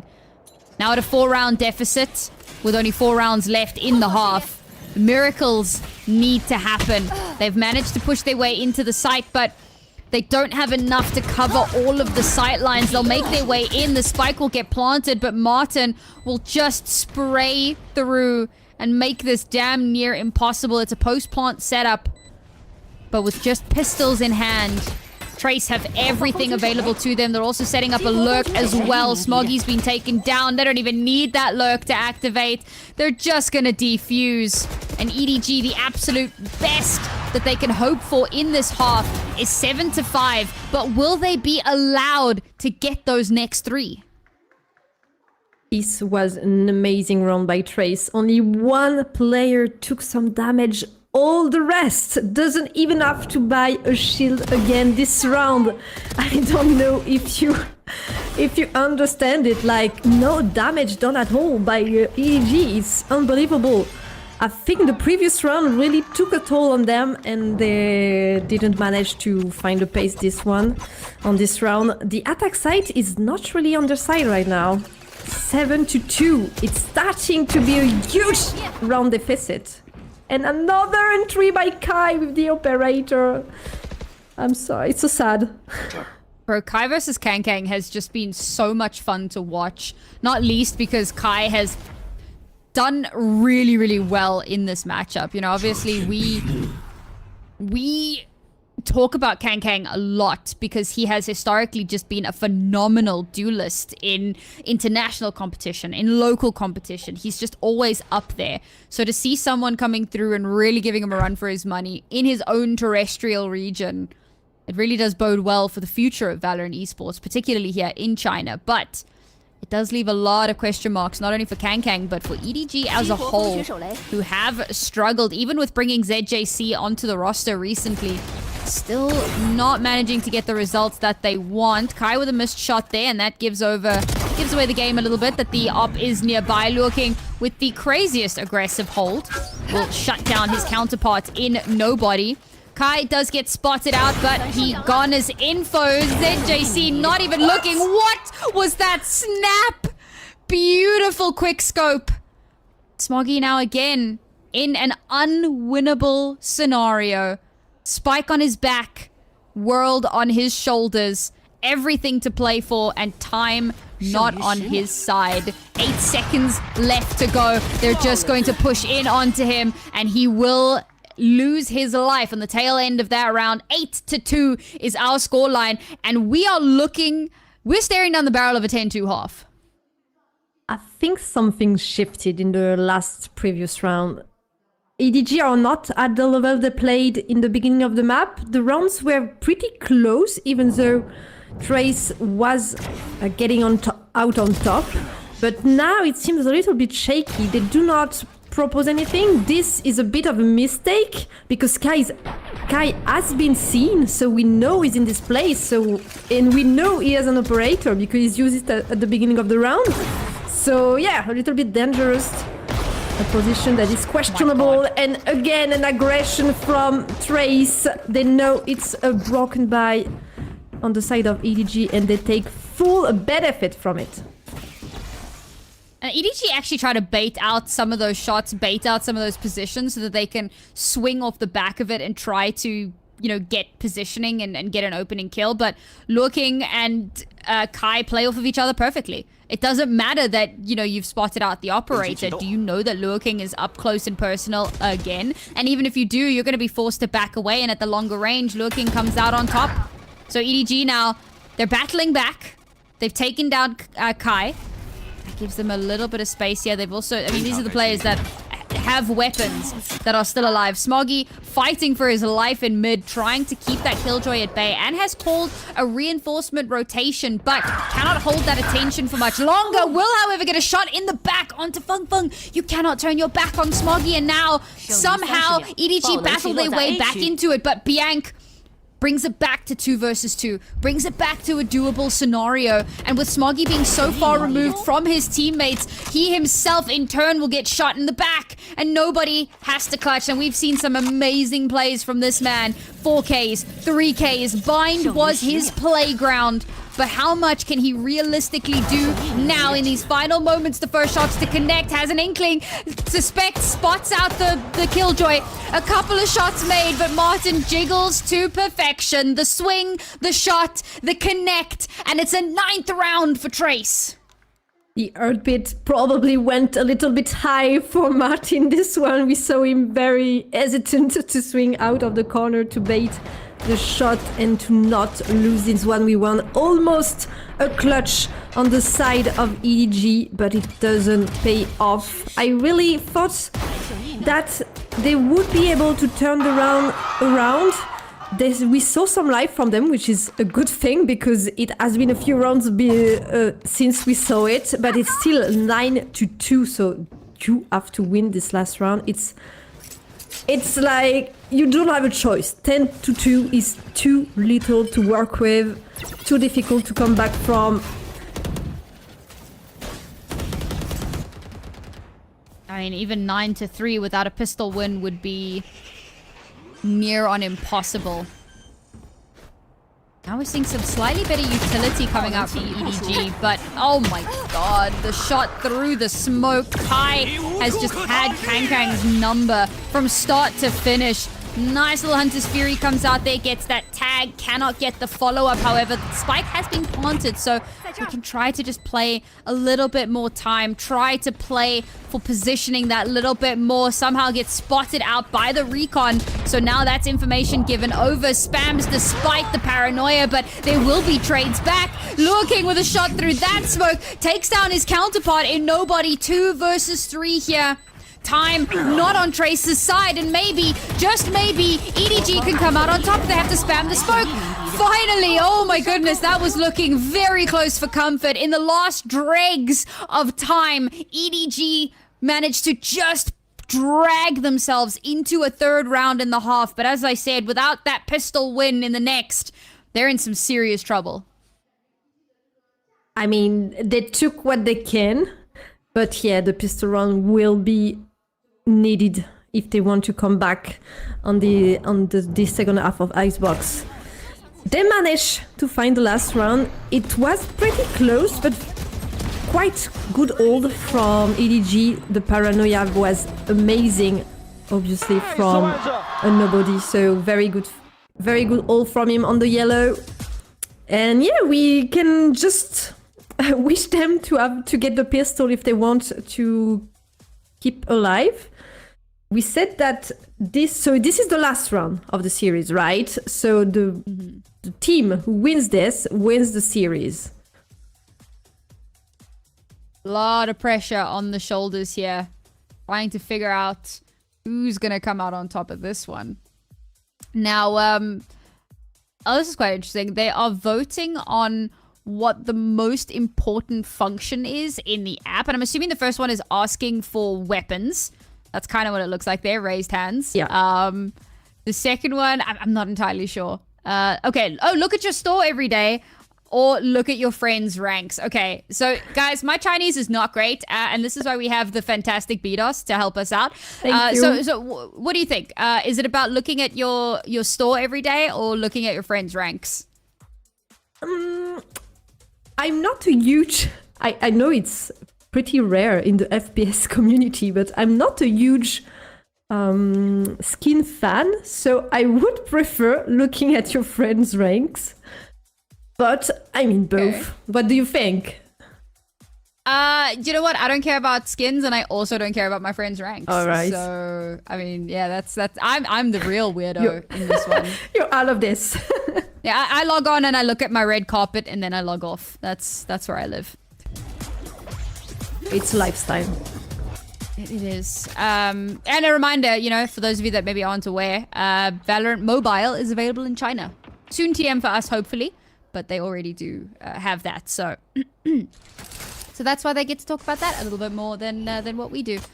All right, let's jump into our second half here, 9-3, and as we said, EDG desperate for a pistol round win. Kang opens things up beautifully, instantly traded out, however, nobody with a nice little double kill for himself, and the paranoia to force him back, give space, and an opportunity to retrieve the spike. Surely Lure King doesn't opt to push this one. But yes, they have time on their side. But there's so much time for EDG to start rotating as well. So the spike's going to start making its way over towards this A site. And thankfully, Martin has taken a little bit of space towards A, waiting to see if anyone shows themselves and if he can take advantage of that. They still have some time to plant the spike. Nobody's here right on the side. We have Chichu who is not too far away, but it should not prevent them from planting the spike and at least trying to play the post plant.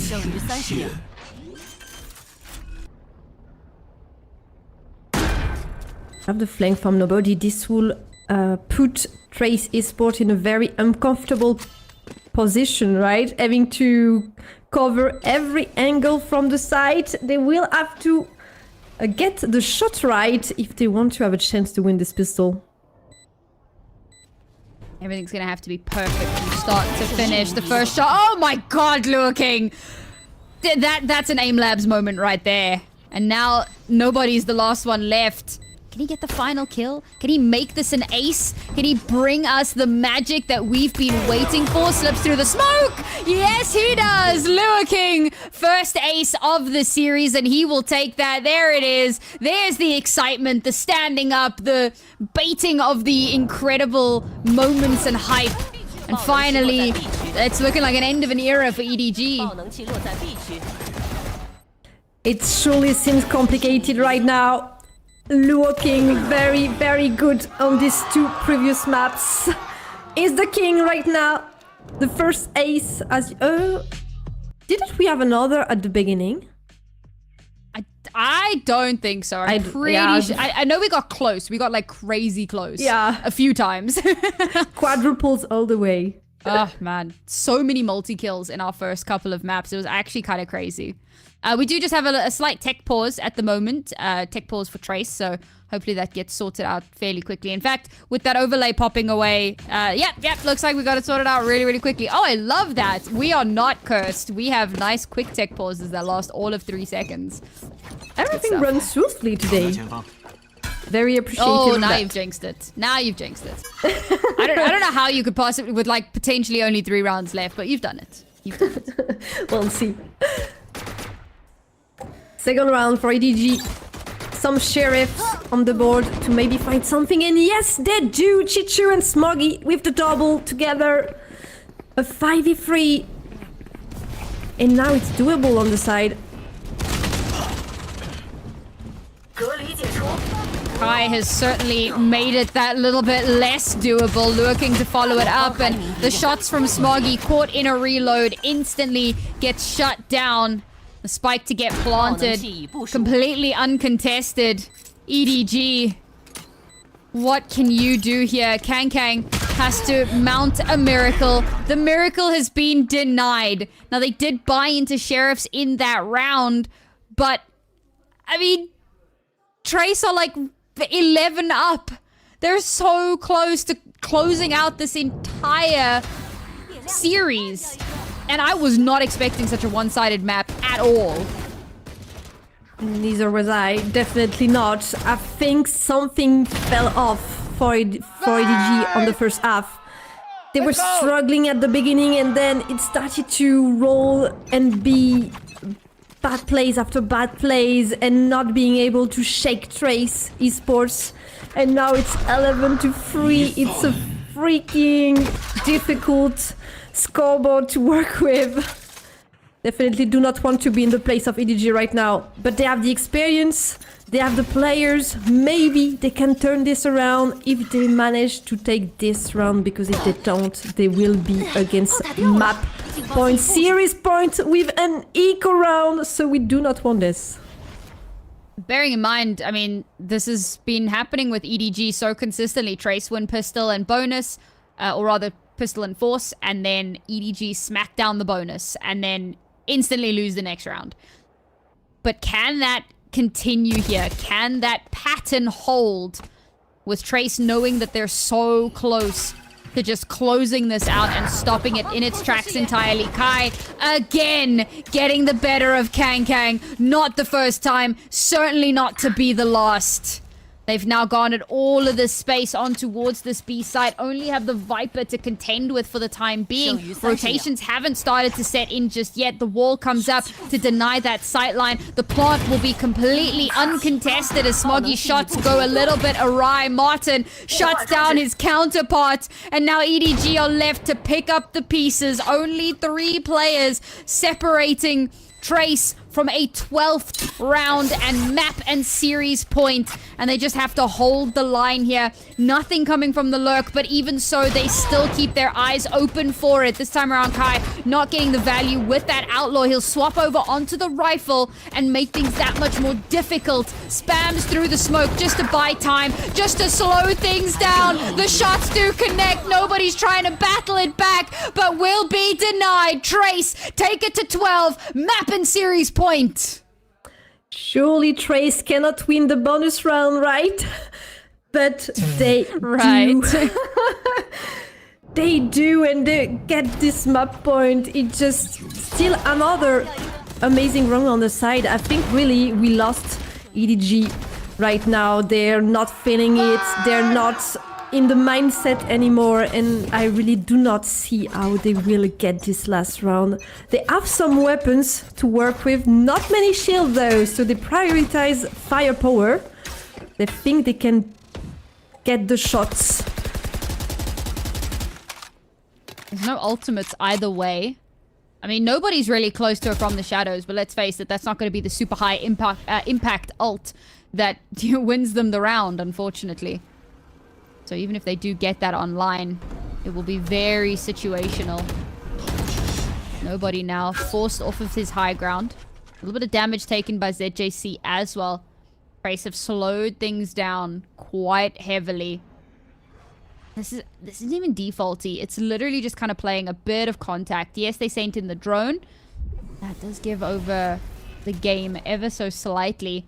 EDG have reinforced this A site, waiting for someone to push, waiting for someone to try to take that advantage, and it will be Kai to take down Chichu. ZJC up close and personal, but only good for one. Instantly does get traded back. Kai with the right click onto nobody, keeps them in a lead, and Smoggy now on the other side of the map. His entire team have collapsed around him, and he has to be the hero. He has to come up in phenomenal ways. No ultimate to play with, no utility to use, no information at his disposal. A smoke comes through from Lurking to create the one way. Of course, he can put that wall up, tap that spike, deny a little bit of sightline, waiting to see if shots get fired in at him, but they're not giving away their position spots. The barrel gets the first, down to only 6 HP. Everything on the line here, trying to bait that swing. Lurking, playing it perfectly, playing for time, runs straight across the catwalk. There's no time. It's over. It's done. EDG lose on map number 3, and Trace will take the victory 2-1. An unexpected win for them, but they will be feeling exceptional.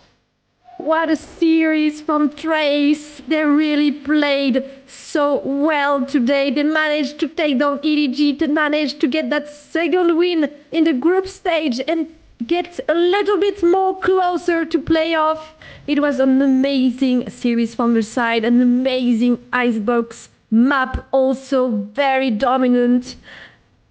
EDG had no chance on this one.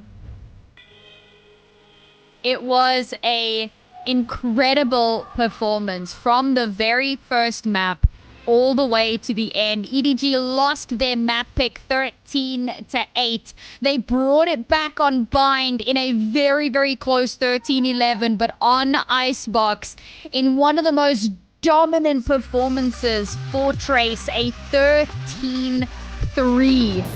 EDG struggled, and on a composition that they have been playing, that they should feel comfortable on, and I think that that just says so much more about Trace and about how they've been able to change their comp and to come into this brand new, fresh out of the water, and be able to take down the likes of an EDG that were looking to make a resurgence in Stage 2. They came out the gate swinging, had a fantastic win in the first couple of weeks, and now looking like they've maybe fallen back on harder times. They really show that for Stage 2, they are here and they have something to offer. The new addition of Martin really seems to work well for them. I really cannot wait to see the rest of the season. I think they can surprise us and maybe bring us back to the level that they had in the kickoff, right? Second place they had at that time, and maybe they will offer the same performance now. I really enjoyed seeing them today in this series. I'm a little bit sad for EDG because they are such a good team and they're such an important team of the China scene as well. But hopefully we will see them take some wins later in the season. There's still a lot of time, you know, only 3 matches played by some of our teams, and some teams have only played 2, so there's certainly a lot of opportunity to turn things back around. We only have 2 teams so far that have gone undefeated. Let's dive on into the team comms though.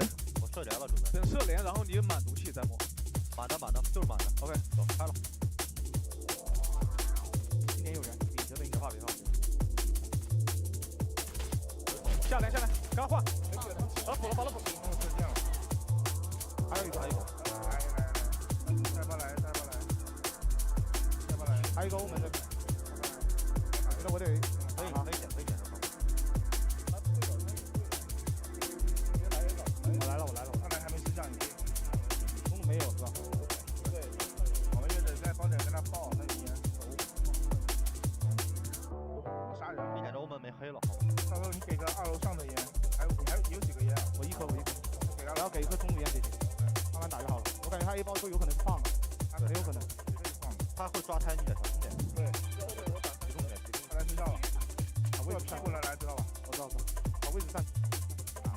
因为我说我给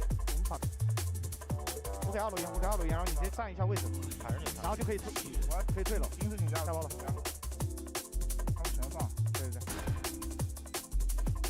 哦，没黑的，有剑，他有剑，我来打。黑吗？他没黑的，没黑有剑爆了。就在这里补 CT 的枪。对。他还在清底架，人很远，我要架一下后路的。我这边补几下枪了，加一个，一直就一个洞，小一点。中烟了，还到了，给2楼烟了。架。这个不知道。加2本，看左手。我看，我往左手，只有左手来，过时间就好了。左手，我拖了。他封帮上烟了，你先报。拿！好车，站起来，罗 K， 来！ Oh, the excitement there after that winning moment. Absolutely love to see it. And of course, this is going to be Kai coming in as our MVP of this particular map, and honestly, so well deserved. I've been talking about him the whole way through this series and how he's matched up against Kang and how he's really shown that he's not a duelist to be trifled with. 8 first kills coming through in that map as well. Just such a stunning performance. It was just amazing. We saw him so many times, so far on the A side with his operator or his Vandal, finding the headshot, finding the body kill with the operator. He was just all over the place and putting so much pressure on EDG, taking a kill even before they even tried something. How can you play the round after that? You just like... You're denied right at the beginning, and it's so hard to play against that. He was really, really a good player. Mm-hmm.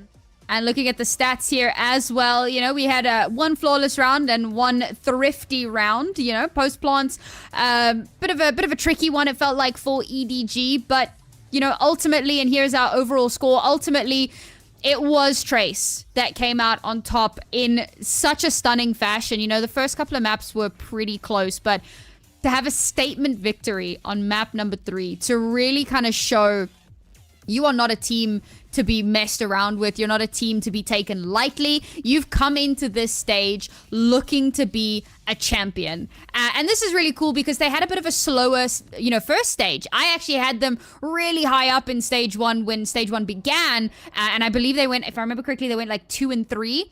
So it wasn't a great performance from them. So I'm really happy to see that Trace have started doing better. But again, it does leave a lot of question marks for the EDG squad and how they're going to look going forward and kind of as the season progresses. That puts them at 1-1 currently in their win rate. And yes, there's still time, there's still opportunities, but they still have to play the likes of Billy. You know, they still have to play a lot of really strong teams that could potentially pose a problem. Now let's throw it on over to Bidos, our translator for the interview. Hello, 大家好，我是来自 TE 的开。欢迎，也恭喜你们赢下了本场比赛的胜利。因为随着赛事越来越紧凑，其实对于每个队伍的准备来说都是不小的考验。但是今天你们成功，it's definitely a challenge. Like preparing for matches as the matches get tighter and tighter. 非常开心吧，因为我们感觉这只是第一步吧。And he's like, I feel really happy. This is like our first step towards just better things. 今天的对手是你们非常熟悉的对手，同时也是实力很强劲的一支队伍。那在当下，其实版本可能也有很多的变化，所有的队伍也有很多变化的情况下，面对他们，你们是怎么做针对和准备的 ？And how do you guys prepare against EDG? 他们的实力我们必 And then they said, obviously, first we have to respect them. And I think it still depends on like the form on the day. 非常精彩、非常焦灼的一场比赛。其实之前面对天路的那场比赛，当时是遗憾落败了嘛。那从上一场的失利中学习到了什么？你觉得可以在短时间内运用到今天的比赛吗？ And what do you think you guys learned from the TYL defeat that helped you win this match today? 对，然后也比较慢热。 And he said we just kind of warmed up very like slow in that match. 都慢慢变好吧，对。都在慢慢变好，而且找回了自己对胜利的那种渴望，是不是？是的，是的。那我们可以看到，在现在你们对于双少位还是有一个比较高的优先级的。今天前2张地图也都。And now we're talking about the double sentinel picks on like a few of the maps today. 我觉得优先级还是挺高的，然后加上之前我们去年也一直用这个双少位吧，然后。And they said that we've been using it for a long time, and they're very familiar with it. 第2赛段我们看到开选手其实也做了非常多的尝试，在之前我们还看到了你的上伯乐。 同时，感觉你现在在队伍里是一个非常多面手的存在，而且每一场比赛都可以非常稳定的发挥。那对于后续的比赛还有什么样的期待 And what are you looking forward to in the continuing matches? 之后就是一路北。And he's like, we're just gonna keep winning. 也期待你们之后更好的表现。好的，谢谢大家。再一次感谢开选。And that's it for the interview. 那我们今天的赛后采访到这里就全部结束了。接下来让我们把时间交还给解说席。 Just gonna keep winning. I love that. I think that's such a great like attitude to have.